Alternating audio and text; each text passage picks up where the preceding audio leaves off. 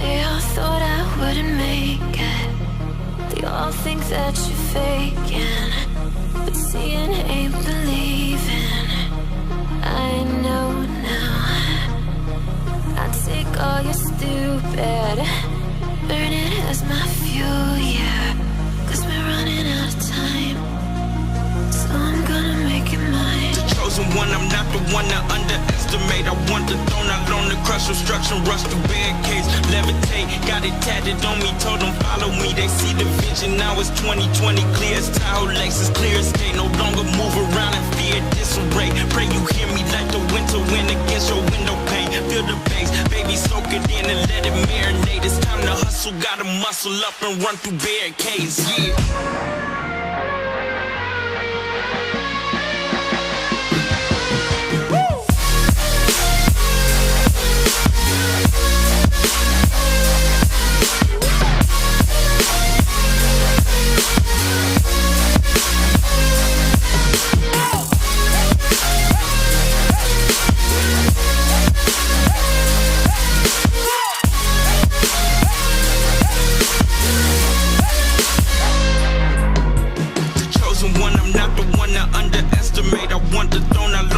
Obstruction, rush through barricades, levitate. Got it tatted on me, told them follow me. They see the vision, now it's 2020, clear as Tahoe Lexus, clear as day. No longer move around in fear, disarray. Pray you hear me like the winter wind against your window pane. Feel the bass, baby, soak it in and let it marinate. It's time to hustle, gotta muscle up and run through barricades, yeah.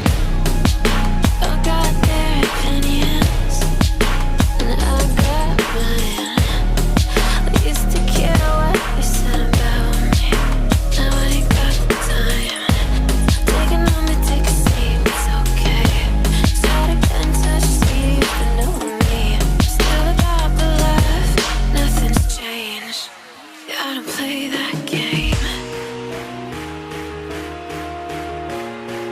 'Cause we're running out of time.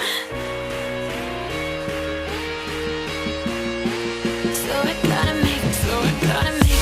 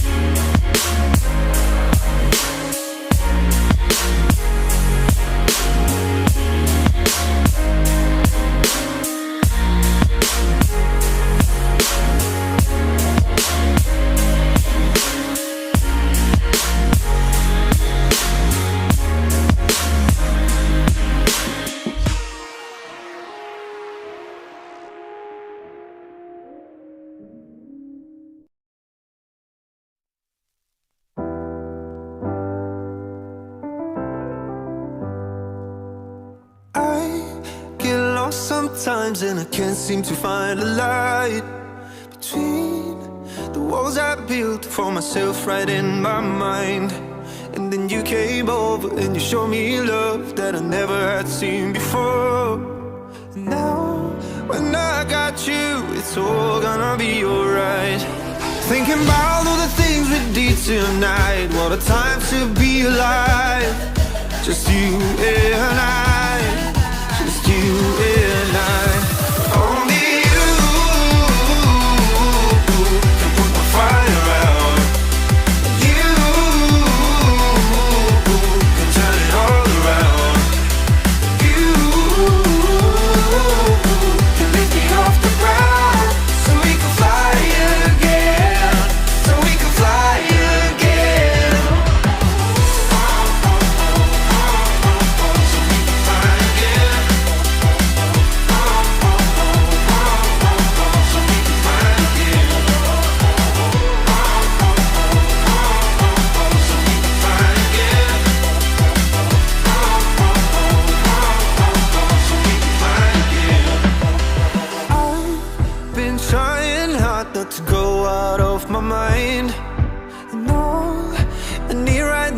place for you to stay the night.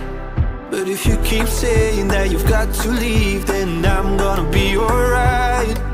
As long as you tell me that we ain't running out of time. Thinking about all the things we did tonight. What a time to be alive. Just you and I. Just you and I. Only you can put my fire out. You can turn it all around. And you can lift me off the ground. So we can fly again. So we can fly again. So we can fly again. So we can fly again. So we can fly again. So we can fly again.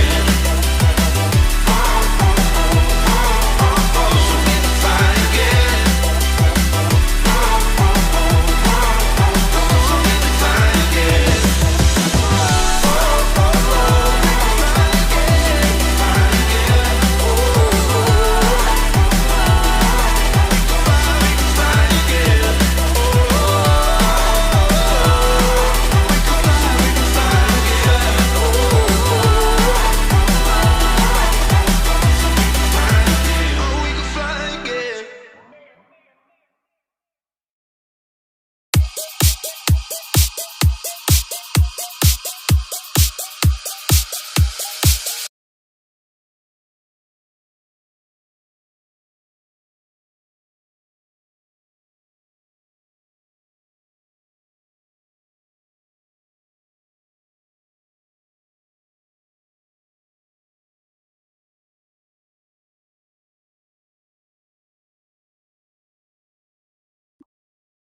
And in Dubai at the International Cricket Stadium, we've just seen Chris Gaffney and Richard Kettleburn, the two skippers, and the toss that was won by Australia, a really significant one that they will bowl first. That's pretty time-honoured as well. And the news from the dressing rooms is that both the teams are unchanged. So for Australia, it's David Warner, Aaron Finch, Mitchell Marsh, Steve Smith, Glenn Maxwell, Marcus Stoinis, Matthew Wade, Pat Cummins, Mitchell Stark, Adam Zampa and Josh Hazlewood. For Pakistan, it's Baba Azam, Mohammad Rizwan, Fakhar Zaman, Mohammad Hafiz, Shoaib Malik, Asif Ali, Imad Wasim, Shadab Khan, Hassan Ali, Shaheen Afridi and Haris Rauf. Well, we're closing in on the second semi-final of the T20 World Cup, and in Dubai at the International Cricket Stadium, we've just seen Chris Gaffney and Richard Kettleburn, the two skippers, and the toss that was won by Australia, a really significant one that they will bowl first. That's pretty time-honoured as well. And the news from the dressing rooms is that both the teams are unchanged. So for Australia, it's David Warner, Aaron Finch, Mitchell Marsh, Steve Smith, Glenn Maxwell, Marcus Stoinis, Matthew Wade, Pat Cummins, Mitchell Stark, Adam Zampa and Josh Hazlewood. For Pakistan, it's Baba Azam, Mohammad Rizwan, Fakhar Zaman, Mohammad Hafiz, Shoaib Malik, Asif Ali, Imad Wasim, Shadab Khan, Hassan Ali, Shaheen Afridi and Haris Rauf. Well, we're closing in on the second semi-final of the T20 World Cup, and in Dubai at the International Cricket Stadium, we've just seen Chris Gaffney and Richard Kettleburn, the two skippers, and the toss that was won by Australia, a really significant one that they will bowl first. That's pretty time-honoured as well. And the news from the dressing rooms is that both the teams are unchanged. So for Australia, it's David Warner, Aaron Finch, Mitchell Marsh, Steve Smith, Glenn Maxwell, Marcus Stoinis, Matthew Wade, Pat Cummins, Mitchell Stark, Adam Zampa and Josh Hazlewood. For Pakistan, it's Baba Azam, Mohammad Rizwan, Fakhar Zaman, Mohammad Hafiz, Shoaib Malik, Asif Ali, Imad Wasim, Shadab Khan, Hassan Ali, Shaheen Afridi and Haris Rauf. Well, we're closing in on the second semi-final of the T20 World Cup, And in Dubai at the International Cricket Stadium, we've just seen Chris Gaffney and Richard Kettleborough, the two skippers, and the toss that was won by Australia, a really significant one that they will bowl first. That's pretty time honoured as well. And the news from the dressing rooms is that both the teams are unchanged. So for Australia, it's David Warner, Aaron Finch, Mitchell Marsh, Steve Smith, Glenn Maxwell, Marcus Stoinis, Matthew Wade, Pat Cummings, Mitchell Stark, Adam Zampa and Josh Hazelwood. For Pakistan, it's Baba Azam, Mohammad Rizwan, Fakar Zaman, Mohammad Hafiz, Shoaib Malik, Asif Ali, Imad Wasim, Shadab Khan, Hassan Ali, Shaheen Afridi and Harris Rauf. Well, we're closing in on the second semi-final of the T20 World Cup, and in Dubai at the International Cricket Stadium, we've just seen Chris Gaffney and Richard Kettleborough, the two skippers, and the toss that was won by Australia, a really significant one that they will bowl first. That's pretty time honoured as well. And the news from the dressing rooms is that both the teams are unchanged. So for Australia, it's David Warner, Aaron Finch, Mitchell Marsh, Steve Smith, Glenn Maxwell, Marcus Stoinis, Matthew Wade, Pat Cummings, Mitchell Stark, Adam Zampa and Josh Hazelwood. For Pakistan, it's Baba Azam, Mohammad Rizwan, Fakar Zaman, Mohammad Hafiz, Shoaib Malik, Asif Ali, Imad Wasim, Shadab Khan, Hassan Ali, Shaheen Afridi and Harris Rauf. Well, we're closing in on the second semi-final of the T20 World Cup, and in Dubai at the International Cricket Stadium, we've just seen Chris Gaffney and Richard Kettleborough, the two skippers, and the toss that was won by Australia, a really significant one that they will bowl first. That's pretty time honoured as well. And the news from the dressing rooms is that both the teams are unchanged. So for Australia, it's David Warner, Aaron Finch, Mitchell Marsh, Steve Smith, Glenn Maxwell, Marcus Stoinis, Matthew Wade, Pat Cummings, Mitchell Stark, Adam Zampa and Josh Hazelwood. For Pakistan, it's Baba Azam, Mohammad Rizwan, Fakar Zaman, Mohammad Hafiz, Shoaib Malik, Asif Ali, Imad Wasim, Shadab Khan, Hassan Ali, Shaheen Afridi and Harris Rauf. Well, we're closing in on the second semi-final of the T20 World Cup, and in Dubai at the International Cricket Stadium, we've just seen Chris Gaffney and Richard Kettleborough, the two skippers, and the toss that was won by Australia, a really significant one that they will bowl first. That's pretty time honoured as well. And the news from the dressing rooms is that both the teams are unchanged. So for Australia, it's David Warner, Aaron Finch, Mitchell Marsh, Steve Smith, Glenn Maxwell, Marcus Stoinis, Matthew Wade, Pat Cummings, Mitchell Stark, Adam Zampa and Josh Hazelwood.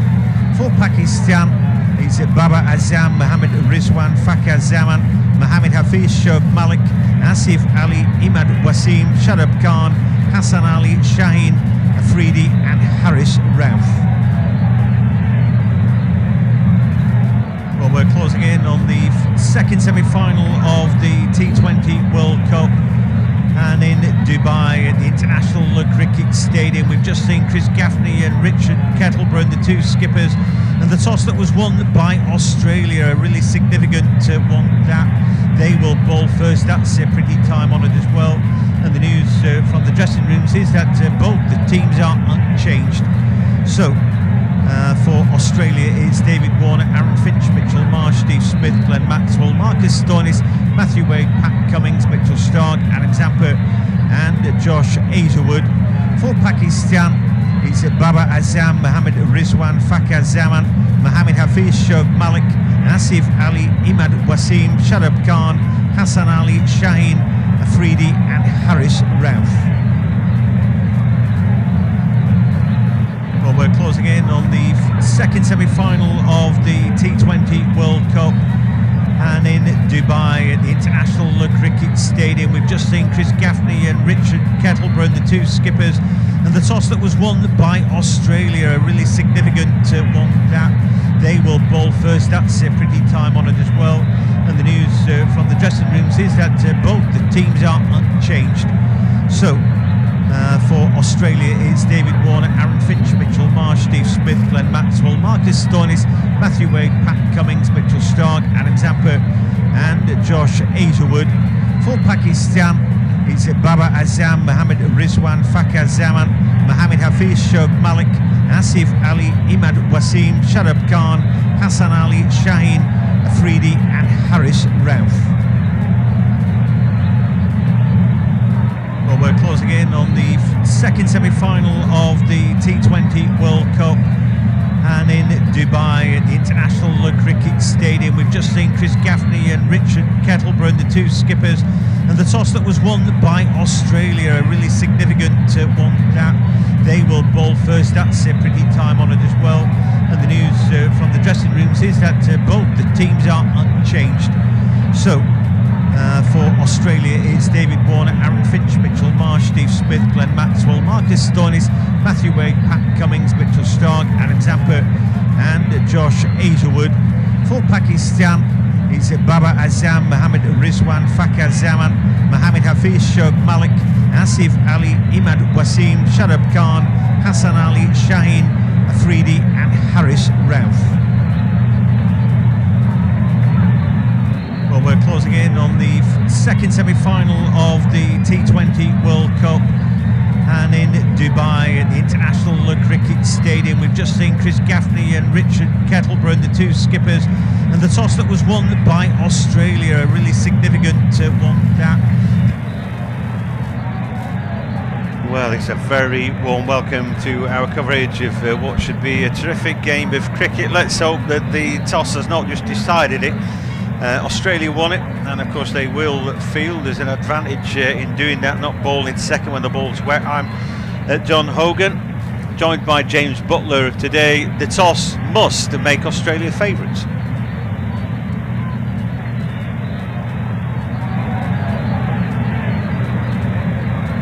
the time being, I can't seem to hear James.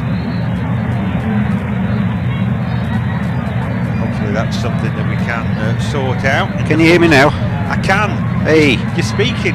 I'm on mic 2, not mic 1, that's why. I was just saying the toss is vitally important. We've seen during this World Cup that the teams chasing have had the advantage all the way through. But the only thing that's sort of caveat to that is that I think it's a good batting track there today. It seems to be, by the reports, it looks like it's going to have some runs in it. And Pakistan are almost playing at home. They've played so much of their cricket in the UAE, they know the surfaces very well. So they'll be chasing sort of down sort of like 150, 160 and then backing their bowlers to try and do the job. Yeah, so what they've said so far, Aaron Finch said it's a nice looking wicket. I don't think it's going to change much. Barbara Azam said we're going to try to put runs on the board. It's an honour, trying to play good cricket. UAE is our backyard, we know conditions very well, but I was saying before we started, I think there'll be 10 to 15 runs advantage to Australia for that toss. Anyway, time will tell. For the moment the Australia players taking a knee. Pakistan batsmen saluting with a hand on their heart. No room for racism in cricket. This opening partnership as well, Rizwan and Baba have been absolutely superb at the top of the Pakistan order. Australia will be wanting to break these two apart as soon as they can, because if these two stay together for the first 10, then Pakistan will have the foundation for a very big score. Yeah, a lot of the Pakistan batting is kind of stacked at the top. I mean, it's an easy thing to say, but these two are absolutely pivotal players for them. And any early inroads by the Australian attack and Mitchell Stark could get them off to a flying start. It's about 29 degrees C in Dubai in the UAE. It's hot and sticky. The floodlights are on, but it'll get a bit worse as well, and that ball will become a bar herself, and we know it makes it difficult.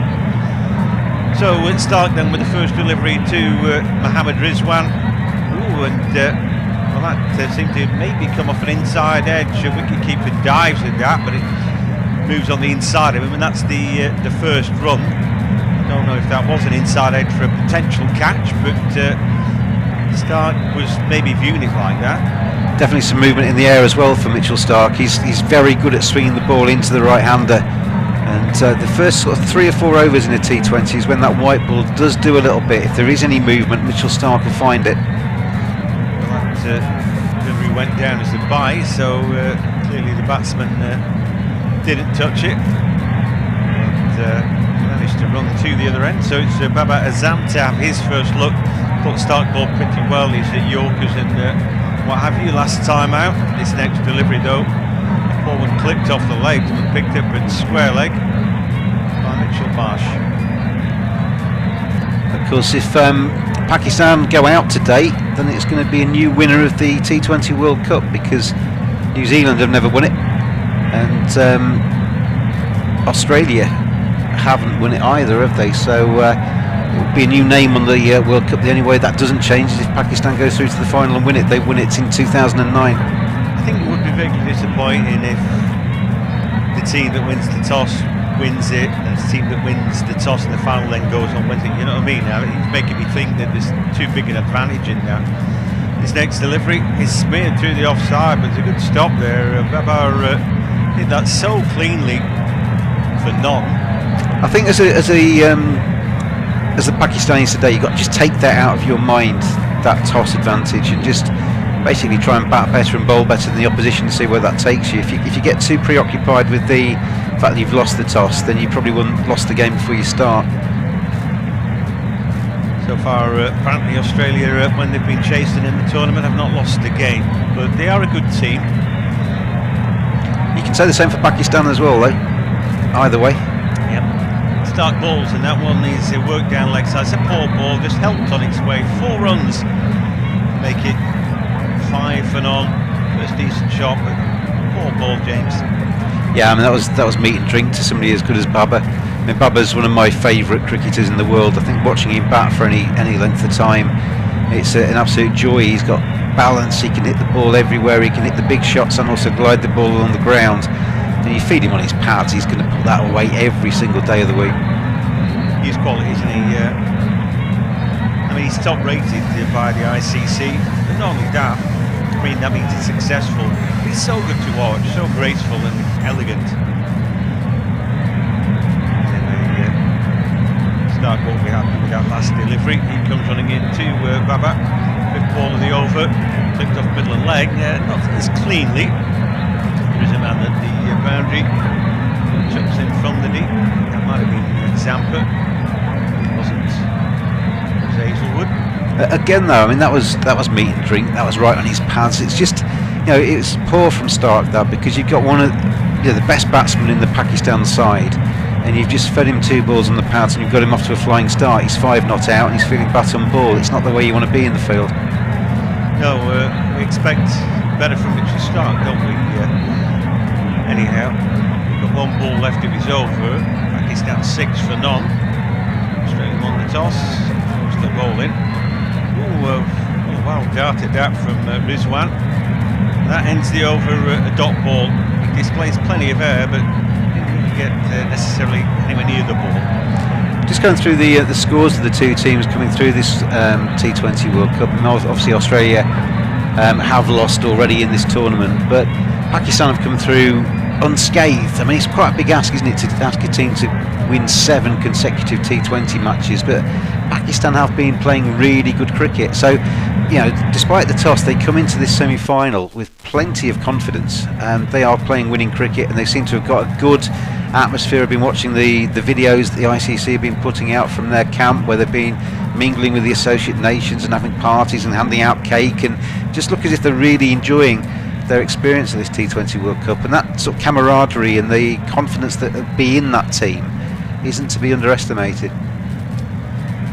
Hazelwood is next up to bowl, and so far they're 6 for none. It's a reasonable start. Hazelwood comes up running in, and his next delivery, good line and length, and Baba has got to fend that off the top of his off stump. You can't take liberties with this sort of ball, particularly not Hazelwood. I think Starc is a bit more scattergun. With Hazelwood, he tends to be bang on the money. Yeah, puts the ball on a dime, doesn't he? Yeah, and he basically always knows what he's doing. He's got great control. Whereas Mitchell Stark can produce an absolute corker, but then his next ball can go for 4. There's benefits of both, but Hazelwood is very consistent. You always seem to know what you're going to get with Australia, really. It's time honoured from them. This next delivery, the 4 ball. What a shot from Baba Azam. He's caressed that through a gap through the offside again. It's a beautiful shot, isn't it? He's just so good to watch. I'll tell you what, John, I'm going to go home now. That's me done. That's all I needed to see today. A cover drive from Baba. That's just glorious, isn't it? It's just an economy of movement, isn't it? He does what he needs to do. He's so stylish with it, but effective. And there you go. And the Pakistan fans absolutely lapping that up, laughing at that. Hazelwood then only strayed slightly there, overpitched. His next delivery is a work through the leg side. I thought the stumps, they get him pretty comfortably. I saw a stat prior to the game starting. I can't find it now, but Hazelwood's actually got a very good record bowling at Baba Azam. He doesn't average too much against Hazelwood in the times that they've played against each other, so he will be a little bit wary of Josh Hazelwood. Yeah, there are some matchups that you've got to be careful of. The ones that don't work in your favour. But just seeing on the screen now, Baba Azam 274 runs at this T20 World Cup. He's top of the tree. Joss Butler's 5 behind him, and obviously can't go past him anymore because England are gone. Hazelwood next delivery, and again seaming into the right hander. A bit of extra bounce with that, I feel, and there's no run there. I thought New Zealand did well with their matchups yesterday. They've got good spinners, but I think they realised at times when to use them, when to put them away, and I thought they were captained beautifully at New Zealand. Well, he's pretty good, Kane Williamson, isn't he? Both captains yesterday, to be fair, are very calm under pressure and lead their team very well. Kane Williamson getting the advantage yesterday. Yep, sure did. With an over to spare fairly comfortably, really. Anyway, Hazelwood next delivery. Again, good line and length. It squirts off the bat rather than any kind of good shot from Rizwan, who might be feeling the pressure a bit, James. He's 0 from 4.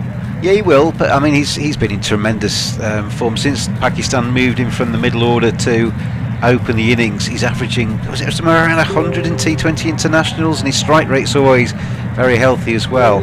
He's been a real, it's a stroke of genius to take him from where he was at sort of 5 or 6 and put him up to open. It's worked a treat for Pakistan. Yep, pretty aggressive usually. Yet to score. Hazelwood then, a bit fuller this time, driven, but again he's only found a fielder and take his medicine a little bit there. Just 5 runs off the over. One really brilliant shot from Baba Azam, who's on strike now and actually looks in great form, doesn't he? He does. Very rarely doesn't, to be honest. I'm just looking at, I found that stat, Baba versus Hazelwood across all the formats. They've never played each other before in T20 internationals, but in test matches, Baba's only accumulated 69 runs off him from 124 balls, been out 6 times. He averages 11.5 against Hazelwood's bowling, and in ODIs, 42 runs from 56 balls. He's been out twice, averages 21. So it's a very small sample size, but Josh Hazelwood certainly has had the better of the times that they've met. 8 times he's bowled at him, and he's got him out a few times. So it's a matchup that's interesting. We've got to talk about matchups a lot in T20 cricket. There's tactics. A lot of people see T20 internationals being quite one-dimensional. It's just a big bloke with a big bat that tries to hit it as far as he can, and it is that simple to large degrees, but there are quite complicated tactics go on behind the scenes. Maxwell into the attack. Yep, so ball is off breaks, and that's the leading edge, legitimate leading edge off Baba's bat, and on another day that loops up back to the bowler, trying to work it to the leg side, but it wasn't there for that. He didn't get to the pitch of that ball, Baba Azam. He's human after all. Next delivery, he waits for it and clips it off middle and leg, through leg side, and he takes an easy single. It's been an interesting tournament. Quick bowlers, they've gone pretty well. Obviously Rauf, Shah Afridi, and then we've seen some brilliant performances from spinners as well. So I think good bowling has been represented well. They said about spin when T20 started that they'd just be cannon fodder and just be deposited for 6 every ball almost, but spinners play a massive part in this format. Maxwell now, and he's trying to hit him over the top, up in the air for a long while. Oh, and it's just beaten the fielder, who then tips it over the bar almost. Warner trying to get his hands on it, over his shoulder catch, and in the end he gets fingertips. That just helps promote the ball more quickly for 4 over the boundary road, but it was in the air a long time now, and I thought, ooh, yeah, that's risky. Yeah, in volleyball terms, he kind of like spiked it over the boundary there, didn't he, David Warner? But I mean, that was a really difficult chance. If he'd caught that, that'd have been one of the catches of the tournament. It goes through his fingers. He got there, just couldn't quite cling on, and obviously remains to be seen how important that is, because now Rizwan is up and running. He's off the mark with the boundary, and Rizwan can be very, very dangerous. That would have been a huge catch if he'd taken it. I think they found it yesterday. You know, the game's on the margins of little bits and pieces of luck like that, as he dances down now to clip the ball to the offside for a single. Quite sensible, that, following up a 4, not trying to overdo it, but you know when you're riding your luck. Again, we look at how high that ball was in the air. It's a valiant attempt by Warner. He's made a lot of ground to that. That's a great try. It's a very, very difficult chance, isn't it? Well, it matters less to the Pakistan fans making a load of noise. I'd say it was dropped on none, but it's 4 runs nonetheless. This next delivery clubbed through the leg side, but didn't get a clean hit on that. Picked up by Mitchell Marsh, no run. 17 for none after 2.5 overs, and so far run rate steady, just 6. Rizwan doesn't really look like he's there yet. Baba does, who picks this one up now and clips it over that ring of field. 1 bounce for 4. Nice pick up, really poor ball though, I thought. Yeah, Ruin's was a quite good over for Australia. Could have been a wicket. That went for 4. Obviously the bad ball at the in the 6th ball goes for 4 as well, and all of a sudden there's 10 off the over, and Pakistan are kind of motoring a little bit faster. I think Maxwell will probably walk back to his mark thinking what might have been there. I mean, Rizwan dropped on 0. Remains to be seen how crucial that was. I mean, in terms of tariff, that was a very, very difficult chance.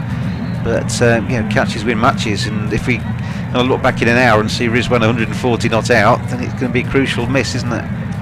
Sure is. It's about 67 metres to carry the shortest boundary today. 74 the other side. I'm going to see Pat Cummins now. This is what they do. I think Australia, it's a bit cricket by numbers in a way. You do whatever works for you, but they tend not to give anybody 2 overs right at the start. They just run through them, don't they?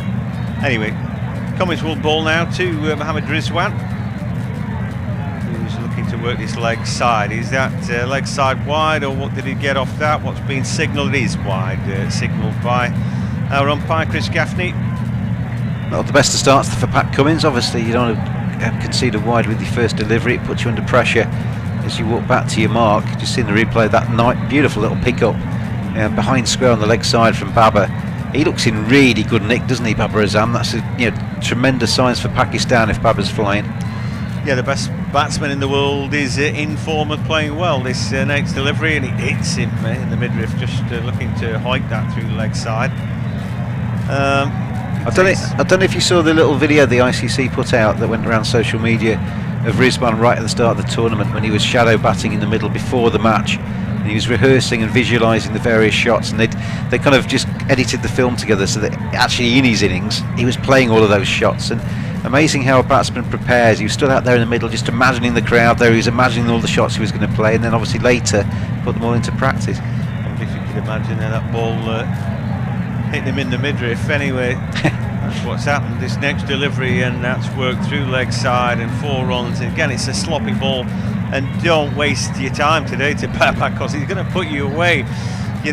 So far, talk about waiting for the bad ball. Any bad ball, he's absolutely punished. Has to be said though, the ball's coming onto the bat quite nicely on this track, isn't it? Baba's got plenty of time to play, because that's the hallmark of a class act, and he's just using the pace on the ball there and flicking it away behind square on the leg side. If Rizwan did shadow bat one that hit him in the midriff, they didn't show it, John. Hopping around, screaming ouch. What are you doing? Babar Azam 19 from 12. If there is a disadvantage batting first, then he's not showing it. It's up to them to get off to a flying start. The ball's going to be a slippery bar of soap later, and it's going to be a bit easier to measure, the total that you're chasing. But if Pakistan put a massive total on board, we know that scoreboard pressure can crush your team. Next delivery, and again Baba just works it leg side. This time it's rolled along the ground to Mitchell Marsh on the boundary rope, so they get just one for that. The thing about Pakistan as well is they've got a very good bowling attack. Shaheen Sharafridi, Haris Rauf, the spinners in there as well. They've had a really good tournament. I mean, Haris Rauf's been really impressive with his speed and his Yorkers. Shaheen Sharafridi is always dangerous with a new ball. So whatever Pakistan total they get, they'll back their bowlers. Yeah, they're a very good team, aren't they?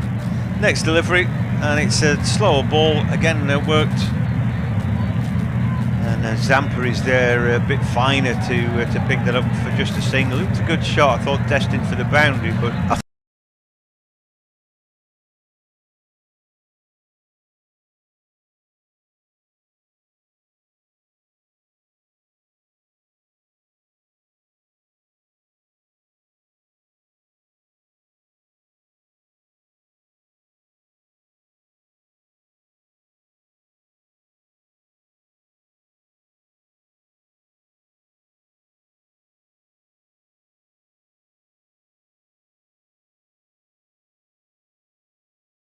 could run.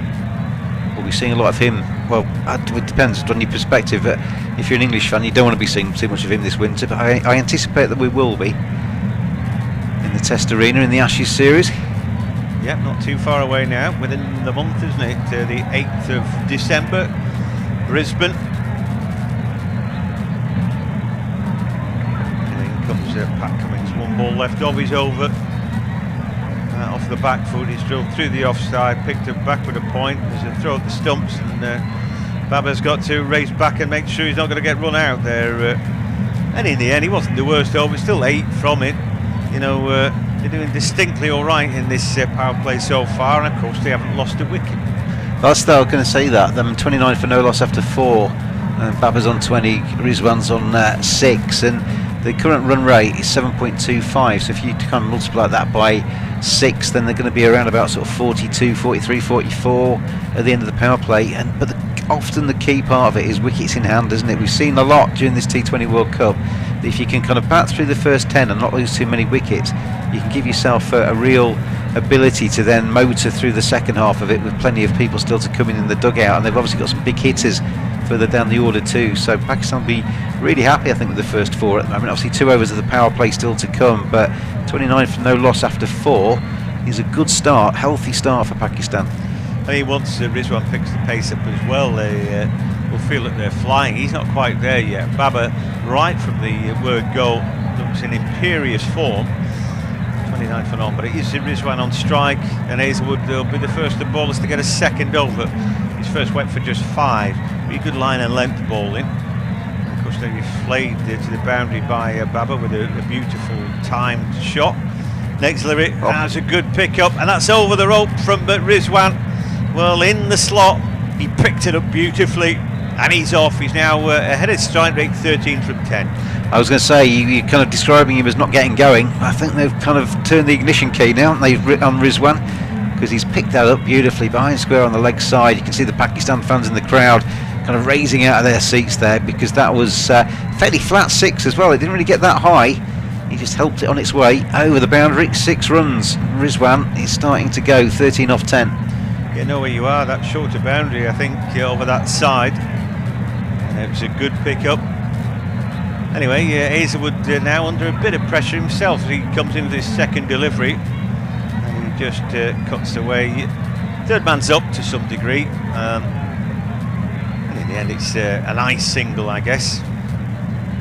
I mean, if Pakistan is something like 50 or for no loss after 6, then that's a big tick at the start of this match. It starts to maybe just even things up with Australia winning the toss, and they'll be chasing. But obviously, if Pakistan get a big score, with what equally we've seen in this tournament, if you bat well in the first innings and you leave too much for the chasing side to do, there's still scoreboard pressure, and they still lose wickets, and you still win matches. Anyway, the run rate's up to 8.31 now. Hazelwood comes in.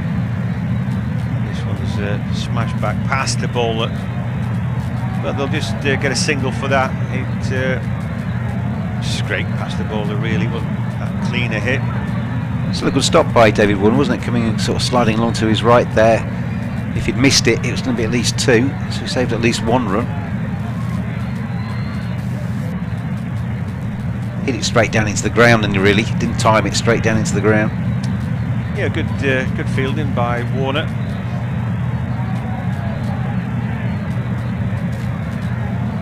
Here comes Hazelwood again. Oh, and he's looking for the big one again, but misses the ball. He can't everything for 6. And this one missed out there, he will feel. But that's a good ball from Hazelwood. Yeah, he tried to do the same again, didn't he? You've seen the replay of the shot he deposited over deep backward square and absolutely hit that beautifully. Tried it again, and it wasn't quite in the same. That was the one that went for 6 was off his off stump.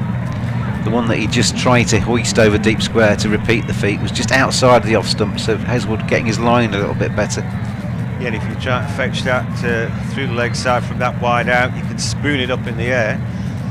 Anyway, next delivery, and it's in the block hole, dug out pretty well by the batsman, and they take a quick single. I guess that's attempted Yorker, and he dug it out fairly well. I think as we saw there, if you set off, you call, both parties respond to that call immediately, you can pretty much get a run anywhere inside the circle, because the fielders are all back. They know they're going to try and go for the big shots and beat them, so they're all right back on the 30-yard circle defending the runs. It does give you the ability to drop the ball and run quickly. Here comes Hazelwood then to Babar Azam to finish his over off. 9 of it so far, and it's still 9. Again, he chips away at the ball, and yeah, he gets a nice stick edge on it, but it goes straight to fielder's hamper, and in the end, I guess 9 off the over, you'd be happier if you're the batting team. 5 overs gone, 38 for none. Run rate 7.60, but no wickets down. It's a really steady start from Pakistan.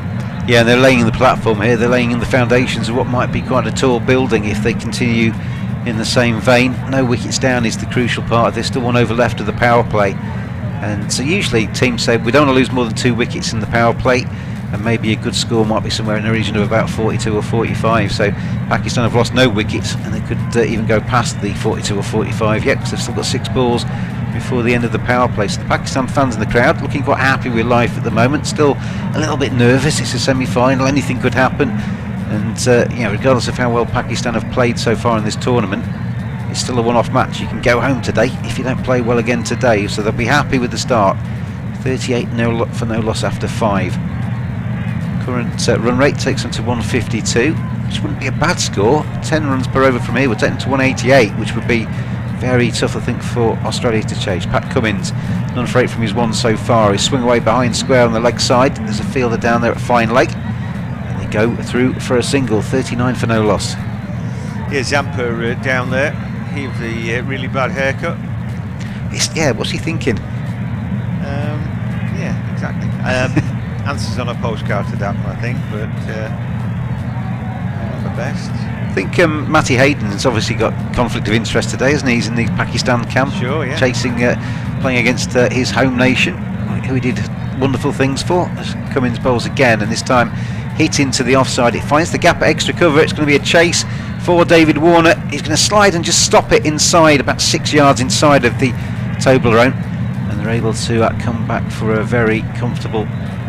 Was that 2 or 3 they got there? I think 3. Yeah, this is a well-run 3. That. Yeah, good running. Matthew Hayden he's really looked like he's tried to enjoy the tournament, and you've seen him and his team acting the goat and having a good time. I think it's there to be enjoyed, as long as you're not taking the mickey, you know. Yeah. For me, Langer looks always almost too intense. You know, it's. Well, that's the word I was going to say. Intense. That's what Langer is. He's got those steely eyes, hasn't he? And they always seem to be concentrating. As Cummins bowl, that's a full toss on the leg stump, and it goes all the way for 4. The fielder dives, he can't quite haul it in. It was there to hit for 4. Maxwell tried his hardest to dive to his right, couldn't stop it, and Rizwan gets another boundary. 46 for no loss. He seemed to get there, didn't he, and get his body in the way, but like I said, even at this stage of the night, it's an absolute bar of soap, and we've seen that time and time again. It's a great effort. You know, he gets there and he rolls on top of the ball. Yeah, he stopped it, didn't he? And then his body pushed it back over. unfortunate for Glenn Maxwell. Good effort from him, but still 4 runs. And as we said, yeah, you never know quite how important these runs will be. If that had been just the 2, that might make a difference when we get to the end of this match. As Cummins bowls again, defended into the leg side, and Rizwan puts his arm up, says to Baba, "You stay there, mate." Stays 46 for no loss. I said, you know, a lot of Pakistan and what they do, he's stacked up with his front pair, and they've got off to a flying start. You know, what happens from here on in? If these two can keep going, they're obviously set fair. But I think they've made a good enough start now. They could even lose a wicket or 2 and still get to where they want to be. Not that they would want to, of course. Cummins, none for 16 from his 1.4 so far. This time it's just right on the off stump, and Rizwan very, very energetic. He nearly falls over as he tells Baba to stay down his end. So another dot ball for Pat Cummins. Rizwan's on 20, Baba's on 24. And you look through Pakistan's order, you've got Fakhar Zaman, Mohammad Hafiz, Shoaib Malik to come, who are the kind of top order batters. All can go at a decent lick as well. And then you've got the likes of Asif Ali, Shadab Khan, even Imad Wazim, who are kind of the powerhouse to kind of take them home to a big score. Most teams stack up like that, where the top 4 are your batsmen, and then you kind of 5, 6, 7 and 8 are more of your hitters to take you home. And obviously having the foundation of no wickets lost inside the power play is a good start. As that ball, it nearly carries. He swung that one down. Zampa nearly got there. He got his fingertips underneath it. Pat Cummins gives him a round of applause. Maybe that was lucky for Rizwan. It was a good effort from Zampa. That was a very tough chance as well. But we got to the end of the power play. 47 for no loss. 6 overs gone. Rizwan on 21. Baba on 24. Yeah, and they've had 2 killer chances to Rizwan, haven't they? Think about Warner's drop, that one over his shoulder. Oh, he got there, didn't he? I mean, he gets there, but look at where he is. He's leaning in front of himself. He's trying to scoop it off the ground. I mean, for me, it's a good stop of a boundary shot. Never mind trying to catch it. I think Pat Cummins agrees with you as well. But it's one of those that either sticks or it doesn't. And even if it does stick, you've still got to land on the ground as well, and then it kind of sometimes bobbles out then, doesn't it? So that's a very, very tough chance. But I'll tell you what, 47 for no loss from 6. Power play is done, and Pakistan will be absolutely delighted. They've got their 2 best batsmen up and running. They're both in their 20s. Adam Zampa's going to come into the attack. He's had a good tournament so far with his leg spin. So Pakistan, I think, will be delighted with their start. Up to number 6 in the ICC rankings, Adam Zampa. Haircut or not. So far in this T20 World Cup, 11 wickets. Economy of 5.74, which is excellent in T20 cricket. Best of 5 for 19, which doesn't do your stats any harm. It's going to be Mohammad Rizwan to take first ball of the first over after the power play. Obviously 2 fielders allowed outside the 30-yard circle inside the power play. Now he can have 5 back. There's one at deep backward square, one at deep mid wicket, a long on, a long off, and a deep cover to protect Adam Zampa. He comes in now to bowl to Mohammad Rizwan. How will Rizzy take this one? He just dabs this one down behind square on the offside, and they go through for a single. What do you think Adam Zampa asked for when he went to the barbers? Can you take a chunk off here and just... It looks like a haircut that one of his teammates has done, doesn't it? It looks like a short mullet, doesn't it? But that doesn't describe quite how awful it is. It seems to be about 3 or 4 different lengths of hair. Zampa bowls again. This time it's just nudged up to long on. They go through for another single. So we're kind of getting into that stage now where the ones are just kind of being accumulated. I don't think there's going to be too many young Aussie kids going into the local barber saying, "Can I have a Zampa?" Are they? I'll tell you what, do yourself a favour and type bad haircuts into Google and see what comes up with it. It'll keep you amused. So Zampa bowls again. This time he didn't quite time that one, Rizwan, and Zampa's able to go across to his right and cut it off. So a dot ball. And as I say, he's had a very good tournament so far, Adam Zampa. Been very pivotal in these middle overs and keeping Australia in the hunt in the matches they've played so far. Good leg spinner, got a good big bash record as well as he comes in bowls, and that's tossed up and just again nudged up too long on. Round of applause from the keeper, and they go through for another single as Steve Smith comes in. Well, one of the features of his bowling here, 58 mile an hour that last delivery, you know, he's not giving time to spin, but he's hurrying the batsmen up, you know, chucking them up if you like. Hard to get that away. 50 partnership, 41 balls gone in the The two talismen for this Pakistan top order are doing very nicely. Zampa tosses this one up, and it's kind of met on the Yorker by Babar Azam, so he's not able to time that. He just bobbles back down the track, and Babar has a little bit of a smile to himself that he was maybe just a little bit out of fox there. 50 for no loss towards the end of the 7th. One ball left of the 7th over. Babar Azam has played some beautiful shots so far in his 25. But to finish off what's been a good over for Australia. Bowls again, and this time Babar is forward defending, and Rizwan calls Babar Azam through, so they get a single as Matthew Wade comes from behind the sticks and does the fielding. But 7 overs gone now, 51 for no loss. Yeah, it's a good start, isn't it? 7 overs gone, 51, but no wickets down, and you're always stacking it up. But like we saw in the first semi-final, England weren't overly bothered by wickets going down, were they? Obviously, with key wickets, they didn't want Butler to be out, did they, Sassoon and all that? You know what I mean, though? But what that allows you, if you don't lose wickets, is to free your arm. But England still really never put enough on the board, even withstanding that. So, yeah, we're getting wickets, obviously, in power play is one thing. I would suggest, though, it's vital for Australia that they get either of these two out. What we're seeing is that Rizwan, who certainly looks like he's got a bit less class than Babar, is more aggressive, though, will chase after them. And, you know, we've got the ability to hit sixes in the tournament. A few players have hit more than him, you know. I think he's on about 9 for the tournament. Babar's the class act, but can they get Mitchell Marsh away? He's bowled pretty well through the tournament, I think. Yeah, sometimes in this tournament we've seen that the bowlers that, well, still called like inverted fast bowlers that come on and just take a bit of pace off. He's more like the medium pace kind of bowler, despite the length of his run-up. Sometimes has been productive as that's slashed through the offside by Babar Azam. Fielder comes around towards the point boundary, and Babar's able to get back for 2. What losing no wickets in the first 7 does to you as a team, it's obviously, yeah, you got 2 of your best players in, and obviously if they stay in all the way through the 20, you're going to get a good score.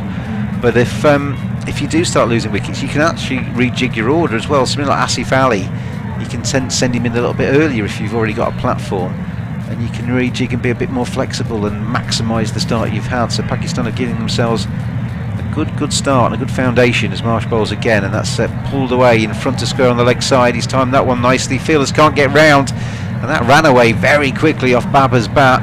4 runs. Mitchell Marsh has been a little bit expensive early on. 57 for no loss.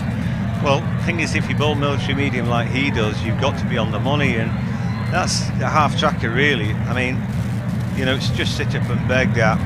He's got to do better than that. Yeah, somebody of Babar's class knows where the fielders are, and he has a little bit more time against somebody like Marsh, just to weigh it up and make sure he hits the gap. He did that very nicely that time. Well, he looks like he's got all the time in the world, Babar Azam, doesn't he, to play his shots. He's not like the rest of us. Yeah, I mean, they've always said it, haven't they? The hallmark of somebody with true quality is that they seem to have more time than everybody else to hit the ball. 2,500 runs in T20 internationals for Babar Azam. So I think there's going to be many, many more to come. 57 for no loss. Marsh bowls again. That's a good Yorker on the off stump and defended into the offside. There's no run. Babar's asking Rizwan, shall we go, shall we go? In the end, quite rightly, I think they decided not to. It's a terrific stadium, this one in Dubai as well, isn't it? With the circle of light that goes around the top of the stands. I mean, it's brilliant at night, isn't it? When it's all lit up, it does look fantastic. Babar, the quickest to 2,500 runs in T20 internationals, only taking him 62 innings. Beats Virat Kohli, who was 68 to get there, as he cover drives that one out towards extra cover. It's a chase for Pat Cummins, gets there, and they come back for a very comfortable 2. That's some kind of recognition of where he is in terms of T20 cricket, isn't it, though, that he's just flown to that landmark quicker than anybody else that's ever played T20 internationals. And we don't view him necessarily as an aggressive, you know, strike rate cricketer really. It's not that, it's just the ease which he plays and ability to hit the bad ball, you know, and of course he can muscle it over the boundary, but that essentially is not really what he's all about. It's a bit similar to Milan, isn't it, whose success comes in timing it, playing some really difficult shots well and scoring to all points of the ground. 8 off the over so far, still 2 balls to come. That's short, and that's probably going to be a wide. It's signalled as it goes over the helmet of Babar Azam. So he's 34 off 25, one more to the score, 60 for no loss after 7.4. And this is a bit of a mixed bag from Mitch Marsh, isn't it? I think they've put him away after this because it's not good enough, you know. I think they have to take a look. You know, obviously he's bowled well through the tournament, but not today. I think they could do worse than put him away for a little bit. Batsmen just need to be wary though, not to take too many chances against him and get a bit complacent. But that's next ball is just nudged into the leg side, and because it only gets to the edge of the 30-yard circle, they think about the second, but turn it down. And I think that was a wise decision in the end, as the throw goes right above the bails. So essentially 10 off the over with one ball left, and it's not quite what they're after, is it? Maybe they might have to bring Maxwell back in, but I think these two opening batsmen, emboldened by the start that they've made, you know, and I think they'll realise as well, if they can ramp it up from here, because obviously no wickets down as well.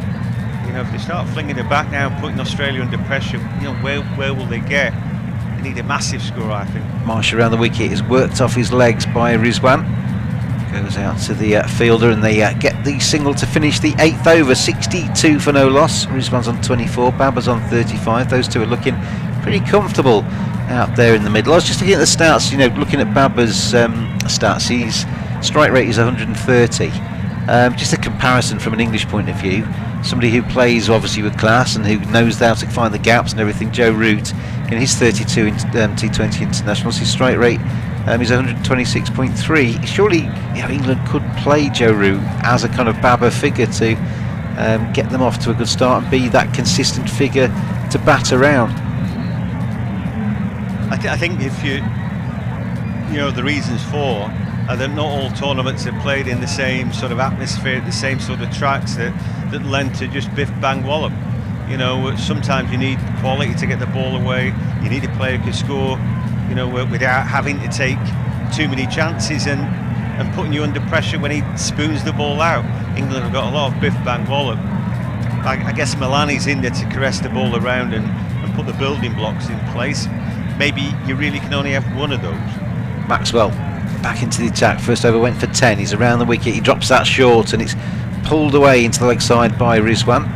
Fielder Steve Smith comes in very quickly, keeps it to 1. And we've seen Joe Root obviously a lot in the test matches over the last 12 months. He's been absolutely superb, and one of the features of him is how good he is at rotating the strike and getting off strike and keeping the scoreboard ticking and just nudging it into the gaps. And in this World Cup, I don't think that would have been a bad thing to have had in the England lineup. As Maxwell bowls again on the back foot, is worked into the leg side by Babar again. Again, they think of the two as Smith comes in quickly. That's his job, I think, Steve Smith. He's out there to protect the boundary, but also if they do nudge it like that, he's got to sprint in as fast as he can and stop him turning for the second. I felt that England were a little bit hesitant in their semi-final, and instead of doing that thing where they all fling the bat, I thought they didn't quite manage that. Cut away by Rizwan, out to deep cover. One more to the score. Maxwell, you know, just a bit short in this over. I think the English philosophy was like, come on, we'll take it on. Without Roy, though, they seemed to lack that menace at the top of the order, and I just felt it was a little, you know, they were reluctant to go for it at times. Again, a little bit short from Maxwell, and he's just tucked into the leg side again. It's going to be one more. So they're just dealing in singles off this Glenn Maxwell over, 66 for no loss. 8.4 overs gone, and the run rate at the moment 7.62 with plenty of power to add. 10 wickets in the hutch for Pakistan. Just going back to Matty Hayden as well, totally agree with you. He just looks like he's embraced the Pakistan dressing room and just loved being there, as Rizwan just tucks again into the leg side. They go through for one more. And I was watching a little video of him coaching one of the Pakistan batsmen. Yeah, you don't achieve in the game what Matty Hayden's achieved by not knowing how to bat, do you? And he was very, very, you know, looking at the base and how to kind of set yourself to play in offside and leg side depending what the ball comes down. You know, quite an interesting little video that, as Maxwell bowls again and again, same again, tucked into the leg side, go through for a single. So end of the 9th, there's an over of singles there off Glenn Maxwell, and Pakistan 68 for no loss. Yeah, he would take that, wouldn't he?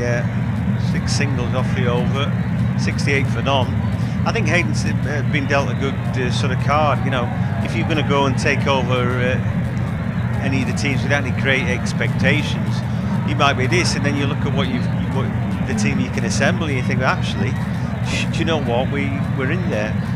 They've been brilliant as well. What's not to like when they, you get on a bit of a run of form?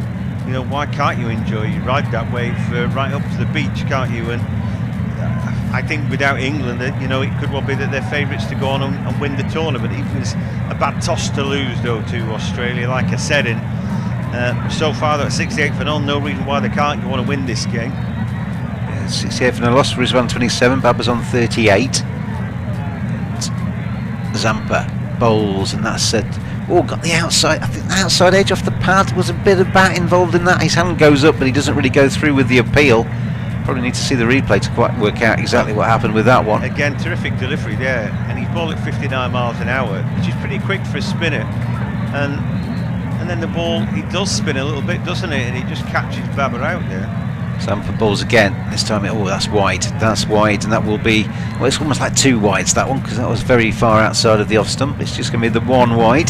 That first ball, by the way, came off Babra's knee roll, but he'd got himself outside the leg stump, and that's why the appeal was curtailed by the Australians. They recognised that he was going down leg. Zampa bowls again, tossed up and driven into the offside by Babra Azam, who's just starting to get a little bit frustrated because he's not quite getting the runs as easily as he was against the pace bowlers. That's a cracking ball, but it's like a donkey drop that. He dives right in front of the batsman. A terrific delivery. So, as I say, had a very good tournament, Adam Zampa. That again is tossed up right into almost the block hole and just dug out by Babra Azam into the leg side. They go through for a single. This is good stuff from Australia. They, after not taking a wicket, they're just stopping the Pakistan openers from really opening their shoulders and keeping the run rate really positive. Currently 7.37. You've bowled a really aggressive line and length there. Very full, very quick, and very difficult to time that and get under it. Looks confident, doesn't he, Zampa? And so he comes up the wicket this time, Rizwan, but loses his shape a little bit and just kind of scuffs it up to long on, and they go through for a single. He's bowling like somebody that's had a very good tournament and knows it, isn't he? Like a man possessed, I would have said.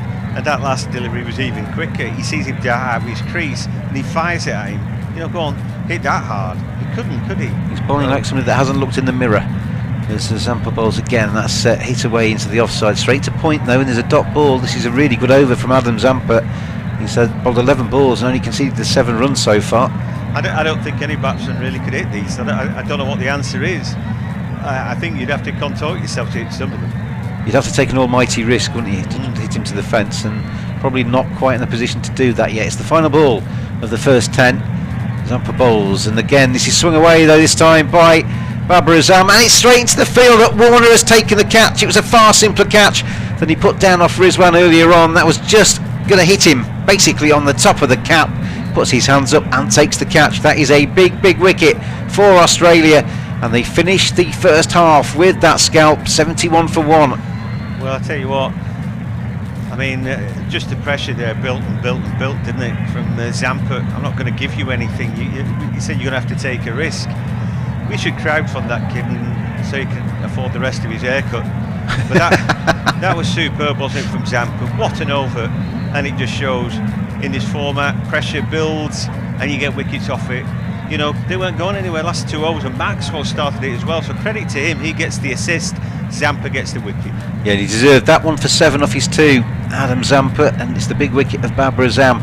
So it's a shame for us neutrals that we're not going to see a little bit more of Babra Azam, but Pakistan have done well to get through the first 10, only losing the 1 wicket. And they've got plenty of opportunity, haven't they, to put the foot down over the second half of this innings with 9 wickets in the hut and really strike for home and get as big a score on the board as they possibly can. 71 for 1 after 10. They're going to take a little bit of a drinks break out there in Dubai, and I think John, that first 10 overs, that was a big wicket for Australia, but it's still advantage Pakistan from what I've seen so far. Yeah, difficult to say really. Can Zampa really get going? He and Maxwell have got plenty of overs left really, and then we look at who Pakistan have got. Shadab Khan and Imad Wasim, and maybe part-time spin as well. Seemingly the seamers couldn't get it done. I've seen Shaheen Shah Afridi when nothing's really working for him, proving quite easy to hit in this tournament, and obviously then at times deadly as well. Ralph as well, with the ball coming onto the bat. Sometimes you find that you're getting carted to the boundary, you're good bowling, So maybe a lot of it's going to be on the spinner's shoulders. Yeah, and looking at the Aussie lineup today, Glenn Maxwell has already bowled a couple, hasn't he? Adam Zampa has bowled very nicely, but they're the only spin options for Australia, and the rest is seam, the rest is pace on, and that's maybe where Pakistan can strike for home, because at the moment Maxwell and Zampa are proving slightly more difficult to get away, aren't they? We've seen 2 overs from Maxwell, none for 16. Zampa 1 for 7 from his 2. The other pace men, Mitchell started the only bowler of 1 over, and that was the first one of the innings, and went for 5. Everybody else is going at more than a run of ball, and I think Pakistan, when they kind of survey the scene as they take their drinks at halfway, will be thinking, right, just kind of milk Zampa and Maxwell around. If obviously there's a really bad ball, hit it away for 4, but we'll maybe just launch our assault against the faster bowlers. Yeah, I would agree with that. I think you've got to talk tactics in it. It's not all.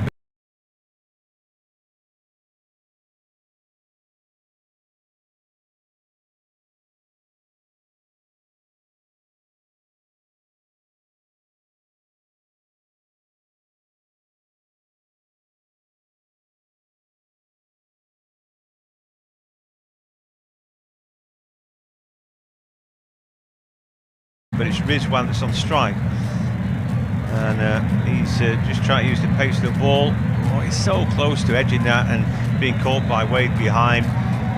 But Rizwan here realises that the spinners are just holding them up, and he's trying to do something, trying to get caught there, actually. Yeah, I mean, Maxwell was up there, wasn't it? Just evaded the outside edge.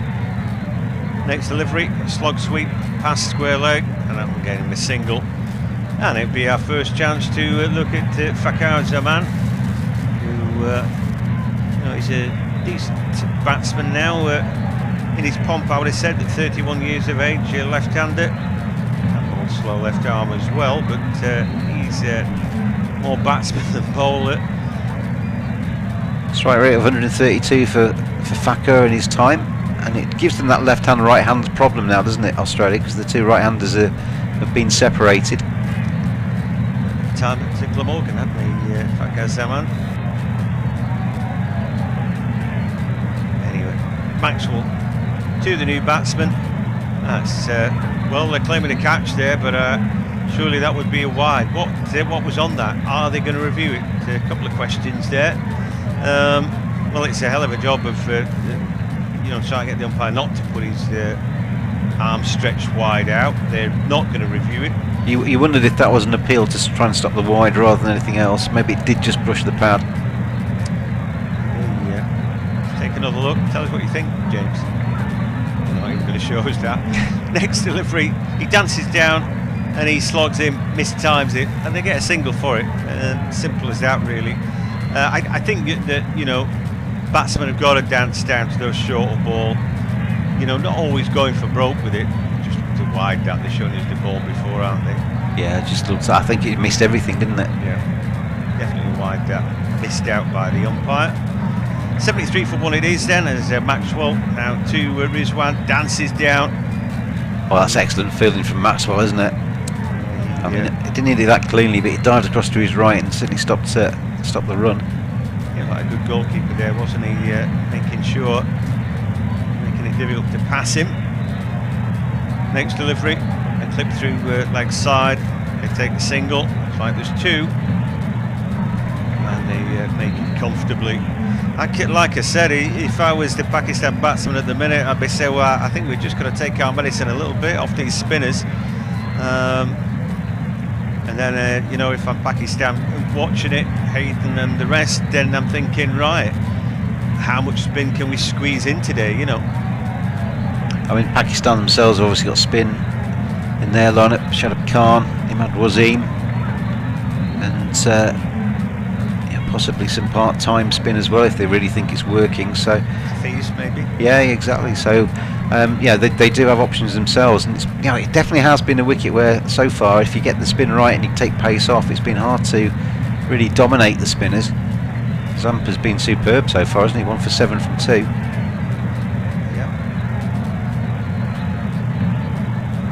As I say, he looks like somebody that's knows he's playing well. You know, there's an air of confidence about him. He's got his chests out and he's really looking forward to bowling. Yeah, he does. He's very assured out there. This next delivery, is it straight down the ground? It's a good pick up by Smith. They get just a single for that. Rizwan there was wanting the second, wasn't he? Or was it Faka wanting the second? And the I think whoever didn't want it had decided very, very early that he wasn't going to turn for two, and the other man was a little bit perturbed by that. You've seen the Warner catch. Quite a good one because he's on his tiptoes and he's up in the air for a while, isn't he, to catch that one? Anyway, Zampa next delivery. And Rizwan, who's got his helmet off now, he's clutching that to cow corner. He'll get two for it. Must have run that pretty well. He's puffing and blowing, so he definitely did run two there. And three off the first two balls. Zampa is pocket battleship out there at the moment. Just puffed out and feeling good about himself. He's got the lone wicket so far and he's been bowling well, but Rizwan's after him. And this one's up in the air. That's a big carry into the stand. What a hit. That ball's in the slot and all of a sudden Zampa's getting hit. Yeah, and there's definitely been a chat out there in the middle, hasn't there? And Rizwan's decided that it's time to just go up a gear. And you know, he's played he played a big shot to the previous ball but didn't quite time it and got two for it, and that time he got that one right out of the screws, and it wasn't so much helping it on its way, it was absolutely telling it where to go, wasn't it? Over mid-wicket, 6 runs, and it looks like Rizwan's going to try and entertain us. Well, that ball was screaming as it went up in the air. 9 off the first 3 deliveries. Being emboldened by that, the batsman Rizwan then waits for the next. Oh, and it's past Wade. Rolls along the ground for 4, and his game is maybe getting away from Australia in this over. What a big over so far.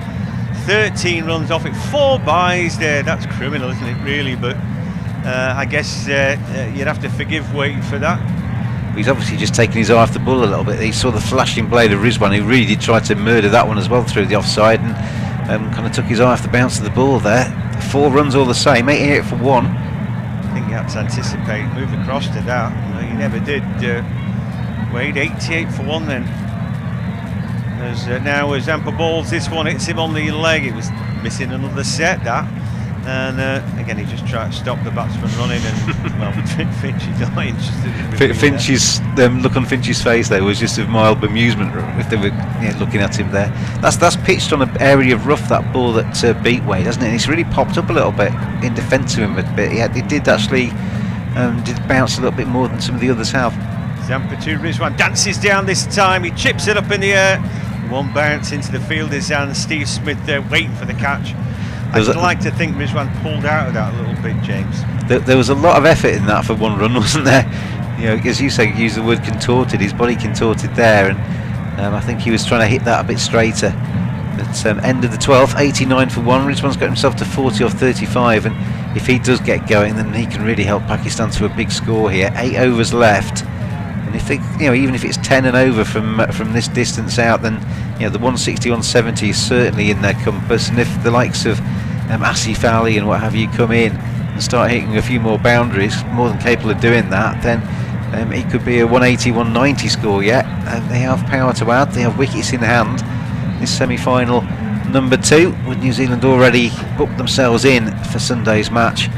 I'll tell you what, I think it's very much on the knife edge at the moment. We were just praising Zampa, weren't we? And then he ends up bowling what's been Pakistan's biggest over there. And so that necessitates Mitchell Stark coming back in to bowl some Yorkers at Rizwan. So, and I think that's good captaincy again. They mix it up. That's T20 cricket though, isn't it? It is. Sometimes your good balls can go for 6. And that last over was really exciting, I thought. Rizwan opened his shoulders up, and here he is again now. He's got his helmet back on. This time he's looking to pull that one, but there is a man out. Maxwell grab hold of that, fling it in from the boundary. That means he's just a single for that. Put Zaman on strike. Interesting how when we watch Indian batsmen and Pakistani batsmen and some of the other countries as well, when the spinners are on, they take their helmets off, they put a cap on, or don't wear a cap at all in Rizwan's case, whereas in England the ECB's guidelines are that you wear a helmet at all times regardless. Yeah, but it's so hot out there. If you could bat without your helmet, you would. You'd take everything off if you could, wouldn't you? Yeah. We don't want to see that though. A bit Mickey after shorts. Pardon the expression. Anyway, here is Mitchell Stark coming to ball. Again, it's a brilliant Yorker, dug out really well by the left-hander Zaman, who's now 2 from 4, but I'd defy anybody to hit that for 4. Yeah, that's what Mitchell Stark does so well. Yeah, when he gets that Yorker right, it's right on the toes of the batsman, and all Fucker could do there was just get back down on it and keep it out. That was the only motive for the batsman. Dot ball, move on to the next one. Give me something easier to hit, Mitch. I mean, yeah, you'd think maybe it would be for bat out my crease, but this fella's bowling at 90 plus miles an hour. It doesn't make it easy, and he comes running in now. Mitchell Stark, big tall man, everything moving there, but this next delivery, and well, it's hit through the offside, fairly square for a single, quite congested area of the pitch there with lots of yellow shirts hovering around. That was excellent fielding as well, again from Maxwell, wasn't it? He got to that ball so quickly, one moment, picked it up, threw it back in like an arrow, bounced above the stumps. There was, if you tried to turn for a second there, you'd have regretted it. So 91 for 1 after 12.3 overs. Mitchell Stark gets the ball back in his hand. Rizwan's doing really well. He's on strike, 41 from 36, and Fakir Zaman at the other end, 3 from 5, yet to get going. Here is Stark then. Next delivery, short ball. One hand comes off the bat. It's a bit close to him to pull, I felt. He's trying to pull that off his chin, and no great angle for him then, and he'd been hit. So got to take his helmet off, and they'll be taking a quick look at him. It hit him just above the right eye kind of thing, didn't it, as his head turned. And that was clever bowling from Mitchell Stark. I mean, I don't like to see any batsman get hit. We certainly want to see anybody get hurt, but after a series of Yorkers, he's just banged one in a little bit shorter, just to keep the batsman a little bit wary about where it might pitch and what shot they might be able to sort of premeditate and play. Well, that hit him what essentially would have been on the temple, and then it's the helmet into his head. It's like a percussive injury, that, if you like, 'cause he's feeling his temple now. It's just about the softest part of your head. I mean, had he not got a helmet on and been hit there at that pace, he would have been down. So yeah, you're in serious trouble, aren't you, with a cricket ball from Mitchell Stark hit you in the temple. Yeah, absolutely. So even though he's got a helmet on, they're going to take a good long look, and he's got that marker where the ball's hit the helmet, pushed it into his face, and it still will be sore. Well, he's been asked at the moment. He's having a bit of a laugh with the physio, but I think the physio's got the serious questions out of the way. How old are you? What date is it? Where are you? What stage of the tournament are you in? All the kind of questions to see if he is compos mentis. That gave him a real thud. Yeah, I mean, it's a good short ball that goes straight, isn't it? And we said it's very difficult, and however quick that bouncer is, and even it's a slow ball bouncer, a straight one, very difficult to read. I'm a firm believer, John. I mean, when batsmen used to have just their caps on, no protective gear at all, I'm sure the ability to play the short ball was a different kind of challenge. I mean, obviously it was a different kind of challenge because you don't get hit in the head, but probably we're better at playing the short ball, whereas I think now there's a little bit of a safety net with the helmet, and you can play balls knowing that you might you're going to be okay, or you should be okay, because the helmet's going to protect you. Maybe the technique's not quite the same. You see a lot of players who take evasive action and take their eye off the ball. You can only do that when you've got a helmet on. Back in the day, I think you'd have your eyes on the ball all the time. You're desperate to keep your eye on it, and therefore, perhaps you'd be better at playing the shots. You'd be a bit more selective, I would have thought. Anyway, Stark, next delivery, Fuller, scraped away. Rizwan sort of nods his head. All right, that'll do. Back going again. Feels the side of his head though, and see it's going to be a bit sore. Just lost a little bit of his fluency, Rizwan, hasn't he, since Baba's gone? The spinners have kind of just sapped him of a little bit of that fluency, and he's struggling to get it back at the moment. He's still going better than a runner ball, and obviously has the capacity to carry on and accelerate. But of course, what he did for his team, was pick Zampa off, and that was something it didn't look like it was going to happen, did it? But he picked him up. Stark's a good comeback here. This next delivery is a big shout there, but that's probably just to keep Fakir Zaman planted in his ground. He does that. It is leg by, signalled, or it would have been by the umpire, and then he walks away. He realises he's not run DRS timer runs, but that ball was missing, so 92 for 1, 13 gone. That was going down leg side by quite some margin, wasn't it? And Fakir, I think if anything, I'll be disappointed he missed out there, because that was one to turn away into the leg side and get at least a single for. I think if anything he's trying to hit that too hard, James. He looked like he was giving it the big wind up there. I think we've seen that a lot in this tournament, John, that when batsmen are playing really well, that watching Guptill the other day for New Zealand, when he was just stroking the ball, he was finding the boundary and finding sixes, whereas when he was really trying to muscle it, all the shoulders were in it and all of his muscles were pumping, often lost his shape and often then mistimed it.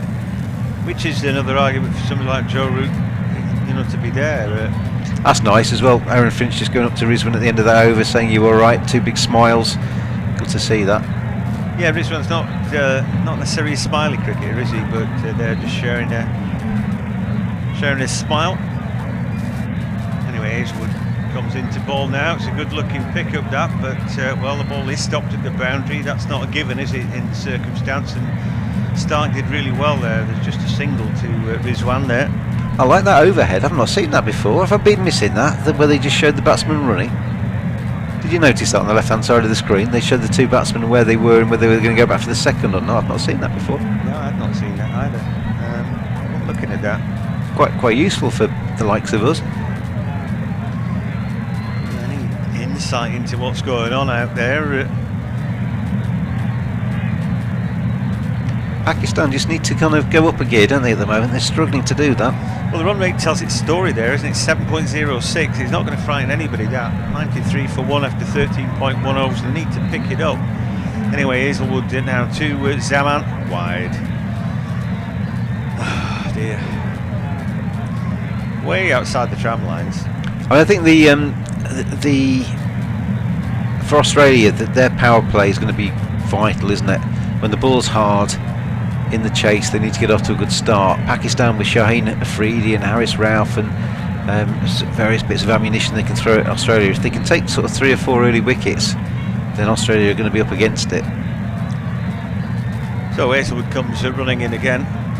It looks a good pick-up that by Zaman, and he's chipped it over a fielder, and that means he's found the gap. That's 4, and that effectively gets his innings underway. He's 7 from 7 now. It'd been a wee bit of a struggle for him. Yeah, don't care who you are and at what level you're at. I mean, we always talk about getting off the mark being a nice moment because you don't want to get out for naught, but just getting your first boundary and feeling you're part of the game and just feeling bat on ball and you've timed it, no matter who you are at whatever level, that is a good thing. And Fakir will just feel a little bit more part of this now, and that he's contributing. Yeah, there's no doubt that ball where he wanted, he's confident enough to chip it over a fielder and find a gap. That sends the crowd into a mini dance in the stands. Next delivery and a great ball by Hazelwood. Well, Zaman's waiting and waiting and waiting for that ball. It never really gets to him, and then he forced to jab it straight back to the bowler off the deck. Just came out the knuckles a little bit, or the finger ends that, doesn't it? Just took some pace off. But I've loved watching the crowds in this tournament, John. I mean, Sri Lankans have been up for it and dancing all the way through until they lost, and then kind of some more glum faces a little bit. But it seems to me that everybody that's gone there, whether they're already in the UAE and supporting the team of their kind of heritage, or whether they've taken the time to travel out there, they seem to be out there for a good time. Next delivery is a full toss, and that's a clip through a gap, just a single there. It dropped below the waistband, so no thoughts of anything else. Might just have slipped out of his hands. Yeah, I've got to hand it to the Bangladesh fans. I thought they were superb. They wanted to be excited about it. Not that their team in the Super 12s gave them too much scope for that, but literally every wicket, they gave them nothing. every wicket, every 4 was a mini celebration, wasn't it? There's a lot of Bangladeshi expats out in the UAE working. Here comes Hazelwood again. Next delivery to the right hand. Oh wow! Up in the air. How far's this gone? Into the crowd. That's how far. It's a big 6. And again, just when you think it's gone a little bit quiet, up pops Rizwan. You only need as the team batting, two or three good overs in your final sort of 6 or 7. Sort of 16, 20 runs in the over, a few sixes here and there, and you can really add to your total quite quickly. Rizwan is that kind of player. If he has a good next 5, then Pakistan can still get to a very big score. He loves dumping that ball through leg side, doesn't he? He's really strong there. Picks it up. That was pitched about outside his off stump, wasn't he? Just about. And he swishes through the line of the ball. It's a great pick-up. Not everybody's delighted in the crowd. Go crying there with a daddy who's celebrating. She's still not happy, even though she's seen herself on the big screen. That's the 100 up, 105 for 1. 13 off the over so far. Easewood balls. And he's gone for that Rizwan, even though that would have been wide. Anyway, the fans are still exuberant and loving it. 50 for Rizwan, 50 from 41. He's played really well. 106 for 1 after 14. Another example there, John, as well, that the role Matty Hayden's playing. Him and his assistant sort of batting coach in the dugout there for Pakistan, just kind of like high-fiving or fist-pumping or whatever they were doing to kind of just sort of say, yeah, he's our boy, he's doing good. And at the moment, 14 overs gone, so we've got 6 left. 106 for 1 Pakistan. Now I always think when we get to this stage, especially on a track like that, you can be thinking 12 and over for the remainder, especially with wickets in hand as well. So 6 left, 12 and over, adds another 72. So I think 180 is where Pakistan will be looking to try and get to here. And if they get 180, that is not going to be easy for Australia later on. It's certainly not going to be easy for Pakistan either, with the dew getting a bit. The dew doesn't always happen in the UAE either, so it's a bit of a misconception that there's always dew there. But I think 180, if they can get there, Pakistan, they'll be very happy. Well, this one's the key cog, isn't he? He's on 50 from 41. Cummins back into the attack now. 2 overs, of course, 17. They've only got 1 wicket. That was Zampa, who bowled beautifully to get Baba Azam, and then the next over he was absolutely taken to the cleaners. Anyway, need Rizwan to stay there. They need Fakir to maybe just accelerate a little bit, and probably a little bit of Asif Valley in the last 3. 1 wicket down, so they're getting close to the point, if they're not there already, where they can fling the bat with Gay abandon. Anyhow, Cummins bowls. Slow ball from them. That's a great ball to start the over, pushed out by Rizwan, picked up by Marsh. It's just a single. That was really clever bowling, wasn't it? Because he really held that back.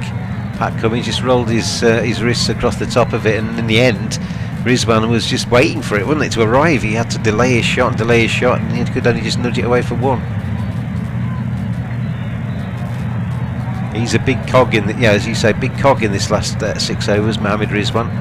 If he has a good time over the next sort of 20 minutes, half an hour, Pakistan fans will be jumping. Yeah, well, he's still there at the end, and they'll have a massive total, won't it? Because he's going to take really big risks now. And look at that stat. T20 internationals in this year, he's passed 1,000 runs in this innings. This is his 20th innings and he's passed 1,000 runs. He's been not out on a few of those. I think his average is around about 100. He's been the dominant force in T20 international cricket. Yeah, the next best is Baba, so there we go. I mean, they've obviously played quite a few matches as well, so that does play a part, but he's been absolutely superb. Yeah, I mean, there's a lot stacked, like I said, on the shoulders of those two, and you know they've both succeeded today, and Rizwan keeps succeeding because they've only lost 1 wicket. But Cummins now comes in to Zaman, and that's pushed into a gap. Used to pace the ball and just cut it away nicely. Not a good ball from Cummins. I think he might have slipped out of his hand. It's been a no ball as well, so it's going to be a free hit. So it's not just a 4 off that ball, but they're going to get the ball again. I mean, he's unlucky that, but it slipped out of his hand, obviously, because it's a full toss over waist high, and it clearly is when we see from that sideways look at it. Yeah, and when you're trying to just roll your fingers on it, or you're trying to use the knuckle ball, and there is a bit of dew on it, then it can slip. And just surprised Fakir, who did quite well to just work that away for 4, but now he gets a free hit.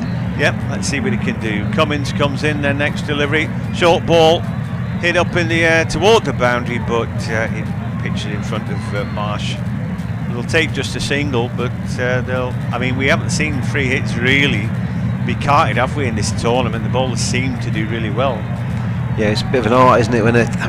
Bowlers are obviously practicing it all the time, aren't they? Just anticipating the batsman are going to try and belt them, and to see what they can do and to kind of combat that, and that's going to be even more exaggerated when it's a free hit and you can't effectively get them out. But they'd take the start to this over, wouldn't they? Oh, absolutely, yeah. 6 off just 2 balls officially. This next ball, again, batsman's got to wait for that. Rizwan slaps it to a cover fielder just inside the ring. But again, a clever, slow ball and a risky one at that. And the ball's like a bar of soap. 7 off the first half of the over. That's not a bad platform to try and, if they can hit a 6 or something off the next 3 balls, then it turns into a very good over for Pakistan. Zaman, he's not really under pressure, 13 from 11. He's sort of caught up and hit 2 decent shots now that have reached the boundary. I'm not sure he's fluent best just yet. He's not been dominant yet, has he? Not really. Anyway, Cummins, what's he got now? This next delivery, it's a pick up one-handed by the batsman past square leg umpire, but there's a man at the rope. Lost his shape on that and again tried to overhit it, I think.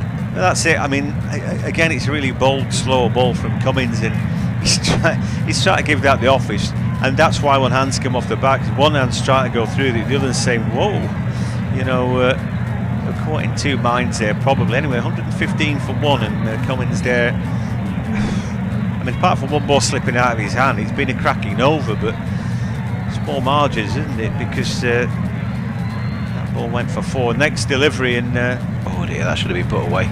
Yeah, I mean, again, it's a full toss. Again, I just don't think he had a great hold of that, but the ball takes an inside edge, it's picked up by wicket keeper. It doesn't go for any. It's not wide, it's not no ball, it's the dot ball, and that's a rare beast at the minute.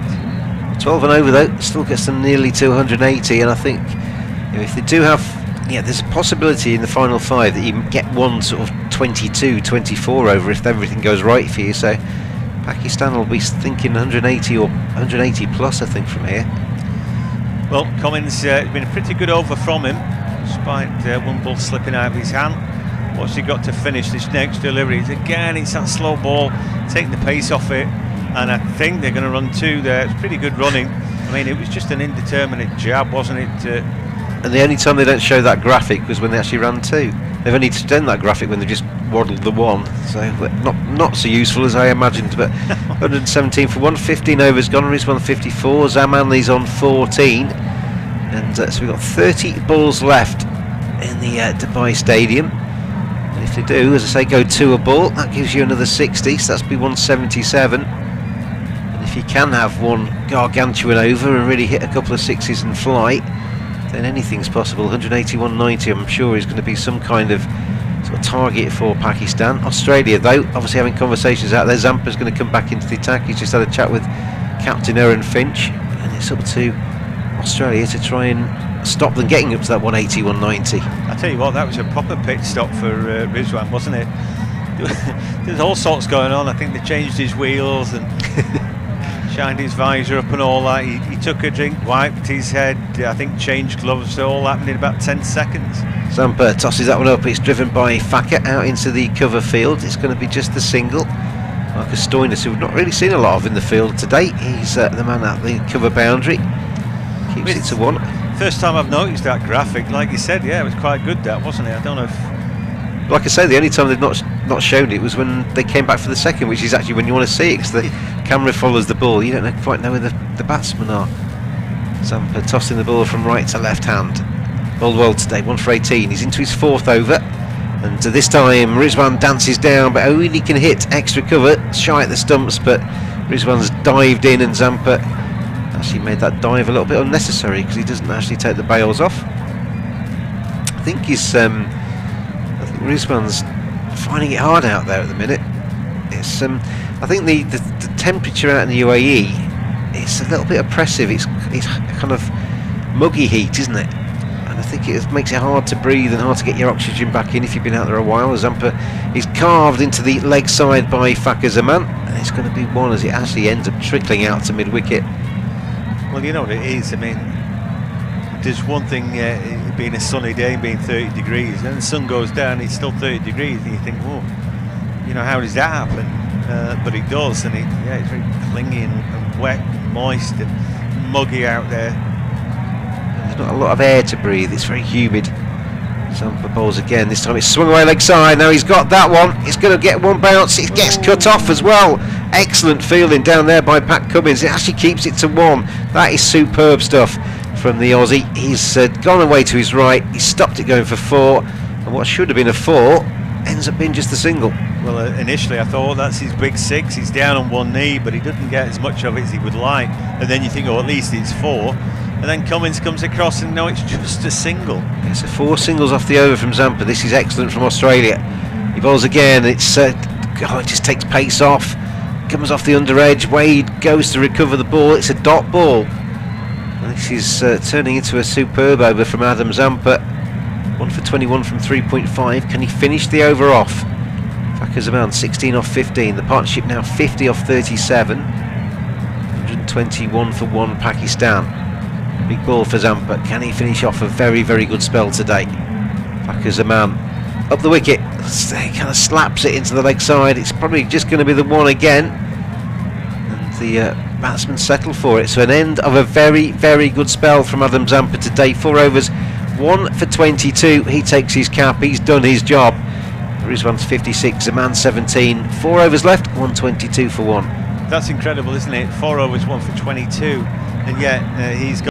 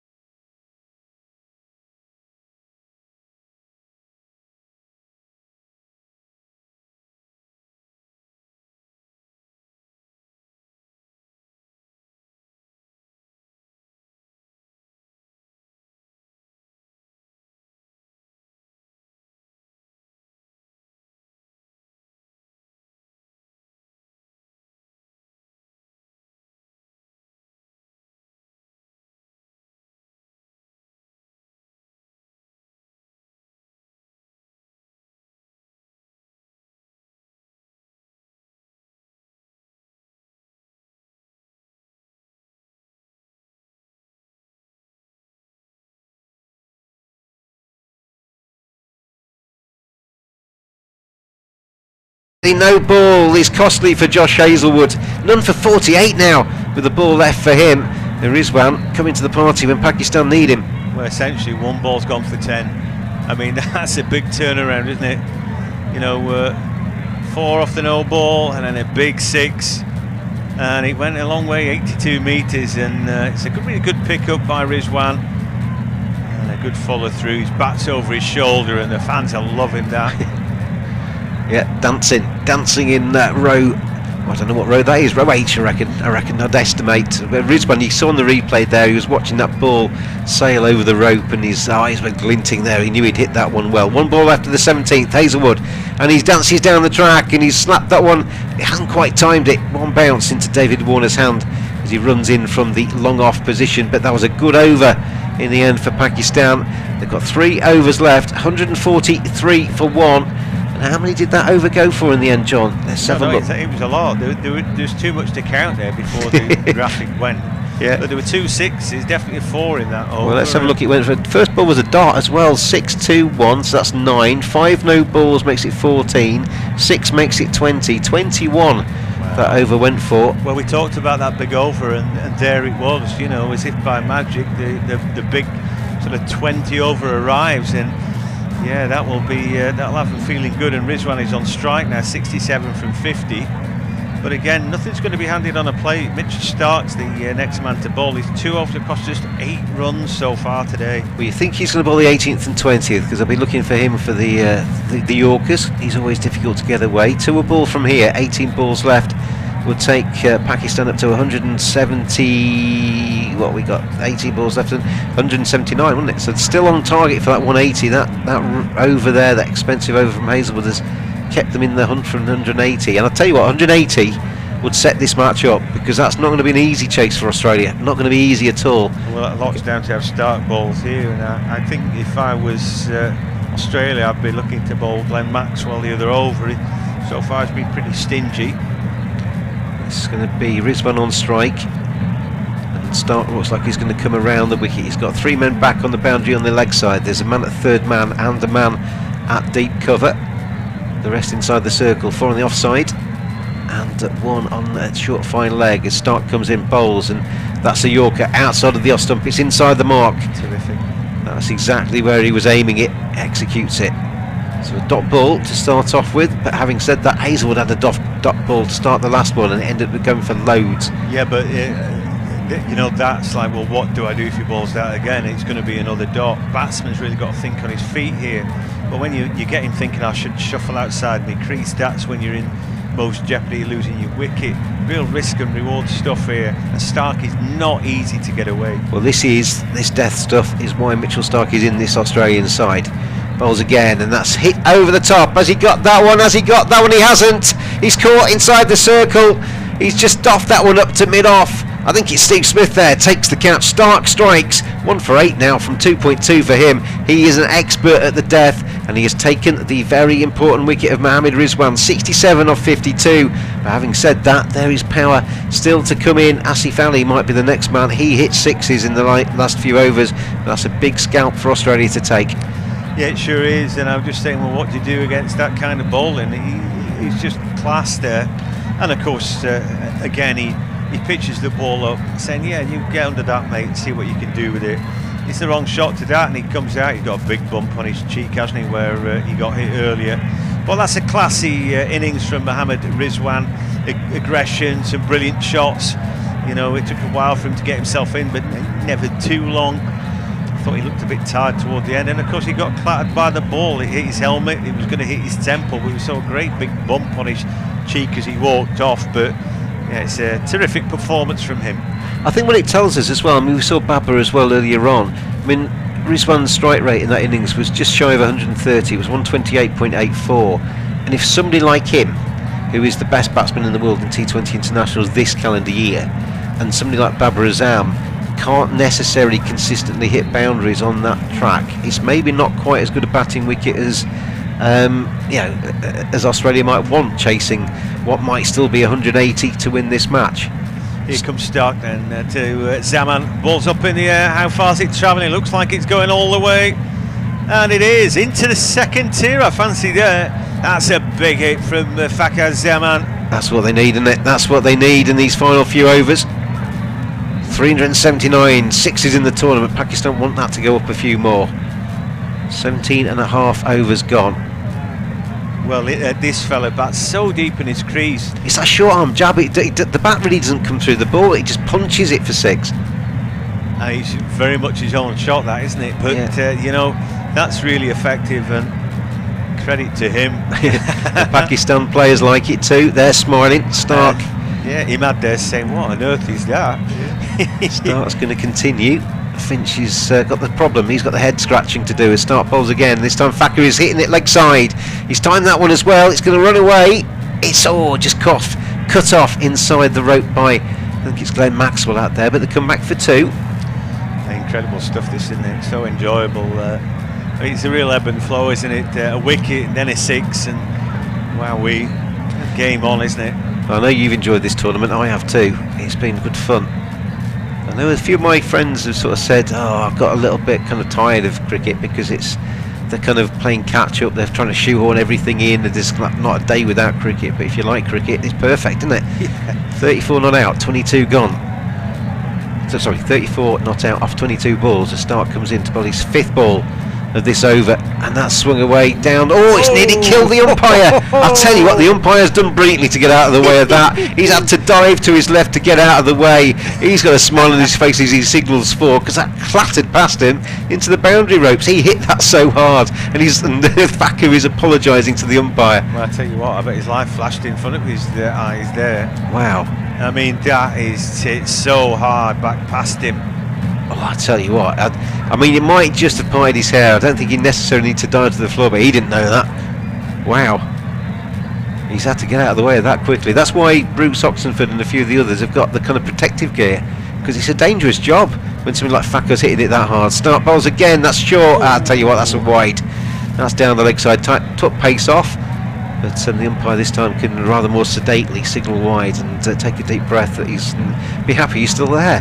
Well, I'll tell you what, his brain scrambled. Mitchell Stark, he started off, he bowled a couple of belters, didn't he? And then he's hit for 6 and 4. And as soon as you're under pressure, it changes the dynamic, doesn't it, a bit? It sure does. And Fakar Zaman's proving that he's a bad match for Stark. Pakistanis in the crowd are very, very happy with life, I think, at the moment. They've got another 2.1 overs left to get this score of 156 for 2 up to something really imposing. Stark bowls again. This time it's a good ball. Yorker dug out into the leg side. They're going to come back for 2 though. It only trickles to the edge of the 30-yard circle, and that's good running by the 2 Pakistan batsmen. Asif Ali is at the non-striker's end, but Fakar Zaman is warming to the task. He's 40 off 24. Asif will be on strike at the start of the 19th. 158 for 2. That picture above them of players, it looks like a cartoon. I can't believe that's them in reality. No, I don't think it is. I think it is cartoon. Why wouldn't you want to show, where the players are and have an overhead cam like that? It seems like a good idea to me. I don't want to see cartoon characters. Or even just a camera that's fixed above the boundary that just looks on from the boundary at where the batsmen are. It doesn't have to be necessarily overhead, does it? Anyway, what we're thinking now, 2 overs left. Do you think 190 is possible? Well, on my basis, 12 and over would take us to what? That takes us another 24, so that would be 160, 182, wouldn't it? I mean, Asif Ali is a big hitter. We saw him a few games ago. I think it was it 24? He hit off the 19th over to win the match that was in the balance for Pakistan. His strike rate in this World Cup is 247.8. He has brought his muscles with him to the UAE. The Pakistan fans are excited to see what he can do today. Cummins bowls, and that's hit, and it's been hit high. Has he got that one? Has he got it? He has not. He has been caught by Steve Smith at long on. He only came in with one intention, and the smiles on the Pakistan fans have now disappeared because Asif Ali is out first ball. Big wicket for Australia, because he could have done them some serious damage. Yeah, in a way that's the way to do it though. Go there and give it a go. And if you're going to get out, don't use up some dot balls. No, exactly, and that will give maybe it's Hafiz or is it Shobin next opportunity. But he went for it for a long while. We thought, that's travelling, but not far enough, not long enough. And Smith was underneath it with a good catch.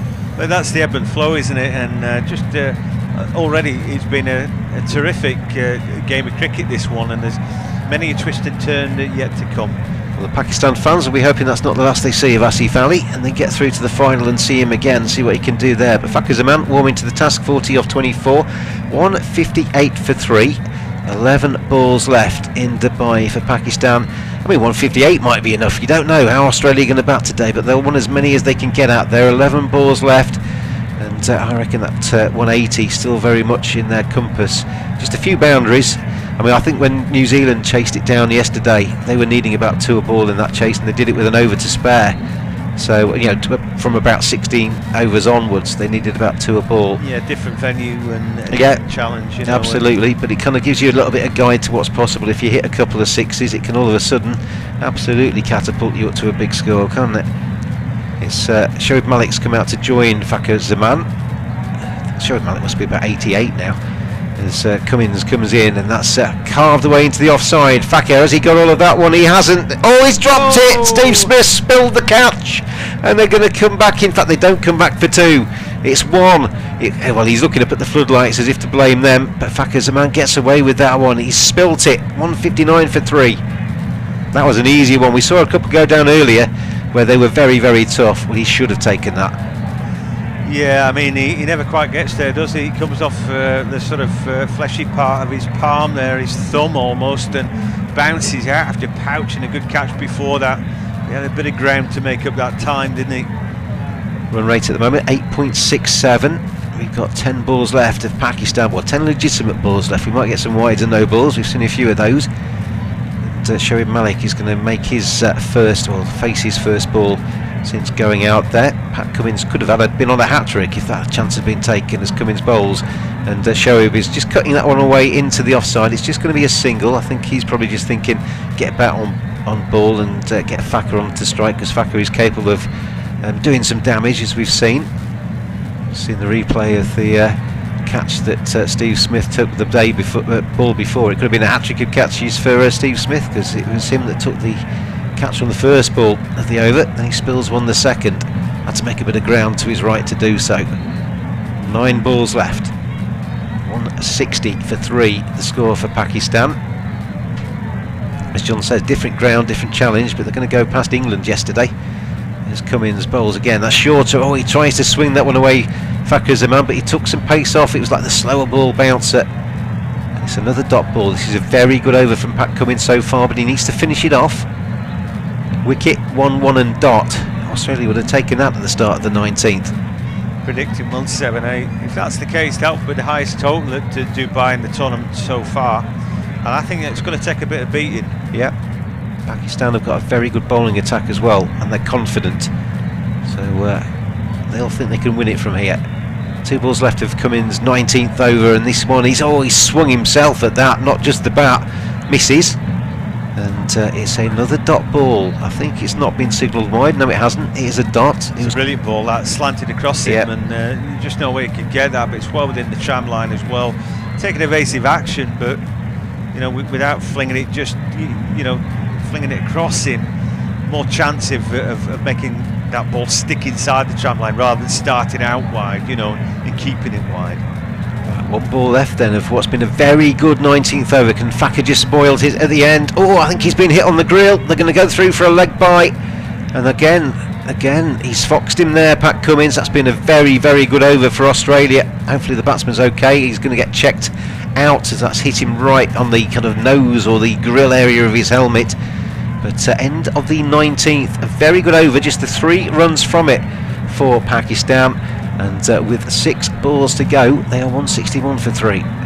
You know what? That would have smeared his nose across his face, wouldn't it? Basically, that's where that's hitting. Well, that would have been a Mike Gatting job. You remember that picture of Mike Gatting arriving back in the airport with his face rearranged? Yeah, with the black eyes and puffy cheeks and flat nose. But yeah, that would have hurt, irregardless, and they're checking him out. But also, it gave him a chance just to recover there, because it was a poor over that for Pakistan. They might have enough runs now. Highest score at Dubai so far when New Zealand against Scotland, they got 172. They batted out 20 overs when they were put into bat, and Scotland could get nowhere near them. I mean, we often see in these matches, though, that if you finish really strongly as a fielding side or a batting side, you do take that momentum a little bit into the next innings, don't you? So Pakistan will be hoping for a big last over, so they can go off all smiles rather than thinking, well, we've wasted those last two. It's going to be Mitchell Starc to bowl it. And here we go, the last 6 of Pakistan's innings in this semi-final. That's short, and it's swung away leg side by Fakhar Zaman. He's not timed that, it's just going to be a single to start with, so Australia will be very happy with the last few balls of this innings. I don't think at any given point here, James, that it's been easy to bat. No. So I think this is a mighty score they've put on already. It may well be enough already. Well, like I said, I mean, Rizwan's a quality player, and he didn't really ever look as if he was going to dominate consistently throughout, did he? He was struggling at times to time it. Mitchell Starc and Erin Finch of having a little bit of a meeting as Starc tries to set the field for Shoaib Malik. It's right-hand left-hand combination. Zaman's batted well, he's on 42, 29 balls he's faced. Shoaib Malik only really just in, he's faced 1 ball, scored 1 run. That 4th over from Pat Cummins, though, absolutely excellent, has kept Australia's hopes alive, I guess. Certainly it wasn't only 3 from it and a wicket. Starc around the wicket, bowls. Oh, he's bowled him. Shoaib Malik's innings does not last long. He's bowled second ball for a single, and this is what Mitchell Starc does in the death overs. He bowls the Yorkers and he makes it impossible, well, hardly possible for them to get him away, and if they miss him, he tends to clean up the sticks. Yeah, Malik just got to swing at that one. Ball's just good line and length. He bowls middle stump, you know, time honoured a little bit that, but batsman's got to do that. You can't hang around, can you? Mitchell Starc taking wickets then at the end of this innings. 2 for 24 now for him. Pat Cummins bowled out, he finished with 1 for 30 from his 4. Well, after what's gone before, this ends a bit of a damp squib for Pakistan, but they needn't get too disheartened, because I think they've posted a really good total already. Oh, they're in this match, aren't they? With 162 on the board, they're in this match. 4 balls left though. They'd like to think that they're going to scrape it past the 170. Well, it's not like a 120, 130 score, this, is it, where they've kind of hobbled to it. They've had their moments as they've gone through, and they've batted well, I think. And I think even if it was to kind of stop now, 162, Australia would have to play very well to chase that down. Obviously, with 4 balls left, Mohammad Hafiz comes in, so they do have a chance to get this up to 170 or beyond if they a couple of meaty blows. Hafiz is going to be on strike. That's a man that the non-strikers end is 42 off 29. 4 balls left of Pakistan's innings. Good crowd in Dubai. We've seen the crowds kind of increase as we've gone through. They've been very conscious of social distancing and what have you, but the crowds have obviously arrived for the final week of the tournament. If you're going to take a week in the UAE, you might as well see the big games, haven't you? There's Hafiz, who's got 84 runs in the tournament so far. I think he should dab and run here and let Zaman have 3 goes. Absolutely, I agree entirely. And if he times it and goes for 4, all well and good. The Starc comes in and he swings that one away. It's going to go around to fine leg. There's a fielder comes around and cuts it off. Are they going to settle for the 1? I think they are. Now I think Zaman, he should now take charge of this. He needs to kind of be the man that faces the final 3 balls. We've already seen how he can get underneath the Mitchell Starc delivery and hit it away over long off and hit 6s. If he can hit a couple of boundaries off the final 3, Pakistan can be very happy, I think, with this score. I think they can be happy, okay. I think they'll be fairly content anyway. Yeah, like you said though, you want the momentum of feeling that you finished it off well, you know. So 3 balls will allow that. I mean, you know, if they hit a couple of boundaries here, I think they'll be feeling good about themselves. 163 for 4, 3 balls left. Fakhar is swinging that one away. He's got underneath that one, and that is sailing over the boundary into the top deck. It then ricochets back onto the turf. But that was a very, very big hit indeed. 48 off 30 for Fakhar Zaman. 169 for 4. 2 balls to come. I'd like to see him get his 50. It looked like he was going nowhere. Then all of a sudden we see this stiff jab of a shot that he's got. Look at the follow through. His bat didn't go over his shoulder or anything. And that was quite a long follow through for him. Some of the other 60s, he's not even done that, has he? 92 metres. Imagine if that bat ends up going behind his back. It would be, you know, 140. That was big. 48 off 30. Fakhar's on the verge of a 50, but all he's thinking about is trying to hit this as far as he can. Starc comes in, he swung that one away leg side, he's got that one as well. That's even bigger. That has gone a long way. Wow. 54 for Oh, Fakir dear. Zaman, and you can't bring up a 50 with a better shot than that, can you? That flew away. I tell you what, that's second tier. That ball's gone to the bar. He's having a drink, that ball. Wow, that's incredible. 175 for 4. They could get the 180 yet, couldn't they? Well, I tell you what, if you didn't fancy him before this over, then you've got to do now. I just think sensational hitting. We talked about if they could hit 2 of the last 3 for a boundary. Well, he's hit 2 enormous 60s, and there's still a ball to come. Well, I tell you what, it's a real bad matchup for Stark, isn't it? This guy plays right in front. It's hard to yoke this fella. Come on, Fakir Zaman. Final ball, 175 for 4. Where's he going to hit this one? He's got that one away as well. He's maybe not quite timed that one enough. It's scuffed out to the leg side, and it's going to be returned in. They're going to think about the run out, but they're not going to go for it. And at the end of the 20 overs, I think Pakistan will be very happy with that. Fakir Zaman, well played. 55 not out for him. 176 for 4 for a place in the final. Australia need 177 to win. Well, I don't know about you, James, but I think Pakistan are on top here. I'd marginally have them ahead, and that's brilliant, because for me they've negated losing the toss by that brilliance with the bat out there, and Fakir Zaman brilliant at the end. Anyway, Australia will need 177 runs to win. We'll be back in 10 minutes. It's just a changeover right now, but I think we've really got game on. We have reached that point as a changeover after the innings of Pakistan, who were put into bat and did remarkably well. They got 176 for 4, which is the highest tally we've seen at Dubai so far. Mohammad Rizwan really caught the eye with 67 from 52, 3 4s and 4 6s. Baba Azam played beautifully for his 39 off 34 as well. Fakir Zaman, though, not out 55 from just 32 deliveries. 2 6s off Stark in the last 3 balls as well. Brilliant from him. Aided and abetted by others who didn't have that many really. Asif Ali none, Shoaib 1. Mohamed Hafiz not out on 1, but 176 for 4 we think means that they're in the box seat. They could be favourites to go on and get into the final. It's going to take a spirited performance from Australia, but you wouldn't rule them out either. We'll be back shortly with Aaron Finch and his team and their reply.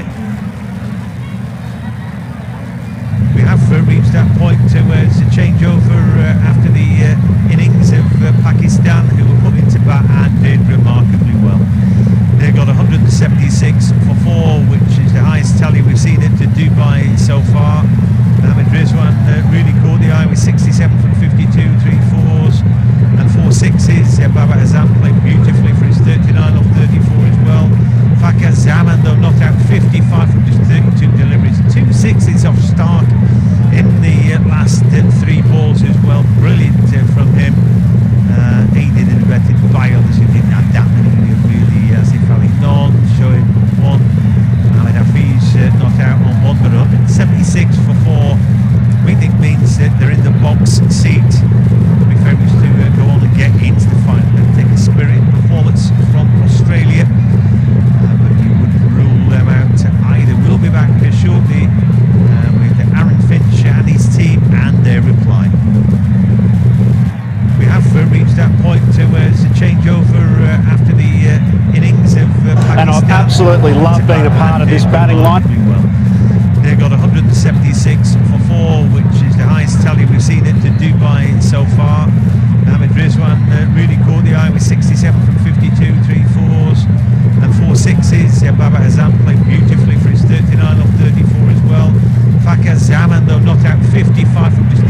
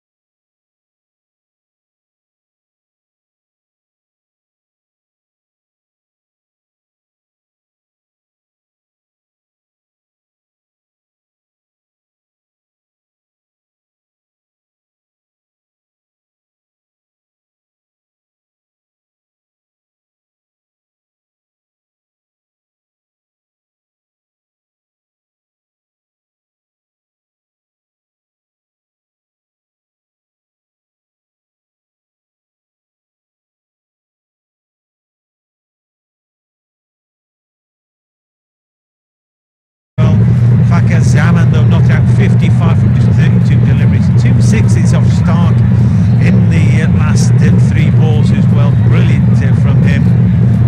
Aided and abetted by others who didn't have that many really. Asif Ali none, showing 1. Mohamed Hafiz not out on 1 but 176 for 4. We think means that they're in the box seat. We're favourites to go on and get into the final. They'll take a spirited performance from Australia, but you wouldn't rule them out either. We'll be back shortly with Aaron Finch and his team and their reply. We have reached that point where it's a changeover after the innings of Pakistan, who were put into bat and did remarkably well. They got 176 for 4, which is the highest tally we've seen at Dubai so far. Mohamed Rizwan really caught the eye with 67 from 52, 3 4s and 4 6s. Baba Azam played beautifully for his 39 off 34 as well. Fakar Zaman, though, not out 55 from just 32 deliveries. 2 6s off Stark in the last 3 balls as well. Brilliant from him. Aided and abetted by others who didn't have that many really. Asif Ali none, showing 1. Mohamed Hafiz not out on 1 but 176 for 4. We think means that they're in the box seat. We're favourites to go on and get into the final. They'll take a spirited performance from Australia, but we wouldn't rule them out either. We'll be back shortly with Aaron Finch and his team and their reply. We have reached that point where it's a changeover after the innings of Pakistan, who were put into bat and did remarkably well. They got 176 for 4, which is the highest tally we've seen at Dubai so far. Mohamed Rizwan really caught the eye with 67 from 52, 3 4s and 4 6s. Baba Azam played beautifully for his 39 off 34 as well. Fakar Zaman, though, not out 55 from just 32 deliveries. 2 6s off Stark in the last 3 balls as well. Brilliant from him. Aided and abetted by others who didn't have that many really. Asif Ali none, showing 1. Mohamed Hafiz not out on 1 but 176 for 4. We think means that they're in the box seat. We're favourites to go on and get into the final. They'll take a spirited performance from Australia, but you wouldn't rule them out either. We'll be back shortly with Aaron Finch and his team and their reply. We have reached that point where it's a changeover after the innings of Pakistan, who were put into bat and did remarkably well. They got 176 for 4, which is the highest tally we've seen at Dubai so far. Mohamed Rizwan really caught the eye with 67 from 52, 3 4s and 4 6s. Baba Azam played beautifully for his 39 off 34 as well. Fakar Zaman, though, not out 55 from just 32 deliveries. 2 6s off Stark in the last 3 balls as well. Brilliant from him. Aided and abetted by others who didn't have that many really. Asif Ali none, showing 1. Mohamed Hafiz not out on 1 but 176 for 4. We think means that they're in the box seat. We're favourites to go on and get into the final. They'll take a spirited performance from Australia, but you wouldn't rule them out either. We'll be back shortly with Aaron Finch and his team and their reply. We have reached that point where it's a changeover after the innings of Pakistan, who were put into bat and did remarkably well. They got 176 for 4, which is the highest tally we've seen at Dubai so far. Mohamed Rizwan really caught the eye with 67 from 52, 3 4s and 4 6s. Baba Azam played beautifully for his 39 off 34 as well. Fakar Zaman, though, not out 55 from just 32 deliveries. 2 6s off Stark in the last 3 balls as well. Brilliant from him. Aided and abetted by others who didn't have that many really. Asif Ali none, showing 1. Mohamed Hafiz not out on 1 but 176 for 4. We think means that they're in the box seat. We're favourites to go on and get into the final. They'll take a spirited performance from Australia, but you wouldn't rule them out either. We'll be back shortly with Aaron Finch and his team and their reply. We have reached that point towards a changeover after the innings of Pakistan, who were put into bat and did remarkably well. They got 176 for 4, which is the highest tally we've seen at Dubai so far. Mohammad Rizwan really caught the eye with 67 from 52, 3 fours and 4 sixes. Baba Azam played beautifully for his 39 off 34 as well. Fakir Zaman though not out 55 from just 32 deliveries, 2 sixes off start in the last 3 balls as well. Brilliant from him. Aided and abetted by others who didn't have that many really. Asif Ali none, Shoaib 1. Ahmed Hafiz not out on 1 but 176 for 4. We think means that they're in the box seat. We'll be favourites to go on and get into the final. They'll take a spirited performance from Australia, but you wouldn't rule them out either. We'll be back shortly with Aaron Finch and his team and their reply. We have reached that point towards a changeover after the innings of Pakistan, who were put into bat and did remarkably well.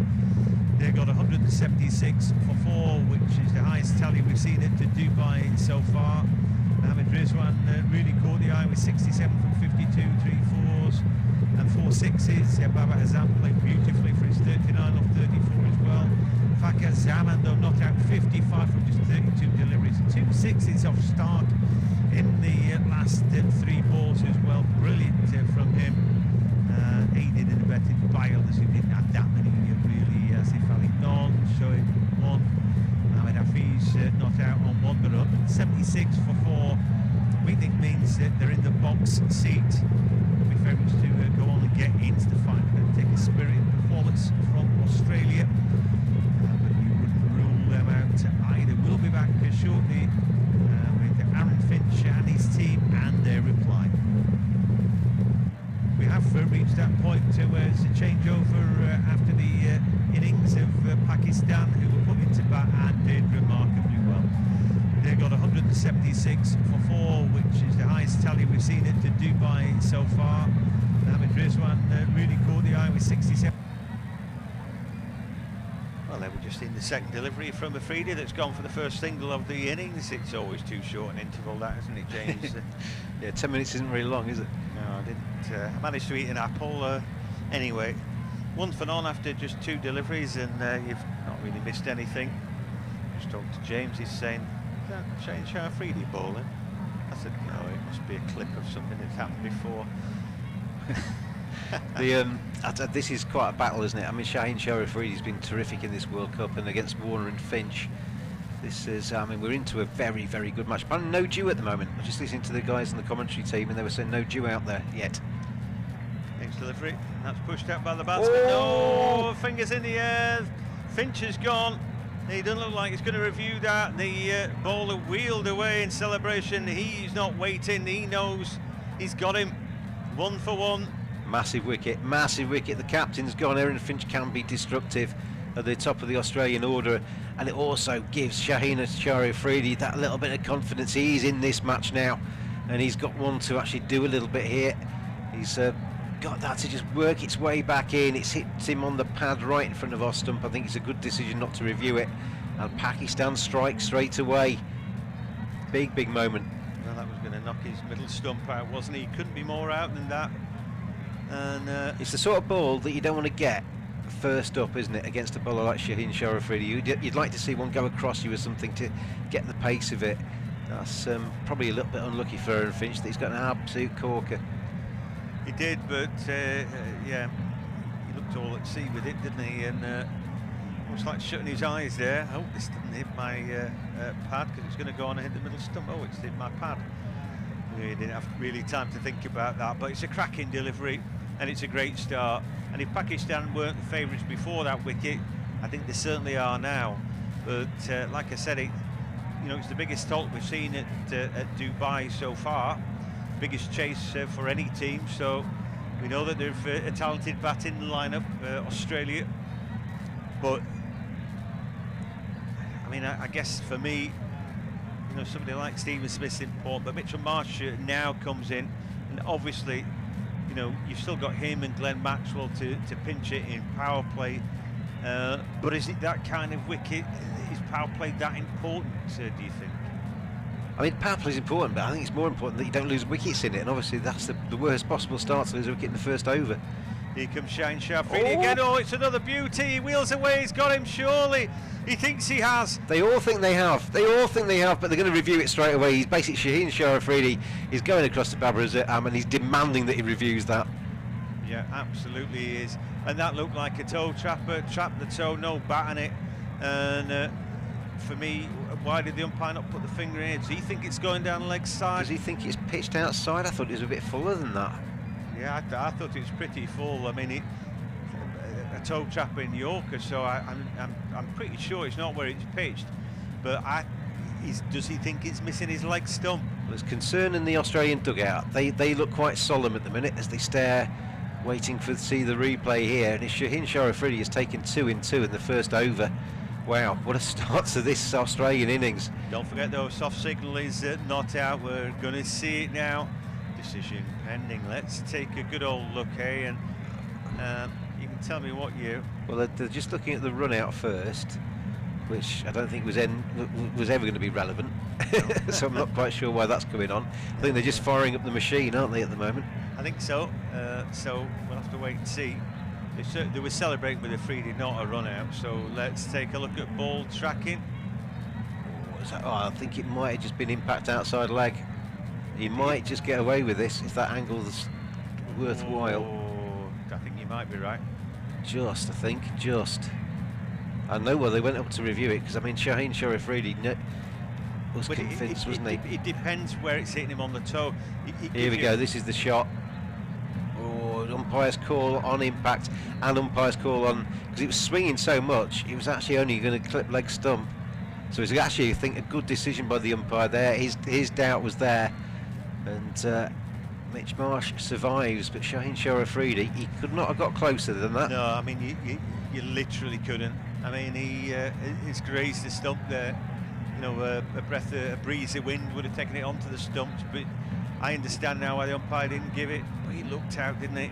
And the way the bowler celebrated, you thought he definitely feels he's got him there. The reaction in the crowd there of the Pakistan fans. What a start to this Australian innings, 1 for 1. Comes Afridi again. Oh, and they claiming a catch this time, but well, the umpire's not interested in that. And I think he played outside the line of the ball there. Yeah, went through between body and bat, didn't it? And umpire's kind of like got a little bit of a kind of rueful grin on his face at the minute, because he knows that Pakistan are up for this. He knows that their juices are flowing, shall we say, and they're probably going to appeal for everything because they're quite an excitable bunch. What a delivery that was! I mean, it straightened up on him. What an over! He's playing outside the line. Yeah, if you've seen that every year, you might as well give up now. Australia, you know, if that was it. But that's incredible bowling from Shaheen Shah Afridi at his best. He is amongst the best in the world, and somebody you'd have in your world team as his next delivery. Prodded back to him. What an over! 1 over, 1 for 1, and Australia are 1 for 1. Wow, what a start to this innings from Australia. I mean, that over from Shaheen Shah Afridi is one of the best you'll see in this T20 World Cup. I mean, obviously we've seen a few, and some great starts in these, you know, in terms of wickets early on in some of these matches. But as you say, when Shaheen Shah Afridi gets a little bit of swing, and that's what it takes, isn't it? He just needs it to be doing something. It's like Mitchell Stark. They just need it to just be ducking back into the right-hander, and then they can cause all kinds of trouble. And that was a fantastic over. I mean, you're talking about where he ranks. When he bowls like that, he's right up there. He's probably at the top when he bowls at his very best. Yeah, I agree with that. He'd definitely be in my world team. You know, your world team would probably be dotted with Indian players, wouldn't it? But they disappointed in the tournament. I told you they weren't going to get to semis. I listened to was it Simon Doull talking about it the other day, saying that the fixtures didn't help India because the TV companies wanted them at weekends, and they only played 2 matches. And the first 2 matches were against the better teams in the group. You mad balls now, and that's cut away. No one there, straight to Shadab. I mean, obviously, if you're going to win the World Cup, you need to beat the better teams. But Yeah, it was a tough start for India against Pakistan and New Zealand first up, and then obviously losing those two, they were pretty much gone, weren't they? Well, the thing is that I thought Pakistan were faultless against India. They were right on the ragged edge of the best that they could be in that game. And then New Zealand are a good team. You know, they're not the team that you want that must-win game against, because you could easily end up losing, which they did.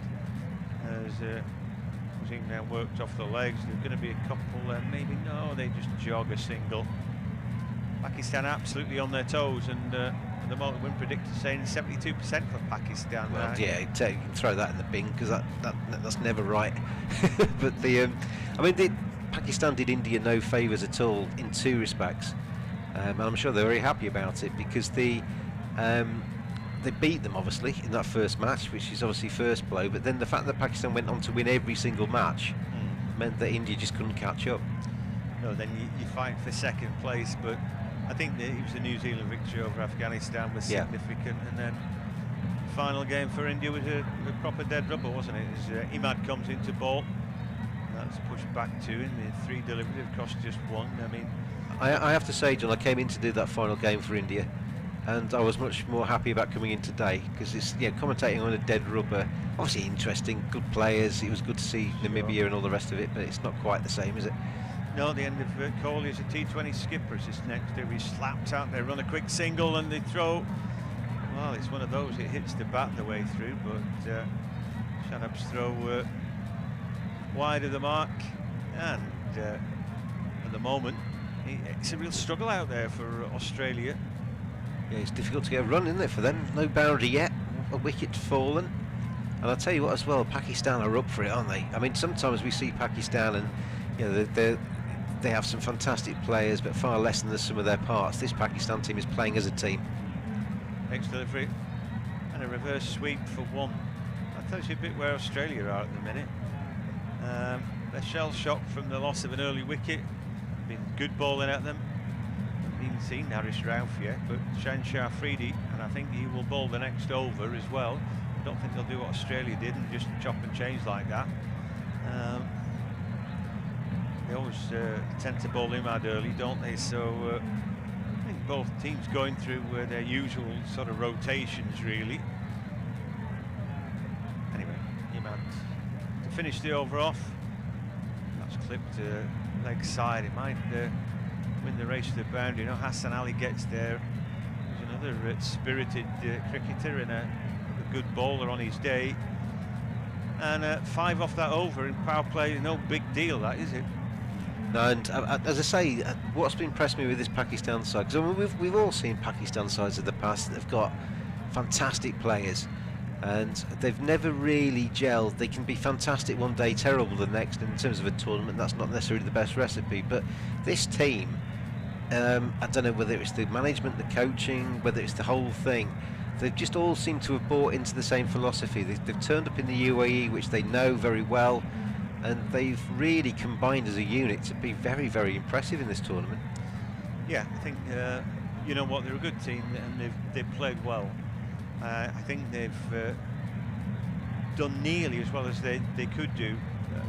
The trouble for them, I think, is that sometimes a team like that, who's swept all before, when they are then put under the cosh, well, you know, do they have the resilience? Clearly they're a good team. This next delivery from Shah Afridi is a dot ball. Warner finds a fielder.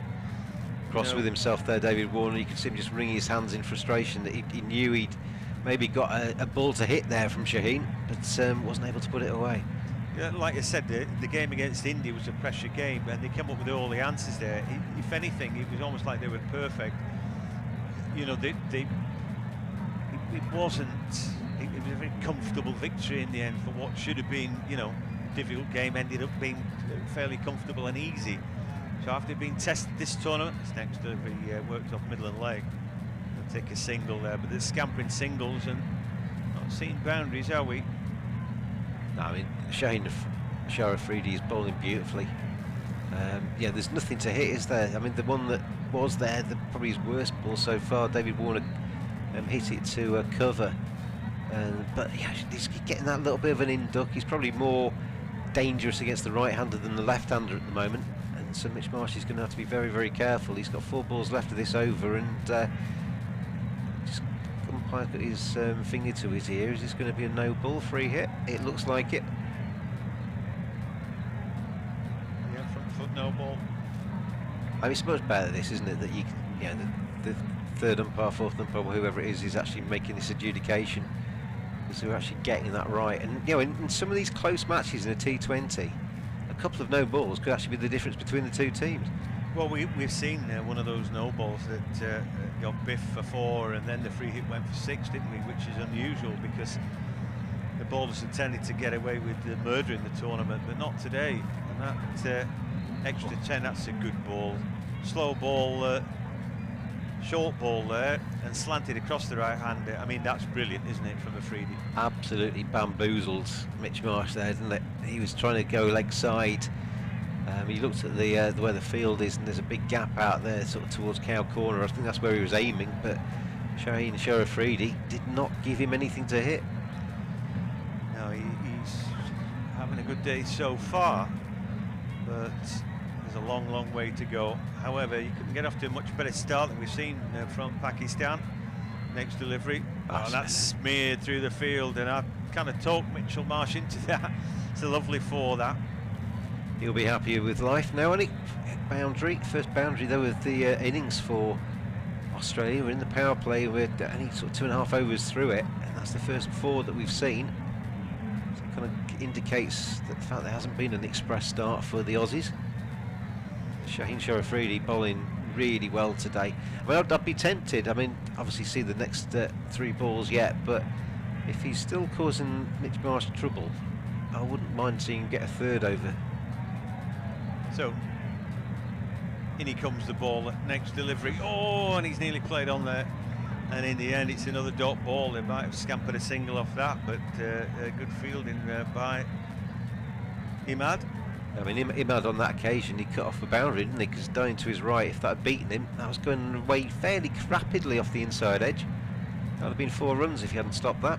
Yeah, brilliant stop. When I look at that, I was just contemplating more that he nearly chopped on, but could have been another big wicket, but there we go. 12 for 1 it is, and Shaheen Afridi bowled some absolute beauty. In fact, it was Harris Rauf who put that stop in there. Just seeing how they're all going across to talk to each other and congratulate Harris Rauf on that occasion, it's good to see. They're in it together. Next lovely dab and run there, and they just about squeezed that single. And well, Pakistan are on their toes in the field. I think, like you've alluded to before, there could be the psychology of the team at times have been a little bit brittle, and that's what the test. It's all right when everything's going well.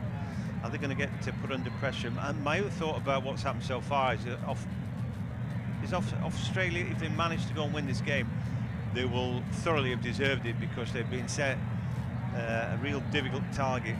So if they can manage it, then they will undoubtedly deserve their place in the final. But they're going to be, they are being made to fight tooth and nail for it. Final ball of the Afridi over, and that's a good Yorker dugout, and that's another dot ball to end. And it's pretty difficult to get away. 2 overs, 1 for 8 for Shaheen Afridi. And even though one of those balls went for 4 and there was 1 free hit in there, that's still a great over from him. Absolutely superb. You couldn't, if you're Babar Azam and you throw the ball to Shaheen Afridi, you couldn't ask for better than that, could you?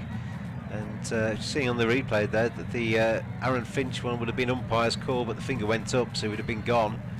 Yeah, from Aaron Finch's point of view, maybe slightly unlucky, but it was clipping. He's out. Umpire gave it 13 for 1 after 3, and certainly Pakistan will be really, really happy. We talked about in the power play when they were batting and saying, they didn't lose a wicket, and it was didn't lose their first wicket to the end of the 10th over, did they? And they got off to a better start. They were laying the platform. Australia at the moment are just trying to regroup and trying to survive at the moment in this power play. Yeah, which I mean, they're a bit more slow and thorough, aren't they, Australia, I think. But the next delivery, Imad bowls and it hits him on the pad. They take leg byes, and maybe overthrows, not quite. So 1 off the first delivery. Yeah, just thinking about that LB, we just saw the ball tracker and it clipping the stump. It looked like he was going to knock his middle stump out, didn't he? It looked like such an obvious LB to give for the umpire. Not an easy job, is it? Being an umpire in a cricket match. But anyway, he got the decision right, and of course the batsman thought he was out and walked off. So Imad now to Warner, and this one's hit hard up in the air, and it's a massive, massive six. And I think that's gone to the bar as well for a drink, that ball. It's a big, big hit, that. Yeah, and this is what Australia need. They need David Warner now because he's their experienced man at the top of the order. Has struggled for form in recent times, but he seems to have found some again in this T20 World Cup. And if he stays there for a while, then Pakistan are in for a fight, aren't they? Because he is one man that can score big and score quickly. Terrible ball from Imad, though. Yeah, I can't disagree with that. So he was there to hit, wasn't it? Yeah, he's going to have to do a little bit better. Imad's half tracker, really a long time to wait for that ball. Didn't rush onto his back, not trying to bowl quickly. Imad should toss that one up a little bit, but he'll be fighting shy doing that this next delivery. He's under pressure now, Imad. To Warner, who's now 10 from 9, and he drags it short again, chopped away through the field for 4. It's really good batting, that. I mean, now the bowler's taking evasive action, and Warner's getting right on top of him. That's an exceptional shot. He knew exactly where the fielder was. He knew exactly which gap he was aiming for. I don't think he could have executed that much better, could he? Just backed away, sent it through extra cover, and obviously inside the power plate, no men out there to protect that cover boundary. And David Warner adds 4 to it, so Imad just under pressure a little bit here to kind of back up Shaheen Sharafrid at the other end. 11 off 3 balls at the start of this 4th over, 24 for 1. Yeah, he's bowling himself out the attack right now, but maybe they'd gone to the well when they needn't have done that. Well, maybe Hassan Ali might be bowling this next over anyway. This next delivery flicked up in the air, 1 bounce and 4. And so Warner has all of a sudden caught fire. He's 18 from 11. What was a really modest power play. Now he's looking faintly all right. Faintly all right, yeah. That's a pretty good way of putting it. Because I mean, basically, what Warner's done with those 3 shots, he's effectively caught Australia probably around about where they wanted to be score-wise at this time. That ball's again this time. It's a better delivery. He rushes the batsman, and he's still able to get that one away through the leg side. There's only 1. And I wonder if bowling Harris Ralph or something now instead of Imad. And it's easy to say now because he's taken a bit of punishment, hasn't he? But we saw in the middle overs for Australia that the Maxwell and Zampa did really curtail those middle overs. Maybe Imad might be more useful further through the innings. Even one of those overs, Zampa went for a lot, didn't he? Next delivery straight through leg side. They're going to get 2 for it, looks like. Bit of pressure on the bowler, but in fact they didn't go for 2 there. Still very expensive, that. 17 off the over, just what Australia needed, because there's no doubt Pakistan had been on top, and that was the first signs of a big fight back and a recorrection from Australia.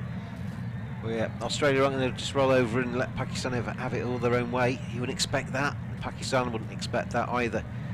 And I said to you at the break there, as we crossed paths in the 10 minutes we had, that I thought this, if Australia, like you just said, I mean, if Australia win this, they deserve it. If they chase this down, they deserve to be in the final. And I'll tell you what, if they chase it down, it's going to be probably get towards the 19th, 20th over if they win, because it's not going to be an easy chase. 177. We could be in for an absolute corker. Yeah, for what it's worth, as a neutral point of view, I would like to see somebody turn over that idea that you can lose the toss and still win it. And Pakistan have played brilliantly. And here is Harris Ralph now. He's going to bowl. They're holding 2 overs back for Shaheen Sharafrid to bowl to death. Understandable and.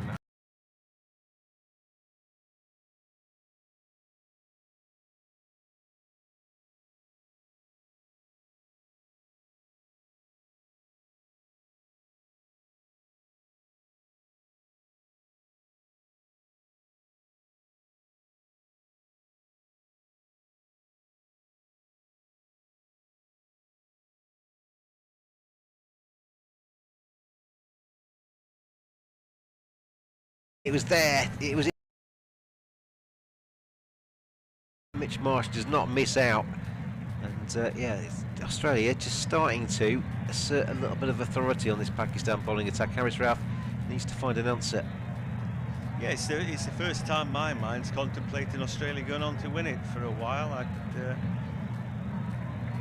At times Pakistan had struggled a little bit with their batting, but they'd always gone fairly comfortably, and it was 2 nice big juicy sixes at the end. But Ralph one ball and he's gone for 6, and he is under massive pressure in this power play. Bowling to Marsh, next delivery, squares off an edge. Oh and no! It's 4. That's when you're a fast bowler and it's not your day. The edge runs away for 4 to third man, doesn't it? And 6 and 4 off the first 2 balls. And as you said, Ralph now just trying to hold this over back. I mean, a wicket would be massive. If he could do that, then that's fantastic. But he's effectively, I think, beaten Mitch Marsh there and still concedes 4. But it was who didn't get down particularly smartly, but I didn't think he was ever going to get there. Baba then he's animated and not enjoying it, and let's hope the Pakistan players don't get on each other's nerves a little bit here, because they've been good so far. First bit of pressure perhaps in the tournament for them. There's his next delivery, slightly slow ball from Ralph, and hit through the offside, but slight misfield from Malik, but he does okay, and it's just a single. Haris Ralph's been really good in this tournament. He's not gone for many runs. His economy rate's been very good. I mean, anything around about 6 or 7 is excellent, isn't it, in a cup tournament like this? And 4 for 22 was a man of the match performance in one of their games earlier on. So the fact that he's gone for a few early doors is not good. They're just checking the no ball, are they? No, he's all right. 6, 4 and 1 so far. Ralph then ball back in hand. This time to Warner. This might be a better matchup for him to left-hander, but he's able to scrape it away leg side. They take a single to mid-wicket. 93 mile an hour that last delivery, and you just I'll just tickle this through leg side. Undoubtedly he's bowling quick. Unfortunately for a lot of the quick bowlers, that's not quite been enough. The wickets haven't really supported quicks necessarily. I've told you this before, I think, with Haris Ralph, but I saw him out in the UAE 3 years ago, and only a few months before then he was just playing tape ball cricket. He'd never touched a red cricket ball or a solid cricket ball. His ascendancy into the Pakistan team is incredible. Next delivery, and that is a good quick ball. Good line and length, pushed away by Marsh, just a single there, no chance to tee off. The damage done in the over, 13 off it, there's just 1 ball left of it, 83 miles an hour, and I think he's trading more there with line and length, just thinking, right, okay, I'm going to bowl good line and length, not going to overdo it. Well, pace on if you don't quite get it right is not always a good thing, is it? And batsmen can, of this kind of calibre, can use that pace to attack. He can drive then to Warner, and again I think he's taken a little bit off that. He's worked through to mid-wicket, and just 1 run, 14 off the over, 44 for 1 after 5, and well, Pakistan got to a brilliant start, but Australia are in the game. They're keeping up, they're just about where they need to be. Through those first 5 they were nowhere, and then they got somewhere, didn't they? And all of a sudden beginning to look like it's going to be quite the game here. Current run rate 8.79, required 8.86. Yeah, they took 17 off the previous over, 14 off that last one. So after 5 overs, 44 for 1, 38 for no loss. Pakistan were at the same stage. And they went along fairly gradually up until about the 10th over, and then started to really show some intent. And then obviously Fakhar Zaman's innings towards the end got them up to their final score of 176. Australia chasing 177 to win this one. Glenn Maxwell comes in next. Obviously we all know what he can do if it's his day. So Pakistan is certainly not job done yet. Australia more than in this match, as Warner this time is flicking just behind square on the leg side. It's Imad Wasim there who feels at short fine leg, just the single. Hassan Ali into the attack. He, at times in this Pakistan T20 journey, has been their weak link in this tournament. They can get at him, so he needs to be on the money today. Umpires Kettleborough and Gaffney out there. Gaffney nearly got clean out, didn't he, towards the end, and Fakhar Zaman just powered it back in his head, and he just managed to dive to the ground to evade what would have been a proper injury, wouldn't it, if he'd been clattered. So Hassan Ali comes in again, bowls. Mitch Marsh is on strike. He's swinging that one away leg side. There's nobody down there. That's 4 runs. So sure, it was down the leg side. It was not a good ball by Hassan Ali. Mitch Marsh is starting to find his form. 26 for him off 17. 22 off 15 for Warner. 49 for 1. This is a little bit ominous for Pakistan. Yeah, well, that's a shocking delivery. Sit up and beg, really, and easy to spoon away. Where do you want to hit it? But he knows where the big gap is. Somebody said to me the other day, my favourite saying throughout a tournament is, it's not how you start it, it's how you finish it. And somebody said to me the other day, it's a bit ominous how Australia are just coming through, getting a bit better match by match. They're actually probably finishing as strong as anybody, aren't they, Australia? So Well, we're talking about to Paul, one of our co-commentators. I said there's a route through to the final for Australia. It probably relies on them winning the toss, though, a couple of times to win it. Hassan Ali just duffed out into the offside by Mitch Marsh that time. They go through for a single. Shadab comes in. They need 127, Australia. 87 balls remaining in this second semi-final. New Zealand waiting in Sunday's final for one of these two sides, and at the moment, win predictor on the screen, they can't separate them. I think it was 51% for one of the teams, 49% for another, so it's basically, might as well just say, I don't know. I mean, typically this Australia team is pretty much normally their best cricketers, and you chuck Glenn Maxwell in. He's more or less that, isn't it? Hassan Ali round the wicket to David Warner, who backs away to leg and just guides it down to third man on that occasion. 50 up for Australia. They're now 51 for 1. I think good cricketers are just that. We often say that this and that player is good in T20, doesn't necessarily work well in the test format. You look at Australia and New Zealand, and really they, particularly for New Zealand, I think there's a small catchment, and they just have to pick their best players, and they tend to all go in different formats, don't they? But Spools defended. A dot ball for Hassan Ali. It's a rare dot ball in the last few overs for Pakistan. The kind of momentum's changed a little bit. Batting is now looking a bit easier. 5.5 overs gone, 51 for 1. 1 ball left of the power play. Yeah, I mean, if you think about it, if you just think about it on terms of catchment area, India, 1.4 billion people live there. Yeah, you should be able to get a decent side out of them, out of a cricket crazed country, shouldn't you? Pakistan, yeah, they all love cricket too. As Hassan Ali comes in, Yorker, and he's just dinked out into the leg side. Goes to the fielder, end of the over, shot at the stumps, is not hitting. 52 for 1 at the end of the power play. 125 required from 84. But you go down through the populations, and obviously in the UK it's more like 60 million, isn't it? Go to New Zealand, it's more like 5 or 6 million. The fact that they are consistently in the semi-finals and finals of world events, and it's not like in New Zealand it's the only sport either. Rugby, plenty of other things for people to do. So the fact that cricket does what it does in New Zealand is brilliant. I mean, absolutely, and we've seen him victorious at Test match level, beating India in that Test Championship game, and of course in the 50 overs game they might as well have won it. New Zealand, they were that close, and here they are in a T20 final this time around, and it's just who's going to play them, and whoever does play them, he's going to get a game. I think here what we're finding out is Shadab, who's about to bowl now, is that these are good teams. Australia are a good team. They've got Steve Smith in it, for goodness sake. Mitchell Marsh, he's been the best batsman in the world, he's been the best bowler in the world at some point. Yep. Do you know what I mean? They're good teams. Maxwell. Marsh is on strike, 28 not out. Australia 52 for 1 will be happy.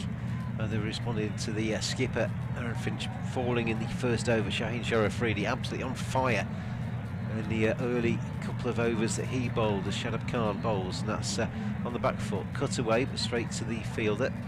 There's no run. Pakistan could do with Shadab putting in 4 pretty tidy overs here, just to rob Australia of a little bit of the momentum they've built up in this innings. As he bowls again, swung away leg side, he's gone underneath that one, it's gone high rather than long. Fielder, where are you? He's taken the catch. It comes down into his grateful hands, and Pakistan have struck. Shadab strikes with his second ball. He tried to loft it over deep square. He got a top edge there, Mitch Marsh, and he's been very well caught at deep square. 28 he's gone for, 52 for 2. Brainless that from Mitchell Marsh. was just thinking how it improved as a batsman. Then I was thinking about matchups. And my next thing was going to be, I wonder if it's a good matchup for him. Ball out the back of the hand there. He didn't really even look at the ball. He's pre-readied what he's going to do to this ball if it pitches short. But he doesn't know where that, how that ball's pitching or how it's spinning. And so he's simply not ready. Spoons it up in the air and gets out. Pretty moderate batting from him. 28 from 22 is good enough, isn't it? But it's a really disappointing way to get out. Yeah, well, if everybody does that, Australia win, don't they? So it's one way of looking at it. But Asif Ali had a long time to think about that. That went a long way in the air and into the sky, and he took a very good catch in the end. The fielder coming in from the deep square boundary. And then the stupid thing about that shot is that he was hitting against the spin. It was a leggy, wasn't it? And he tried to hit it over the leg side. And that's not necessarily, that's why the top edge came in. The ball maybe just turned enough to take the top edge rather than the meat of the bat. So second wicket falls for Australia, 52 for 2, 6.2 overs gone. There's still 125 runs shy of victory, 82 balls remaining. I'll tell you what, there's a lot of cricket to be played in this match yet. Australia are not out of it. Pakistan will certainly fancy their chances. That wicket does them no harm at all. Steve Smith, the new batsman for Australia. He's 64 runs in this World Cup, been dismissed twice. Well, Smith in ahead of Maxwell, which tells its own story. Shadab bowls, and this is David Warner just tickling it into the leg side. They go through for a single. They don't want Maxwell really to come in with too many more than 10 overs left, do they? So no, he's a finisher, and that's when you want him. They've got enough runs now where they could have Smith at one end anchoring the rest of the innings, and that's fine. They don't need to go for broke. They certainly didn't need Marsh to do what he's just done, but he did. So they're 2 down. Marsh, picture of him on my screen, just complaining to himself a little bit, I think, saying, silly Mitch, that was a silly shot. He's probably quite right. 53 for 2, 6.3 overs gone. Shadab having a very good first over, 1 for 1 from his 3 balls so far. Steve Smith on strike. Smith is just trying to kind of paddle that leg side. There's a half appeal for LBW. I think there might have been a little bit of bat involved. Steve Smith looks at the toe end of his bat. 53 for 2. Shadab enjoying himself out there at the moment. Pakistan bouncing back into this game. That's short outside of the off stump, and it's a top edge. He was aiming towards point. It's going to go across the third man boundary. It was a false shot. He'll take the run, Steve Smith. It's 4, and Australia 57 for 2. Yeah, it's a curious shot that. But anyway, if he just clips it and gets it past wicket keeper, then there's probably 4 for him. But it certainly doesn't go the way where he's looking. Shadab to finish his over off, and again that's short, and this time it does go to where he's looking, and it's fielded by Hafiz at point. Good stop from him, and a very good over for Pakistan. Shadab even has 1 for 5 off 1 in Australia after 7, 57 for 2. Yeah, he dragged it back just when you thought that Australia were getting on top, and you're thinking, all right, yeah, they're going so well, they lose a wicket. But it's the ebb and flow of T20 between good teams. You constantly see it. You think, oh no, they're ahead. No, they're ahead. But it was a big wicket that because Marsh was going really well. I certainly don't think he did himself justice with that shot. You see the shot tracker on it, John? It nearly went up as high as the top deck of the roof of the stand. It went high rather than long. Do maybe he just doesn't play spin particularly well. Hafiz coming on to bowl some off spin. We talked about this in the Pakistan innings, didn't we, about maybe bowling a few more slower bowlers. Well, if Shadab just bowled a beautiful over enough for Babar Azam to think, right, let's have a look at Hafiz. I think it's exactly the right thing to do. Yeah, it's a good call. We'll see if it actually comes out that way, but certainly for now we agree with him. 57 for 2. David Warner on strike. He's 24 off 17. 120 needed. 78 balls remain. As Hafiz bowls one that bounces twice and he's hit for 6. Well, I'll tell you what, I've never seen anything like that. Babar Azam hasn't either. I'll tell you what, he did bounce twice before it got to him, and it's a no ball and a free hit, and all those things, isn't it? Hafiz is asking why it's a no ball, and basically umpire Kettleborough is saying because it's bounced more than once.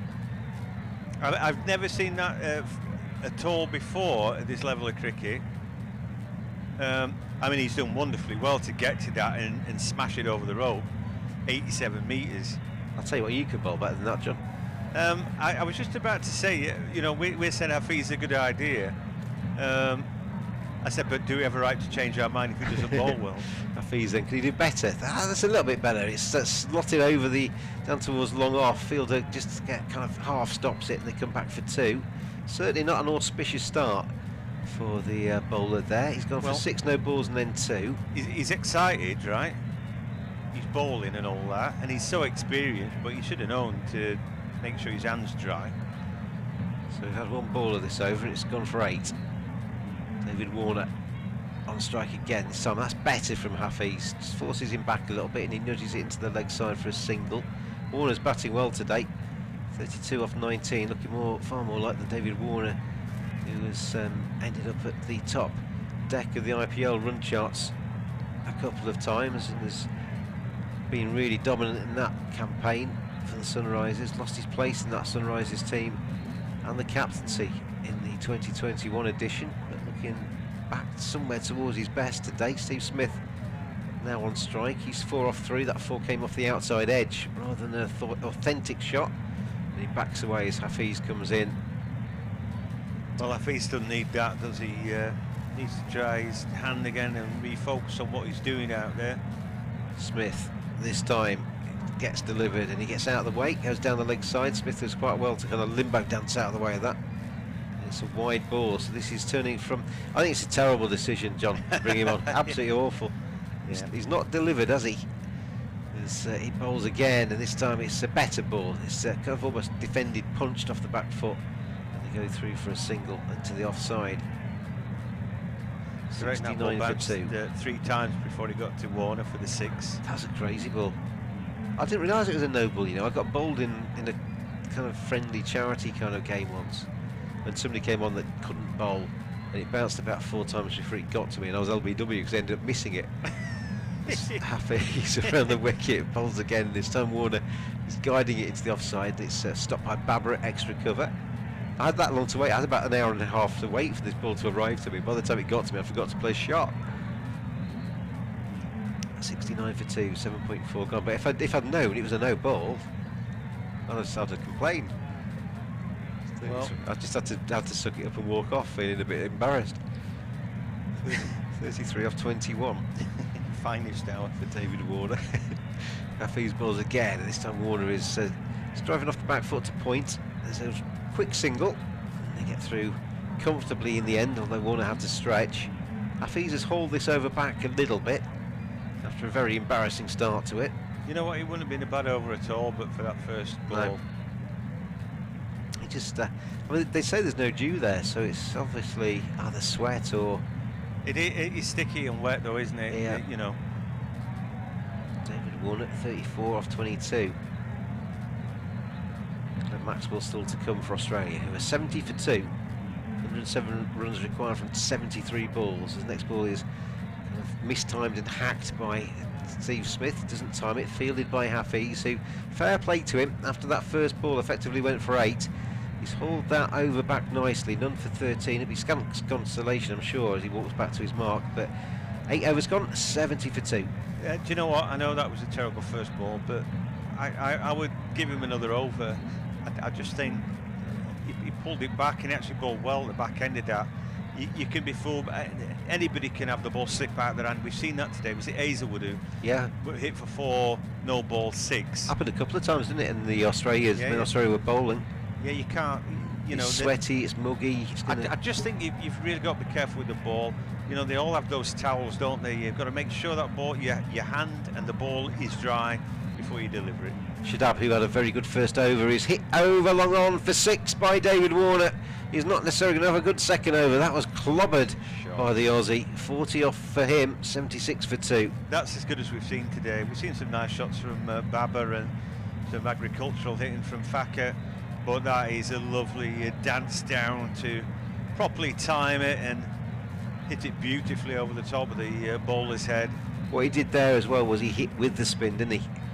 And yeah, that was a really good shot. 90 metres, that's 6, and that's a good start to the over. A very bad attempt to catch it in the crowd as well. Yeah. But we'll let him off because he came a long way. As Warner's gone to 40 off 23. Very good strike rate for him. He looks like he's got the bit between his teeth today, which is rather worrying for Pakistan. I think we might. I mean, I'd put Australia as favourites now. 101 required off 71 with wickets to play with. And Pakistan need a wicket.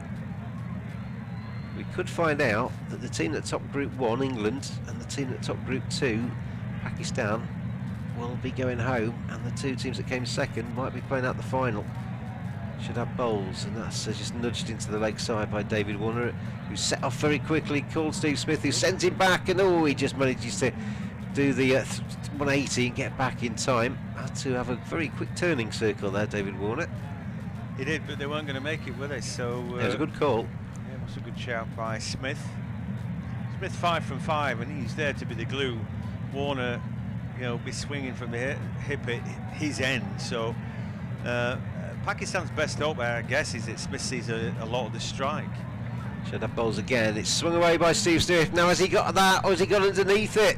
Has he got underneath it? He has, and he's taken the catch, and that is a big wicket. You could say that's a silly shot from Steve Smith as well, because Australia had just about wrestled the initiative in this match, but Smith's thrown his wicket away. He's gone for 5, and Australia 77 for 3 after 8.3 overs.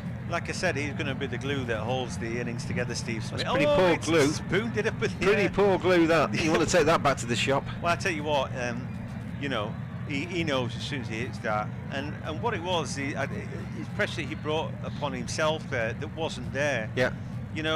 He does not get to the pitch of that ball. He's not danced down to get to the pitch of it, and he's just, I'm just going to have a go here. It's a stupid shot. Well, I just said to you, Pakistan need a wicket. I think Australia have got themselves ahead in this match. Pakistan need a wicket. And what does Steve Smith give them? He gives them his wicket. I mean, this is a man who in Test match cricket is imperious, who doesn't play any shots that get him out. No. I know it's a different format, but I said all he has to do at one end is pretty much run a ball and feed just the beast. Just nudge it around. He'll get the occasional bad one he can put away for 4. But that wasn't it. No. That was so premeditated, that shot. I'm just going to free my arms up through. Oh, are you really? Well, guess what? Even if you're Steve Smith, if you're brainless and hit a poor shot, you're going to get out. I think Pakistan still need the wicket. David Warner. He's looking in as if he could win this on his own, the way he's going. Yeah, but, I don't think that Smith's the pivotal wicket, is he? And now Maxwell's in, probably in maybe a tad too soon for him, but some big hitting to come, we feel. Should have bowls, and Warner just drives that one through the cover region. It's just going to be 1, and that wicket as well, it kind of gives David Warner just a little bit of a check, doesn't it? Because he was kind of all out of attack almost, and then now Steve Smith falls, and David Warner maybe just, even if it's subconsciously, thinks, well, maybe I just need to rein it in a little bit for 2 overs, let Glenn find his feet and all the rest of it. Pakistan managed to get a couple of tidy overs in, and all of a sudden the complexion of the match is a little bit different. Well, the wicket always puts the brake on, because the new batsman, even if it's Glenn Maxwell, has got to find his feet out there. Maxwell is on strike, and he just nudges that into the leg side. He's been in terrific form in the last 12 months in T20, so Australia will be pretty comfortable with him out there. 98 runs required from 67, and let's face it, if Warner and Maxwell are there at the end, Australia are in the final. Pakistan need wickets. Yeah, absolutely. Sometimes I feel like they parachute him into their normal sort of Test match team, Maxwell, and hope that he's going to get it done. Next ball swept away down to deep square by Warner. End of the over. Good one from Shadab after he got pummeled for 6. Beautiful shot from Warner at the start of the over. He takes a wicket, only concedes another 4 singles, and Pakistan will be very grateful for that wicket. At the end of that one, it's 80 for 3. So the game poised really, but 2 incredible batsmen in at the minute. It's a decent tally that they're chasing, so expect a few more wickets. People will have to chance their arm a little bit, and the 2 lads who are out there, they will go for it. So there's opportunities for Pakistan to get those wickets, but like you said, if they're there for long enough, they'll have the game won. Hassan Ali's going to bowl now. Steve Smith's shaking his head, sat in the balcony, but ruined a terrible shot from him. Yeah, too late to regret it. Well, he shouldn't have played it. He should have been thinking about going along the ground, just finding the gaps and letting David Warner take the risks. Warner's on 43 off 26. It's been a very good innings from him so far. Hassan Ali whose first over went for 8 and can be a little bit erratic. He's an all-out cricketer. He pumps his arms, he really gives it everything as he comes in, but he's not quite Imran Khan. So David Warner, will he try his luck as he swings that one away leg side? He gets hold of it. This is going to be 4 runs. Good shot from the left-hander. Babar Azam brings Hassan Ali back on after the wicket to think he can maybe get a quick over and an economical over from him. David Warner reads the situation and puts some pressure on Hassan Ali right from the start. Yeah, he turns that into a leg side delivery and just helps it on its way, and that's an easy 4, a really easy 4 runs. Hassan Ali blows his cheeks out. He now has a little bit of work to do. This has been a really good knock from David Warner so far. Pakistan need him out, and he cuts that one away into the offside. It's going to be just the one, I think, as Haris Rauf comes in quickly, gets the ball back in quickly, strong arm on a fast bowler. Just the one. So Warner goes to 48. Yeah, his throwing was going to hit the stumps there, Haris Rauf. Probably feels he needs to contribute a little bit more. Yeah, 3 wickets down, but they need to keep putting that break on by getting wickets, don't they? But anyway, it's a good game, really competitive. I think we both probably think at the moment that Australia might just be tipping the scales a little bit. I still think with wickets in hand, yeah, I think they're the favourites. That's defended into the offside by Glenn Maxwell. That shot by Steve Smith that he got out to got 29 metres high. That comes down from a long way, doesn't it, into the hands of Asif Ali. Have to keep your eye on that. Glenn Maxwell's 1, new at the crease. David Warner on the verge of another 50, many for him in this format down his career. 85 for 3, 9.5 overs gone, 92 runs required, 63 balls left. This is very much in the balance, this semi-final, as Hassan Ali comes in. That swung away, short ball down to fine leg. Fielder comes around, does a good job actually to pick it up, and Shoaib Malik down there gets the ball back in. That's 2 runs to the score. Yeah, it was Fakir Zaman with a catch of Stephen Smith, but he didn't look like he was going to drop it. I was so careful with it, and I think you think, oh, it's a bar of soap, I've got to catch, I'm going to be doubly careful, and he watched it all the way in.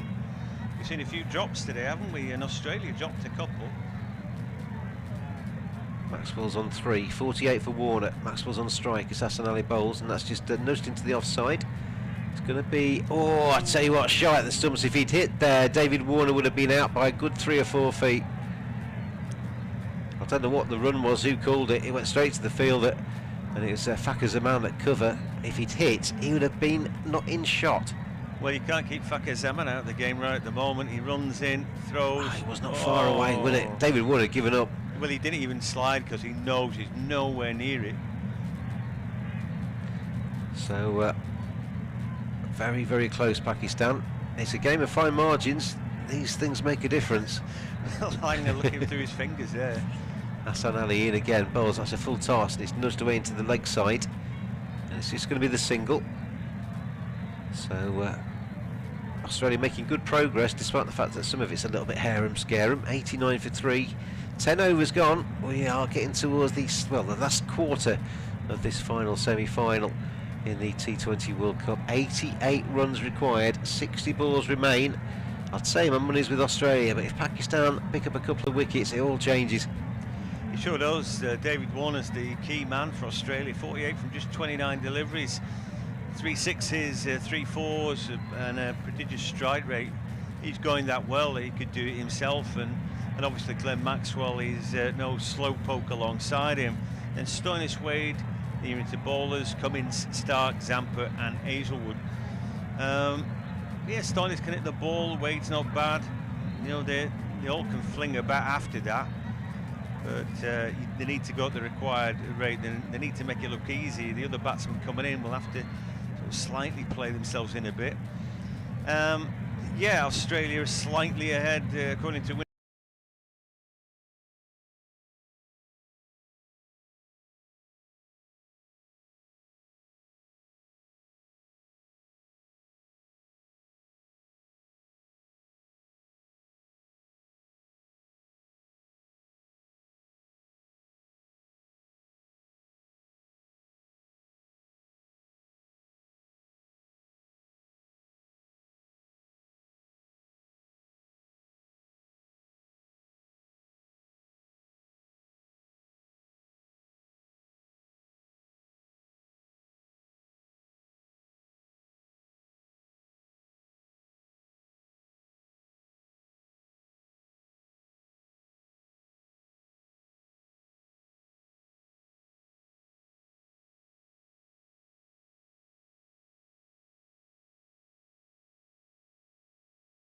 not dominated by that kind of thing, but it does seem that the IPL was the same in the UAE. Chasing teams did have the better of that as well overall. Obviously exceptions in that too, but yeah, it's I mean, if you win the toss on Sunday in the final, you hardly need to ask them what they're going to choose to do, because you know what's going to happen, don't you? Oh yeah, you don't. You know, that's a no-brainer. And it's a shame that that's the case, but it is what it is. You know, they couldn't have the tournament in Australia for obvious reasons, and so I'm just pleased that they've fulfilled the fixtures, and it's not just one of those that they've had to write off.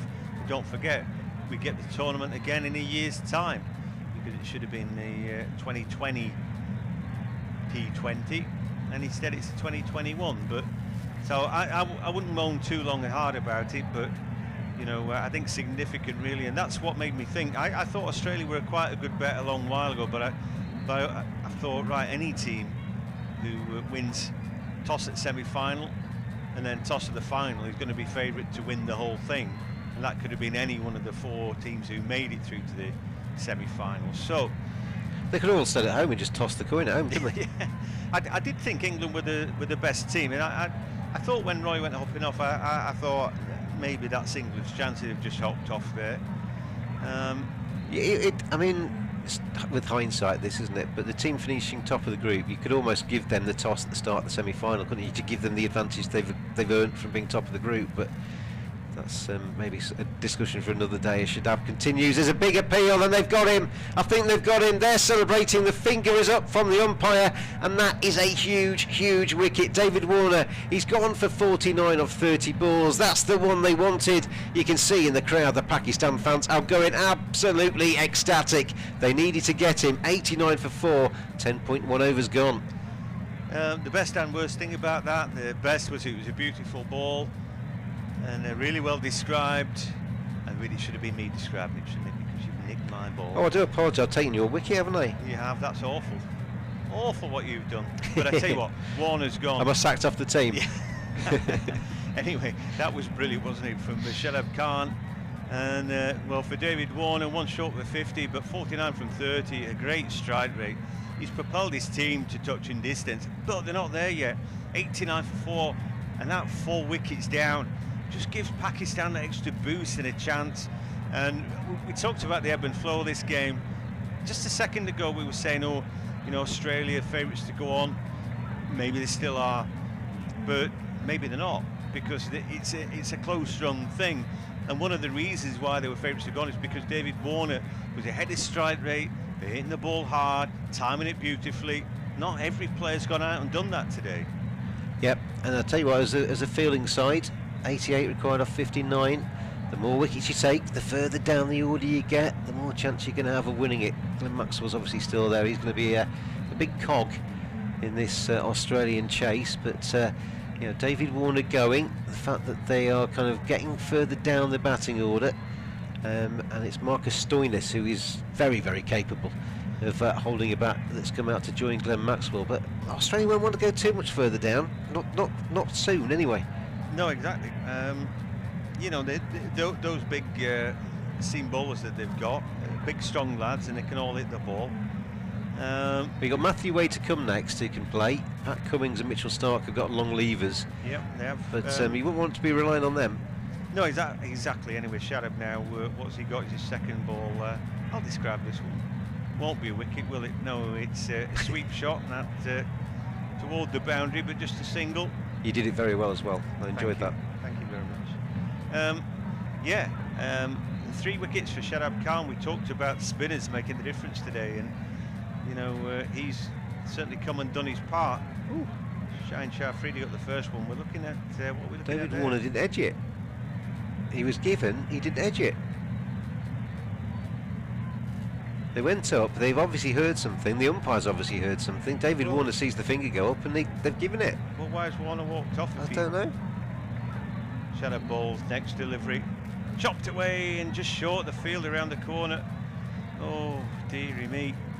And again, I mean, that kind of shot, it just suggests that it's a little bit too paced, this track, and it's not the easiest to really be dominant on. He's nowhere near hitting that, Warner. We're just looking at that again, and you know, heat of the moment, he just walks off. Didn't talk to his partner, did he? Next delivery just caressed away. That's very strange, isn't it? No run for that.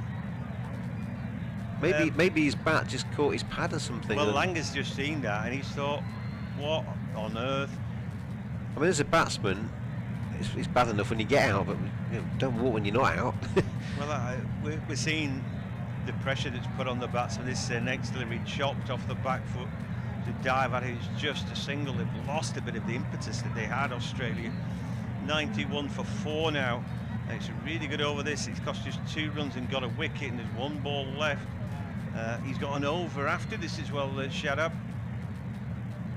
He's bowled well today, isn't he? Really well. As if they're giving away wickets for when they're not as well. That doesn't hurt him. And Warner, when he looks up and he looks to the heavens, he never walked down to talk to his colleague or thought about reviewing it. Shadow balls, final ball the over, rushes on to the batsman there. Stoinis works the away leg side. He gets the single and he keeps the strike. Brilliant over from Shadab Khan. 3 overs, 3 for 18. Absolutely fantastic. I mean, David Warner's just explaining to the people in the dugout now why he walked, and basically he's obviously frustrated because he's realised that he shouldn't have been out. But yeah, very bizarre. I mean, David Warner's going to be hoping that that's just like a bit of a postscript on the match report rather than the headline act, because if Australia lose from here, that's going to be a big talking point, isn't it? So there are some absolute basics though. If you haven't hit it, then don't walk, and never take sandpaper out with you. So anyway. They're the top 2 rules of the Australian camp, are they? I think so. They're written large on the dressing room wall. 85 off 54, John. It's interesting. It's not a walk in the park, but Imad brought back in. He was absolutely mullered in his first over, wasn't he? Went for way too many. This next delivery, that's a good ball. And the wicketkeeper does well there to field off his ball in. Stoinis scraping that off his middle stump, only just played it late. Good time to bring him out on, I think, with 2 new batsmen, relatively new batsmen, and it gets him maybe a chance to get a couple of sighters before they try and take him on. Well, he'd been going at 11 and over. They might even bring Harris Ralph back after this. 1 over went for 14 from him. I want to see more of Hafiz. His double bounces are great. Yeah. Imad now to Stoinis, 1 dot ball, and now a second. He's hit that straight back to the fielder, who then throws it the wicket. What's he do? Why is he throwing that ball? There's no point. He got a dot ball. The ball could have hit the wicket, and then they run a single or something. That could end up costing him. I don't know what they're. Everybody's losing the plot a little bit out there. They like to do it though. They like to thunder it back into the keeper's gloves. They see it as positive body language to show that they're on the game and in the face kind of stuff. Could have cost him that, but he didn't. 2 dots for Imad. Stoinis playing a bit of French cricket here, stood right in front. Imad, again a good ball. This ball clipped, it hits him inside edge onto pad, and then it rolls harmlessly towards the bowler, who 3 dot balls now. Stoinis, what's he thinking about? What's in his brain? He's going to go for one, isn't he? Got to do. Imad balls off the back foot, driven, and there is a man at the rope. He'll get just a single for that. 10 and over from here. It's 10 and over, so it's starting to just kind of grow a little bit, that required run rate. I mean, kind of when you think about the Steve Smith dismissal, when you think about the Marsh dismissal, at the time you're thinking, well, they've still got loads to come, haven't they? But if Australia lose, you look back at those kind of moments, and David Warner just basically walking off without being out, and you think, well, you've given the advantage to Pakistan. Yeah, it's 3 wickets they've handed on a plate. Talk about self-inflicted wounds. You know, they still might go on and win it, but somebody needs to pick it up and play properly for them. Big Vern looking on there. There's some nervous faces in that crowd, isn't there? Yeah, there are, and I'm not surprised. I'm feeling on edge here as Imad now. He's gone for just 1 this over, but it's Maxwell waiting. And it's another dot ball played straight back to the bowler, and well, Imad Wasim having his moment right here. First 2 overs had gone for 11 apiece, and he's dragged it right back, unless he gets it for the maximum this ball. Imad then to Glenn Maxwell, and he's spooned that one up in the air. He's not going to go for 6 or 4, but he might get 2. He's gone there for the reverse slog sweep. He can play that, and he gets 4s and 6s regularly playing that shot. But that's just a bona fide top edge that's just gone over Rizwan's head. He got very lucky there. 12 overs gone, 95 for 4. Imad is basically keeping Pakistan in this match. Well, just 3 off that. That was incredible at bowling. This game has certainly ebbed and flowed. 2 new batsmen in there, and you know, sometimes it's hard to gain traction, even if you are a Glenn Maxwell. If you're not feeling it, you're not. Stoinis 3 from 6. He was all at sea that over, and guess what? They've got another of Shadab Khan surely to come. I'd bowl him out now while they're doing well, but equally you're thinking, can they nick one from Ralph? You know, if slow bowling has been the Achilles heel of these two,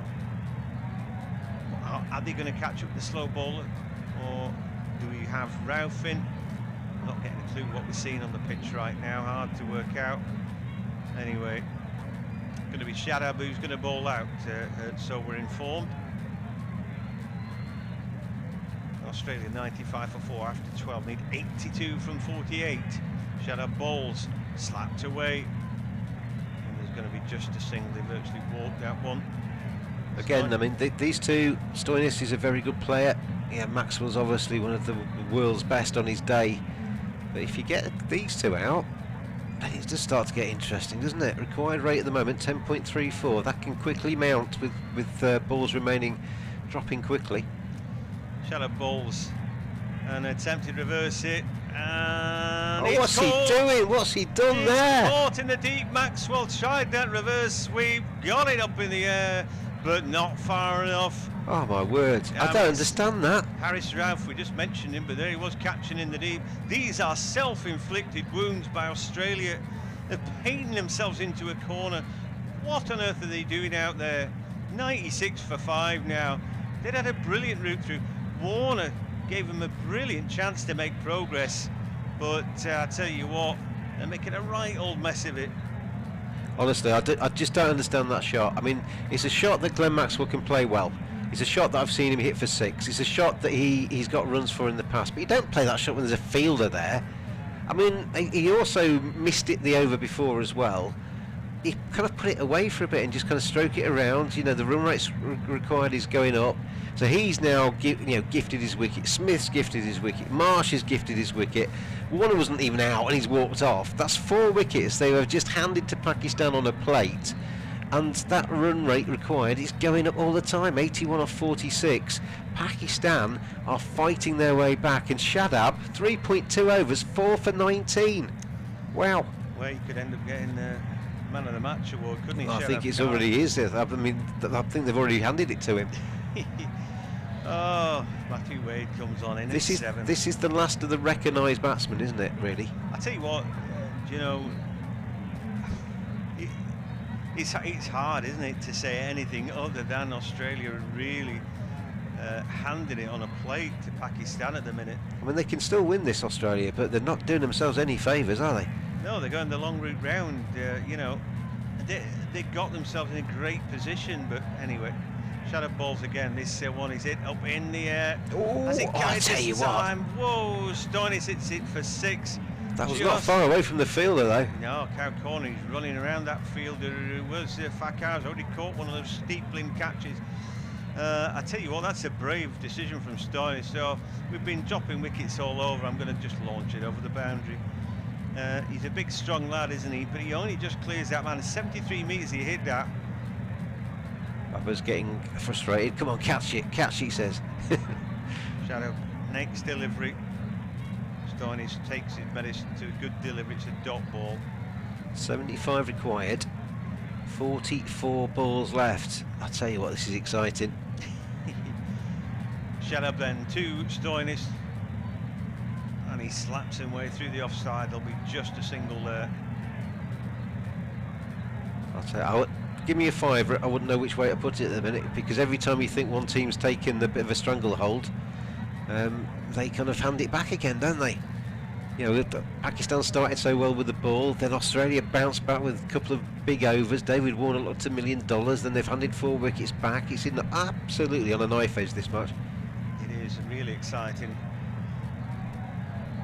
So Australia 103 for 5. They're making a right mess of this. I mean, you get the feeling that they could be comfortable, absolutely comfortable, but they're not. They've given too many wickets away. Next there is a dot ball to end the over and end his spell. 4 overs, 4 for 26, and he's pretty pleased with himself. So he's going up to what, 6.5 and over, 4 wickets as well. Pat on the back for him. We saw from bowled Zampa. really well, hasn't he? Bowled really well. We saw that from Zampa as well, didn't we? You know, slow bowlers I bowled pretty well today. Zampa only got 1 wicket, though, 1 for 22. His economy rate 5.5 was brilliant. There was a stat as well that they showed on the screen earlier, which I thought was quite interesting, where he basically said, since the last World Cup, T20 World Cup, who's taken the most wickets in the kind of middle overs, the 7th over to, I think it was the 14th over they had, the kind of middle of the innings, and Shadab Khan's taken way more than anybody else in that period. Adil Rashid and a few others are in that on that same graphic, but Rashid Khan as well, I think, obviously. But he's kind of shows just how good he is in those middle overs. He kind of keeps the score going down. He puts pressure on, and then batsmen have to take a risk and they gift him the wicket. And then David Warner walks off and gives him his wicket without hitting it. So that does help. Here comes Harris Rauf then, who didn't bowl particularly well earlier. Went for 14. Now bowling to Stoinis, who drops a bat and that. There is no run. Some backing up there deep. Well, that's the next thing. Run out. Yeah, well, Wade out his ground there massively, and Stoinis was never moving for that. It's a dot ball anyway. And again, you know, maybe we're talking about matchups there. If that ball would have hit the stumps, Wade was so far out of his ground. Shadab Khan so close to running him out there, all hopped over the stumps.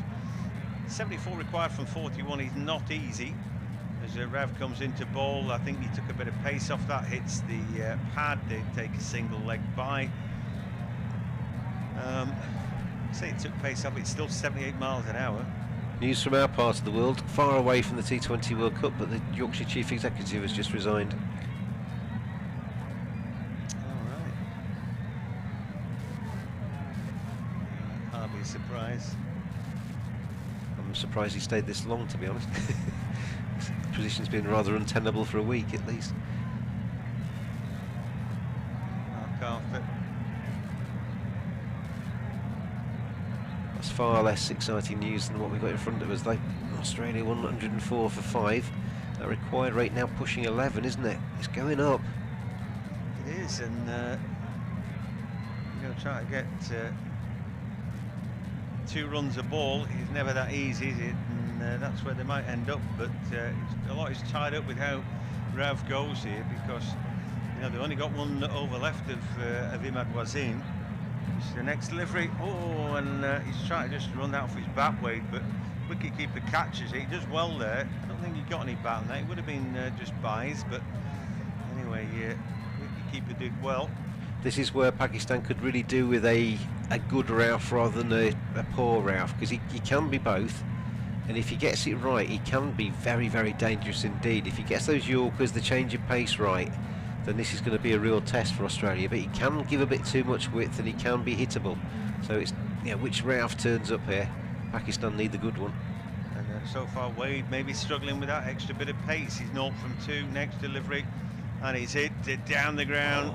And maybe he's not struggling with pace, because he's absolutely creamed out. I think it's 6, unless it was 1 bounce in front of the rope, but we'll find out. I wish I could struggle that badly. Yeah. Absolutely murdered that one away, didn't he? Yeah, he did. For a second I thought long on might be in the picture, but it was just hit too firmly for long on to get around. And you see the replay here, does it? Yeah, it just pitches in front, so it's 4. But an ace away from a 6. Be flat, hard dirt shot. Both of these two can hit boundaries, though, and sort of 3 or 4 overs of these two playing well, and the match is almost Australia's. Next delivery to Wade, hikes it up in the air. Is he going to get caught? Oh, he finds the gap. lucky. He's going to get a single for that. Element of good fortune there. Went to the well again. This time the well was dry, and he spooned it up in the air. Sometimes it's better to not, if you're going to miss hit it really badly, rather than half hit it and it ends up going down the long on's throat or something. He just hit that so badly it never got anywhere near. Cloughed that up in the air, got away with murder there really. But if that's going to be what he's all about, miss hitting, then he may not be around that long. You've got to ride your luck a bit in the T20, haven't you? You've got to, I mean, luck's underplayed in sport, you need it. No, he sure do. Next delivery, great slow ball, brilliant. That's absolutely superb, isn't it? That's an absolute superb. The change of pace there absolutely foxed Marcus Stoinis. And Ralph there looking back, pat on the back. Chapeau for that over, because that's not easy, but it's symptomatic of what wickets do. Two new batsmen come in, we don't really know what form they're in. You know, we see the odd good shot from Stoinis and Wade, but for Matthew Wade now is 5 from 4, but Stoinis 11 from 13. Certainly finding it a little bit more problematic hitting the ball. He's got one big 6 so far, no boundary 4s. At the same stage, John, 14 overs gone in the Pakistan innings. They were 106 for 1.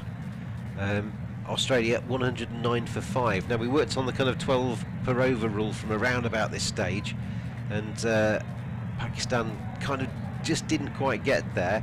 At the moment, 68 required from 36 is 11.33. This match, the only difference really is Australia have lost 4 more wickets, and that might be what actually ends up swinging this one. Shaheen Shah Afridi back into the attack.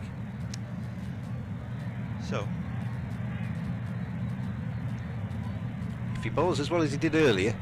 well, the fat chance of that. I mean, even Shaheen Shah Afridi can get smeared all over, but let's see what he's got. Comes running in, decent line of length, clipped away leg side. They'll come back for it too, will they? No, I don't think they did. I think they returned it down. I mean, the difference when he comes back later on, I mean, he's obviously got the Yorkers and he's got the ability to cause batsmen problems, but he doesn't get that swing that he gets early doors.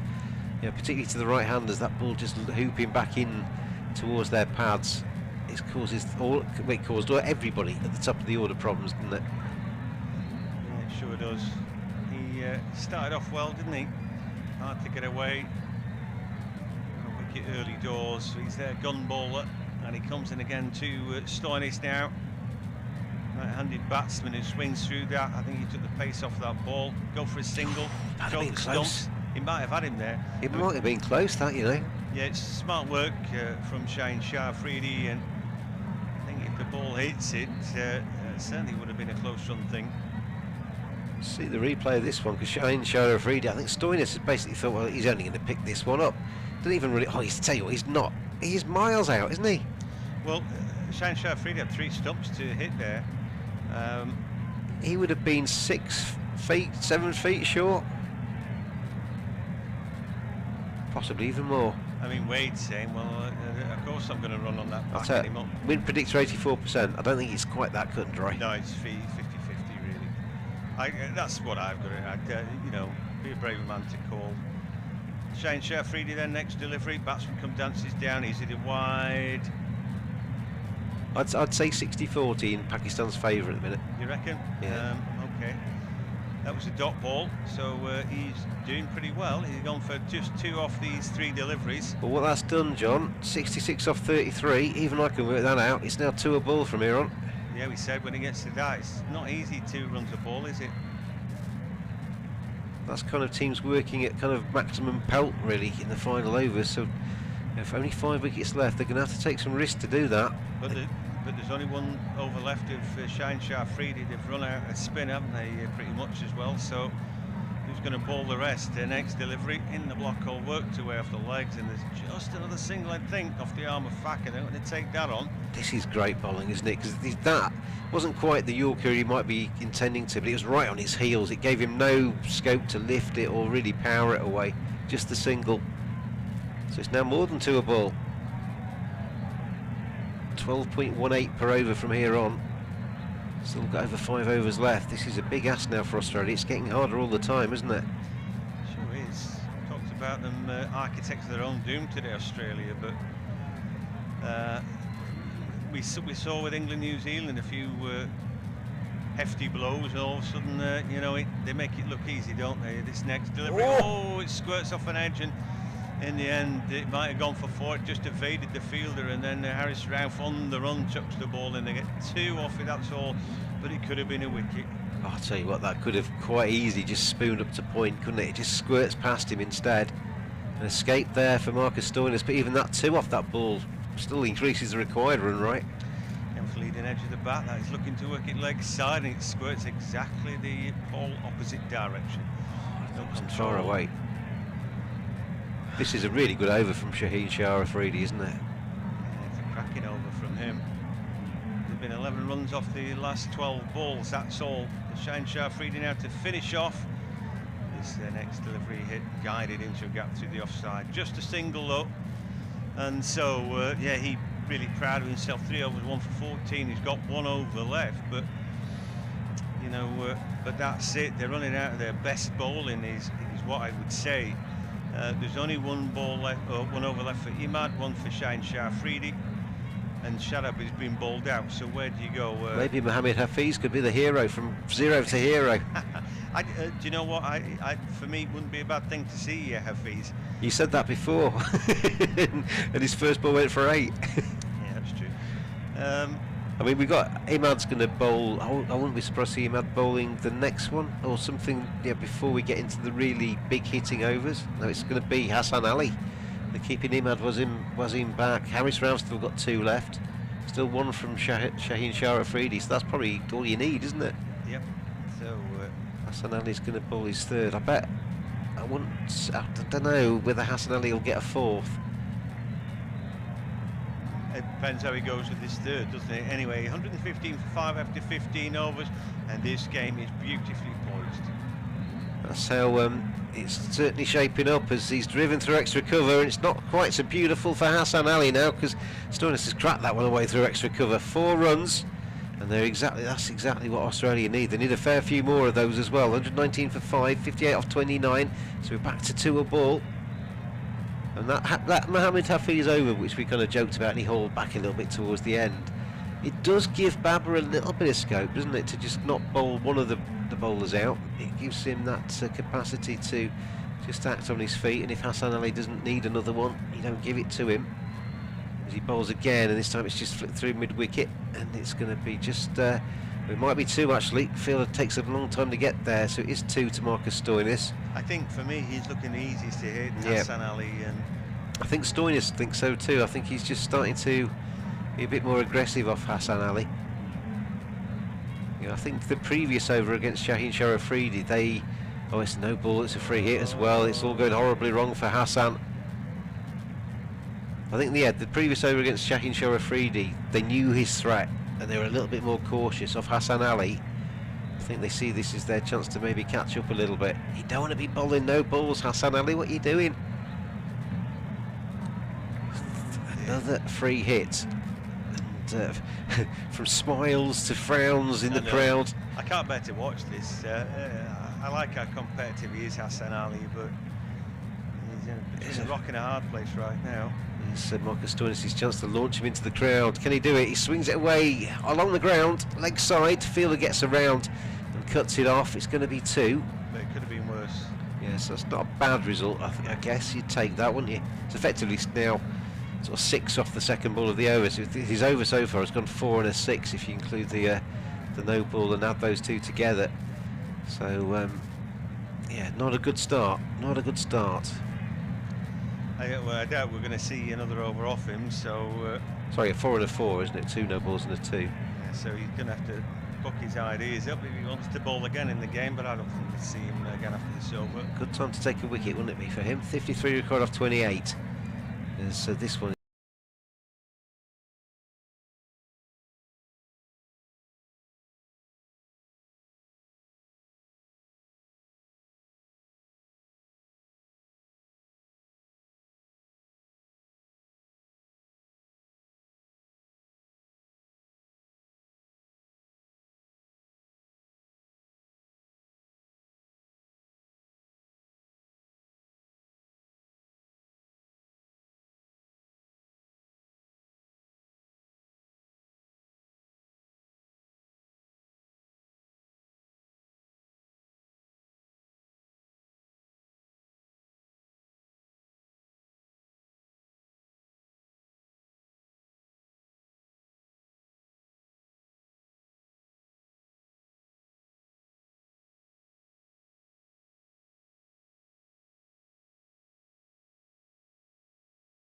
don't know what's going on. We're nervous wrecks like everybody else in the crowd.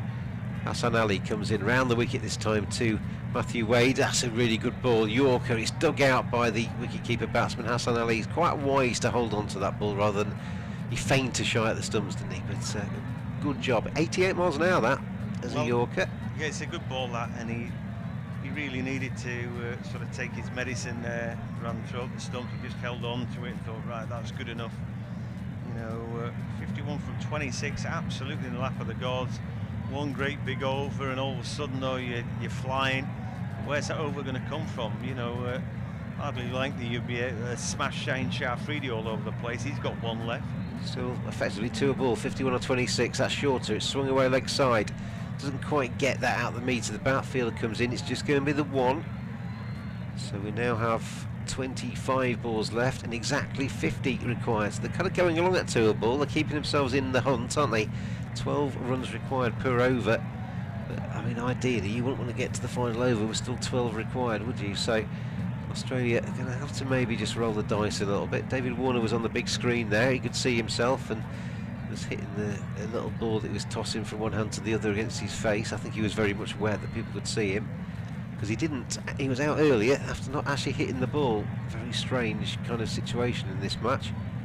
1 ball left of the 16th. Hassan Ali comes in, bowls, and that's he tries to go big there. Good take by Rizwan as it bounces just in front of him, and there is a dot ball to finish with. 24 overs left, 24 balls left. I want more of this game. 50 runs required. Yeah, I don't think they need 24 overs, but they might need more than 24 balls. I think 24 overs might make Australia favourites. Yeah, slight favourites. But I mean, yeah, it's exciting, isn't it? Hassan Ali, I think he could have run his race there. He looks like he's been poorly, doesn't he? Anyway, there's an over left of Shaheen Shafridi. We're definitely going to see the over left of Imad. Harris Rauf's got 2, but I'm not sure we'll see both of them. Shadab Khan's bowled out. We see one from Hafiz, who did the incredible thing of making the ball bounce twice before it reached the batsman. I've never quite seen a delivery like it. And it went for 6 as well, as David Warner chased it down and thumped it, didn't he? So it was a little bit embarrassing for old Hafiz, that. Yeah, and Hassan Ali was just down on his hands and knees there. The physio's just come out to see him, but I think he's going to be okay to continue. The umpire's just asking what the issue is with him, but he just looks like he's a little bit under the weather, doesn't he? Bless him. Dehydrated and, you know, nervous, and he just put a lot of effort in there. Well, the stress doesn't help all that either, does it? Right, and just physically sick, you know. But 50 required, 24 balls remain this semi-final. What, if Australia don't win this, they will be sick. Yeah, I wouldn't know where to be in that dressing room or where to look. You could see it on David Warner's face that he's thinking, what on earth have I done? He's still thinking it. And well, then you look at Mitchell Marsh and he's thinking, what on earth have I done? Well, at least Mitchell Marsh hit it, and he was bona fide out. But then we saw Smith and he thought, what on earth have I done? We could go down the team like that. Maxwell, well, do you know what? He read his press release. This is a shot that I'm good at, you know, reverse sweep. Well, yeah, but you can't premeditate, play it to every single ball. Harris Rauf, 17th over, 50 required, 24 balls remain, and that's driven straight back at the bowler, and it is a dot ball. 76% now win predicted. In fact, it's gone up to 79% with the dot ball. It changes like the wind. That dot ball has given Pakistan 3% more. You know what? They need a big 6. They need something, don't they? Required rate now 13.04. Yeah, it's going up all the time, and a couple of mediocre overs here for Australia, and that'll be out of sight. But then one big over the back, innit? Yeah, that's the way the cookie crumbles. Spider-Man is there. Spider-Man with a big belly sees himself on the screen. As Rauf comes in to bowl to Stoinis, who tries to swing that one leg side. He's hit that one out of the meat, but the fielder does really well down there. Shoaib Malik, the veteran of the side, gets around quickly to his left and keeps it to 2. Do you know what? In the field, yeah, they're no strangers to the UAE, and what you need to do to drag that ball in, that bar of soap in, and they've been ever so careful in the field not to make mistakes, and because of that care and attention, they haven't made many, have they? That was a really good stop, wasn't it? Really good stop. Certainly saved 2 runs there. That could so easily have just spooned off his knee or done something and gone across the rope. 48 required off 22. This run rate required is now 13.09, but that's 6 off it. That's gone all the way.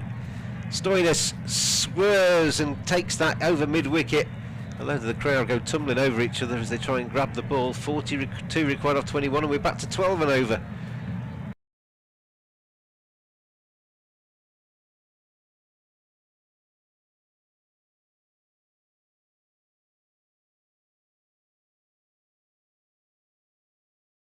Last over, Yeah. and I think it will go to last over. I think this is one of my favourite games of the World Cup so far. I'm not bothered at all who wins this, and this is basically, as you say, it's just been up and down and round and down and shocks and great shots and superb bowling, and it's still 12 and over. This goes to the final over, doesn't it? 14 sixes in the match. Well, a few minutes ago I said it was 50-50, and I still believe It's that. just hit a 6 and Pakistan's percentage has gone up. I don't get that. Yeah, well, it's rubbish, isn't it? That? It's 2 a ball from here, 42 from 21. Place in the final to take on New Zealand, up for grabs. Haris Rauf bowls, and it's been thumped down the ground. He's timed that one. Oh, he's missed it. It's Shadab that tried to dive to his right, but he really did time that and hit it dead straight. And that's 4 more runs to Stoinis. Stoinis can hit a big ball, 38 from 20. Tell you what, Haris Rauf looks like he's crying. His last 2 deliveries have gone for 10. That's how quickly it turns around. Forget that win predictor thing. And then a wicket, and it all turns around again, doesn't it? Exactly that. Shadab just couldn't quite make the ground up there, could he? But it looked a beautiful hit there, straight down the middle, and deserved the 4 runs that he got. You see the Pakistani dugout there watching, as hoping that was going to be stopped, and the Australians watching and hoping it was going to be 4 runs. 139 for 5. Last 12 balls have yielded 25 runs, which is basically good, but it's only just really keeping them in the up with the required rate, isn't it? It's now gone just below 2 a ball, 11.4. As Haris Rauf comes in and bowls, and this time it's a good ball, dot ball, defended by Stoinis, who did well actually not to get carried away there. He knows he's already done a bit of damage in this over, and he just made sure he kept that dangerous ball out. You can't hit everything for 6 or 4. That was a lovely ball seaming into right-handed batsman. What are you supposed to do with that? You know, if he's too expansive, he's out. That puts the brake on again. All of a sudden, they're nowhere. Stoinis actually 37 from 26. You know, it's a good strike rate. He's been 6 hitting, but he's got to be the right ball. Rauf wants another dot if he can. He bowls now, and this time it's short, and it's swung away by Stoinis. He's got hold of that one, but good fielding down there by Asif Ali. It's just going to be the single. That's a good shot for 1, wasn't it? End of the 17th over, 140 for 5 Australia, and they need what, 37 off 18. 3 overs left. They need 37 runs.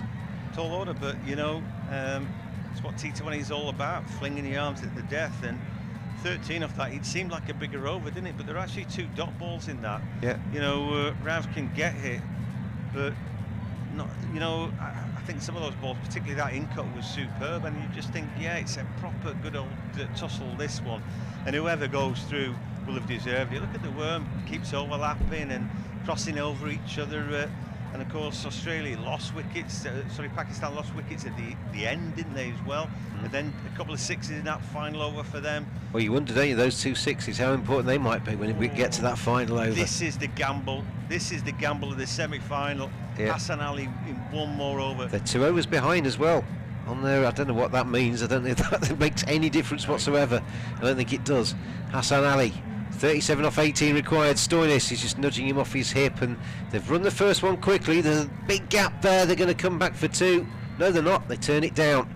So Matthew Wade remains on strike, just the 1 off the first ball, and it's 36 off 17. What a gamble bringing back Hassan Ali. We've just seen him throwing up. You know, poor lad's poorly, but they've said, you know, one over left in you, all right. Well, that's a bit. Hassan Ali's just run across Stoinis there. He's not happy that he's just kind of got in his way. These things are excitement, isn't it? Pakistan down to 69% now. I tell you what, that's changed about 30% in the last 3 seconds. Yeah. Here we go, 141 for 5, and that's swung away leg side by Matthew Wade. Lots of bottom hand in that one. He found the boundary edge. He hasn't. Fielder comes around, gets the ball back in, but they picked up 2. I tell you what, how cool was that? 100 pick up right at the rope. Just sauntered round, didn't he? It's like it's Baba out there. Well, he's got ice cold blood in his veins. He even feels like he bats, doesn't he? What a pickup that was. 143 for 5. This is the second final place between Pakistan and Australia. It is absolutely on a knife edge. You can see it by the crowd. Hassan Ali. Oh, he's gone big now. Has he got that one? Has he got it? Has it got all the way? It has, into the crowd for 6. And Matthew Wade gets in on the 6 hitting act, and the Pakistan faces get a little bit glummer. 149 for 5. Oh, this is turning out to be the game of the tournament so far. I mean, it's ebbed and flowed, and that 6, do we put Australia slightly ahead I reckon now? we do, with this partnership developing. They need a wicket now, don't they, Pakistan? They need a wicket. Yeah, occasional dot balls maybe don't hold Australia, because they can hit. Stoinis can hit 6s. Wade can hit 6s. That might not put them off. They need to break this partnership. Otherwise, I think Australia win. That win predictor is just ridiculous. Partnership 53 off 32. 1, 2 and 6 so far off the over. 9 off the over so far, but it's still not exactly everything they want off it. But required run rate is 11.20. You get to the final over and you want in something like 11 or 10. I still think you'd fancy yourself. Yeah, but they're swinging and miss, then a dot ball in the wicket, and all of a sudden you're up against it, aren't you? Hassan Ali comes in again. He's swung this one away leg side. Hasn't quite got hold of it. It was a good ball. And Babar Azam comes in, and Wade's cross with himself that he didn't get it away stronger than that. 150 up for Australia. 150 for 5. 17.4 overs gone. They need 27 off 14. This is going right to the wire. Right to the wire. Would you bowl Shaheen Shah Afridi penultimate over or final over? I reckon I'd bowl him penultimate. I think I'd want to try, because you usually bowl your best bowler in the 19th, don't you, to try and give yourself a chance in the 20th and put pressure on the batting side. I can't bear this. It'll be alright, John, it'll be alright. Hassan Ali comes in, bowls, that's swung away, he's got it onto the ground, it's not gone up in the air, and there's a fielder comes in quickly. That's good fielding, he got in very rapidly. It's just the one, so again it's just a single. So Hassan Ali, apart from that big 6, has kind of reeled the over back. He's still got 1 ball left. He needs to finish the over off, because it's 26 required off 13, and that required rate, guess what, it's 12 again. Yeah, it's 50-50 and it has been for ages. It's going to be 12 and over. It'll be 12 required off the final over, and then we'll see if Australia can do it. 151 for 5. Win predictor now says 58% Pakistan. Take it off the screen, it means nothing. In comes Hassan Ali to finish his day in terms of bowling, and that's a pit away, just clipped away, leg side. There's nobody there, it's 4. Oh, he's leaked a boundary off his final ball. That's a big shot from Matthew Wade, and it's 22 required, 2 overs left. And I tell you what, Australia, it's kind of little things, isn't it? That boundary just swings the pendulum back towards Australia. Do you know what? I thought that was a good ball, and then wait for somebody to pick it up off the boundary, and he just found a gap, and he's just looking to hit that solidly and leg side, but aided and abetted there, probably by a fine it went, and in the end, boundary rider, nobody's going to get across there. But I think we'd have to give credit, a good shot, but it was up and down that over a bit. I thought he bowled pretty well. A lot is wrapped up in this next over, and it 2 overs to go. If Shaheen Shah Afridi can get stuck in a couple of wickets, and not give too much away, then there's every chance that they could get it done the final over. It's going to go to the final over. It's crazy, isn't it, this one? It's a 2 countries on the edge of their seats at the moment. Pakistan. There's a few prayers being said in that stand as well, I think. Yeah, there were. And Pakistan and Australia on the edge of their seats. It's now a win predictor suggesting Australia are in the hunt. I did say, actually, I could probably agree with that. They've probably just gone noses ahead with that boundary from Matthew Wade, but now they've got this is the trump card. This is probably the kind of moment of this semi-final now. I mean, we've had many, because Shaheen Shah Afridi back into the attack. If he can get an economical over in here, it could ask too much in that final over. Can Stoinis take him down? 22 needed, 2 overs left. Shaheen Shah Afridi comes in now, over the wicket, bowls to Stoinis, and he misses. Good take by Rizwan, dot ball, and they appealing for something. Rizwan's appealing for something. Did he touch that? No, I don't think so. I think they're You know, were they worried that might be wided or something, and they're screaming and shouting? I don't think he ever hit that. See the let's take a look. replay. It wouldn't have been a wide. Oh, I don't. Bottom edge maybe. No, he just bounced anyway before it got to Rizwan. He's not a catch off the half volley, is it, Mohamed Rizwan? Anyway. But anyway, dot ball. Yeah, they'll take the dot ball, won't they, all day? So now we're back to 2 a ball, aren't we? Oh yeah, Rizwan was saying no, he bounced in front of me. 22 off 11 then. Shaheen Sharifredi bowls again. LBW appeal. Did it pitch outside leg? The umpire says not out. Oh, they're going to review that. The umpire says not out, but I reckon it might have just pitched outside leg. They've got 2 reviews. They will review it. I don't see why they wouldn't. Rizwan's not interested in it, but they've reviewed it anyway. And I think that's because they can. Yeah. You can still, I mean, if you can still see Rizwan's kind of like he's developing a little bit of a scar on his cheek from when he got hit in the helmet earlier on. But well, anyway, I mean, he only went for 1 leg by that. Yeah, I mean, it's a result, isn't it, either way for Pakistan, to be honest. There's, see the replay here. I mean, you can't really tell if that's pitched outside leg. It's hit him on the knee roll. It's probably going to go on and hit off stump, isn't it? But it might have just pitched outside leg, I think. I think that's the issue, because it looks like it's going to go on and hit. Yeah. It's got him trapped him right in the back leg. Ultra edge shows no bat involved, so it's all about where this pitch is for me. His bat's nowhere near it, so it definitely where that ball pitches, because it's going to go on to hit. And it's pitched outside leg. Yep. So anyway, that's just probably given us a chance to breathe, hasn't it? Because it's been a little bit tense. It's starting to get a bit tense. We've got umpire signals not out, and we get back to as you were, but it's a leg by, so it's 1 off the required total, so I think it's 21 off 10 now, is it? I think the screen hasn't just updated. Yes, it has now, 21 off 10. 2 balls he's bowled and he's only gone for 1. So Shaheen Sharifredi will certainly take that so far. 21 off 10. If you can get it, if it's around about 14 going into the final over, that makes it very interesting. A couple of 6s, you win the match. A good bit of bowling, and Pakistan win the match. Pakistan are now, it's flip-flops all the way through this, hasn't it? They're now favourites apparently, according to Win predicted. 21 off 10 required. That's just down the leg side. That might be a wide. He might have just handed a bit back. So it's 20 off 10. So we're back to 2 a ball. It's been 2 a ball since we were about 13 overs out. 13 overs through this Australian innings, isn't it? That would have been a good ball to the right-hander, but he's not a right-hander, so... yeah. So it wasn't. 157 for 5. 20 off 10. 20 off 10. There are some very, very nervous faces in that crowd. There are a few nervous faces on the pitch. Babar Azam looks a little bit tense himself. 20 off 10 as Shaheen Sharifredi bowls again. This one swung away leg side. Has he got that one? Has he got that one? Oh, he's dropped it! He's dropped it! It was about 10 yards in from the boundary. It's Hassan Ali who's had a bit of a mare, hasn't he, over the last 10 minutes. He should have caught it. It wasn't a 6, which I thought it might be off the bat. And anyway, 18 off 9. Well, we said they've been really good in the field, and up to this point they have. Hassan Ali makes a lot of ground, and he gets the ball, slides through, and he's never square behind it. Oh dear, just lets it trickle through his fingers, doesn't he?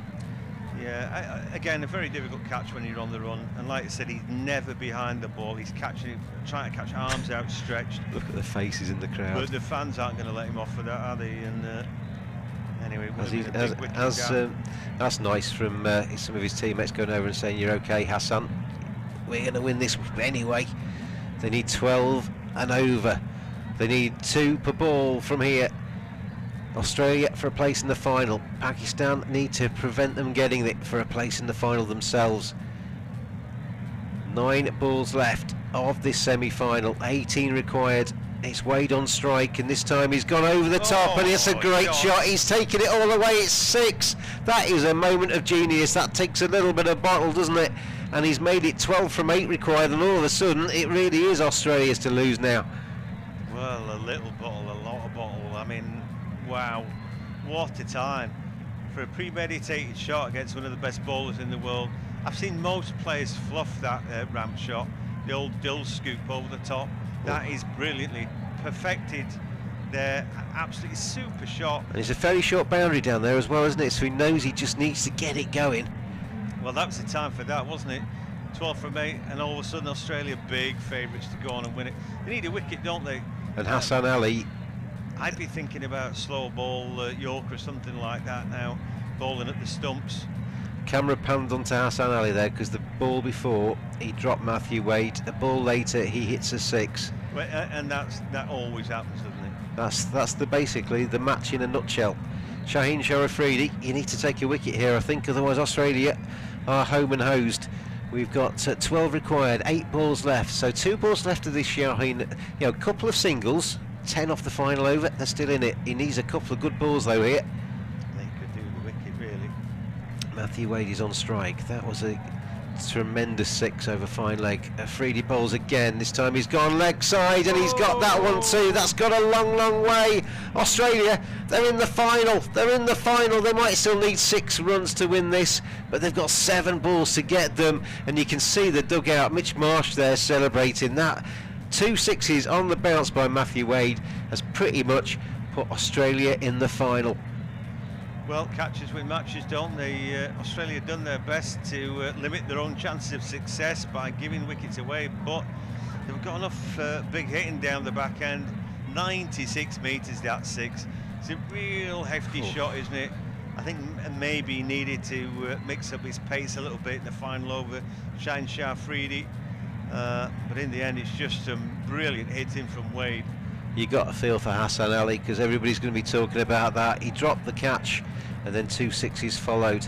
Still 1 ball left of this penultimate over. They need 6. He could do it with this ball. Shaheen Sharafridi, he's gone over the top again. Has it gone all the way? It has. Australia have done it in the end of the 19th over. 3 sixes on the bounce from Matthew Wade. He was dropped on the 3rd ball of that over. He hits 3 sixes off Shaheen Sharafridi, and Australia, what a game, have won by 5 wickets. Well, that is absolutely staggering stuff from Matthew Wade, isn't it? Off Pakistan's best bowler. We said that whoever won this game would deserve to win it, and Australia deserved to win it. You know, and in a way as well, that because they cost themselves so many wickets early, they really had to rely on Matthew Wade's big hitting at the end. But listen, 41 from 17 for him, and that's a good enough knock to win any game of cricket, isn't it? Tremendous, wasn't it? That's a fantastic semi-final. We've had 2 terrific semi-finals. Hopefully the final is just as good. You got a feel for the Pakistan players. They look disconsolate. They've had a superb competition. That's their first defeat of the T20 World Cup, and they're going home as a result of it. But well played, Australia. What a match that was. They win by 5 wickets and they'll take on New Zealand. Yep, so that's it. Australia, New Zealand in the final coming up this weekend. We'll have full coverage of that as ever, but for the moment, thanks for joining us.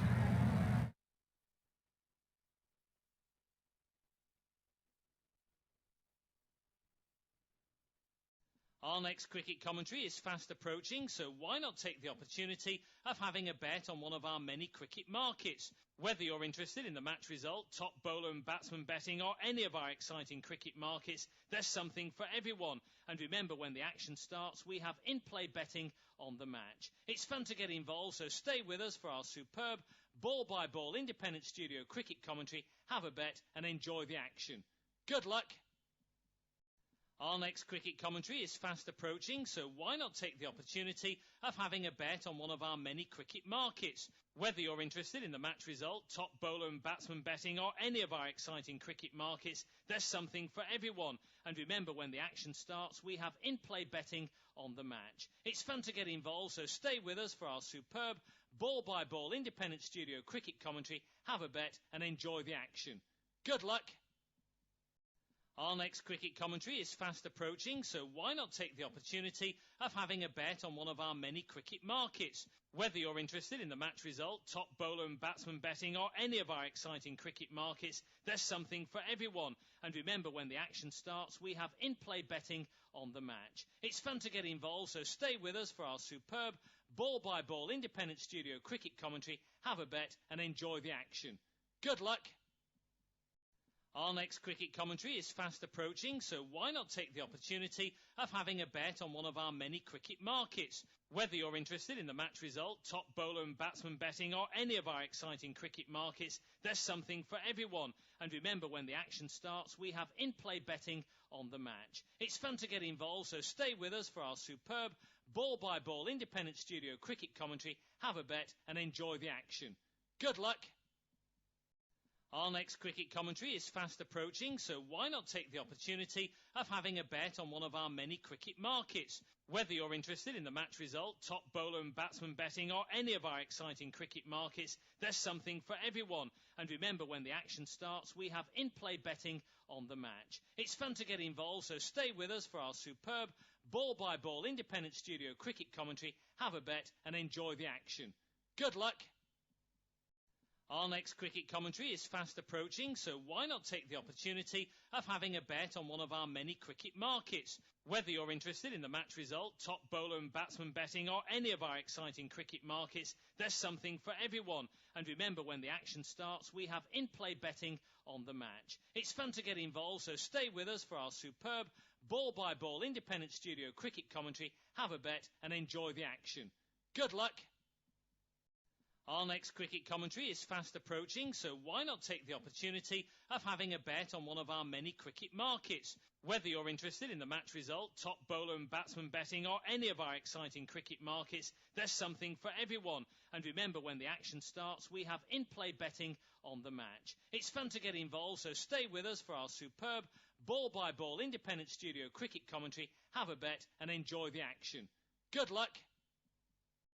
Our next cricket commentary is fast approaching, so why not take the opportunity of having a bet on one of our many cricket markets? Whether you're interested in the match result, top bowler and batsman betting, or any of our exciting cricket markets, there's something for everyone. And remember, when the action starts, we have in-play betting on the match. It's fun to get involved, so stay with us for our superb ball-by-ball independent studio cricket commentary, have a bet and enjoy the action. Good luck! Our next cricket commentary is fast approaching, so why not take the opportunity of having a bet on one of our many cricket markets? Whether you're interested in the match result, top bowler and batsman betting, or any of our exciting cricket markets, there's something for everyone. And remember, when the action starts, we have in-play betting on the match. It's fun to get involved, so stay with us for our superb ball-by-ball independent studio cricket commentary, have a bet and enjoy the action. Good luck! Our next cricket commentary is fast approaching, so why not take the opportunity of having a bet on one of our many cricket markets? Whether you're interested in the match result, top bowler and batsman betting, or any of our exciting cricket markets, there's something for everyone. And remember, when the action starts, we have in-play betting on the match. It's fun to get involved, so stay with us for our superb ball-by-ball independent studio cricket commentary, have a bet and enjoy the action. Good luck! Our next cricket commentary is fast approaching, so why not take the opportunity of having a bet on one of our many cricket markets? Whether you're interested in the match result, top bowler and batsman betting, or any of our exciting cricket markets, there's something for everyone. And remember, when the action starts, we have in-play betting on the match. It's fun to get involved, so stay with us for our superb ball-by-ball independent studio cricket commentary, have a bet and enjoy the action. Good luck!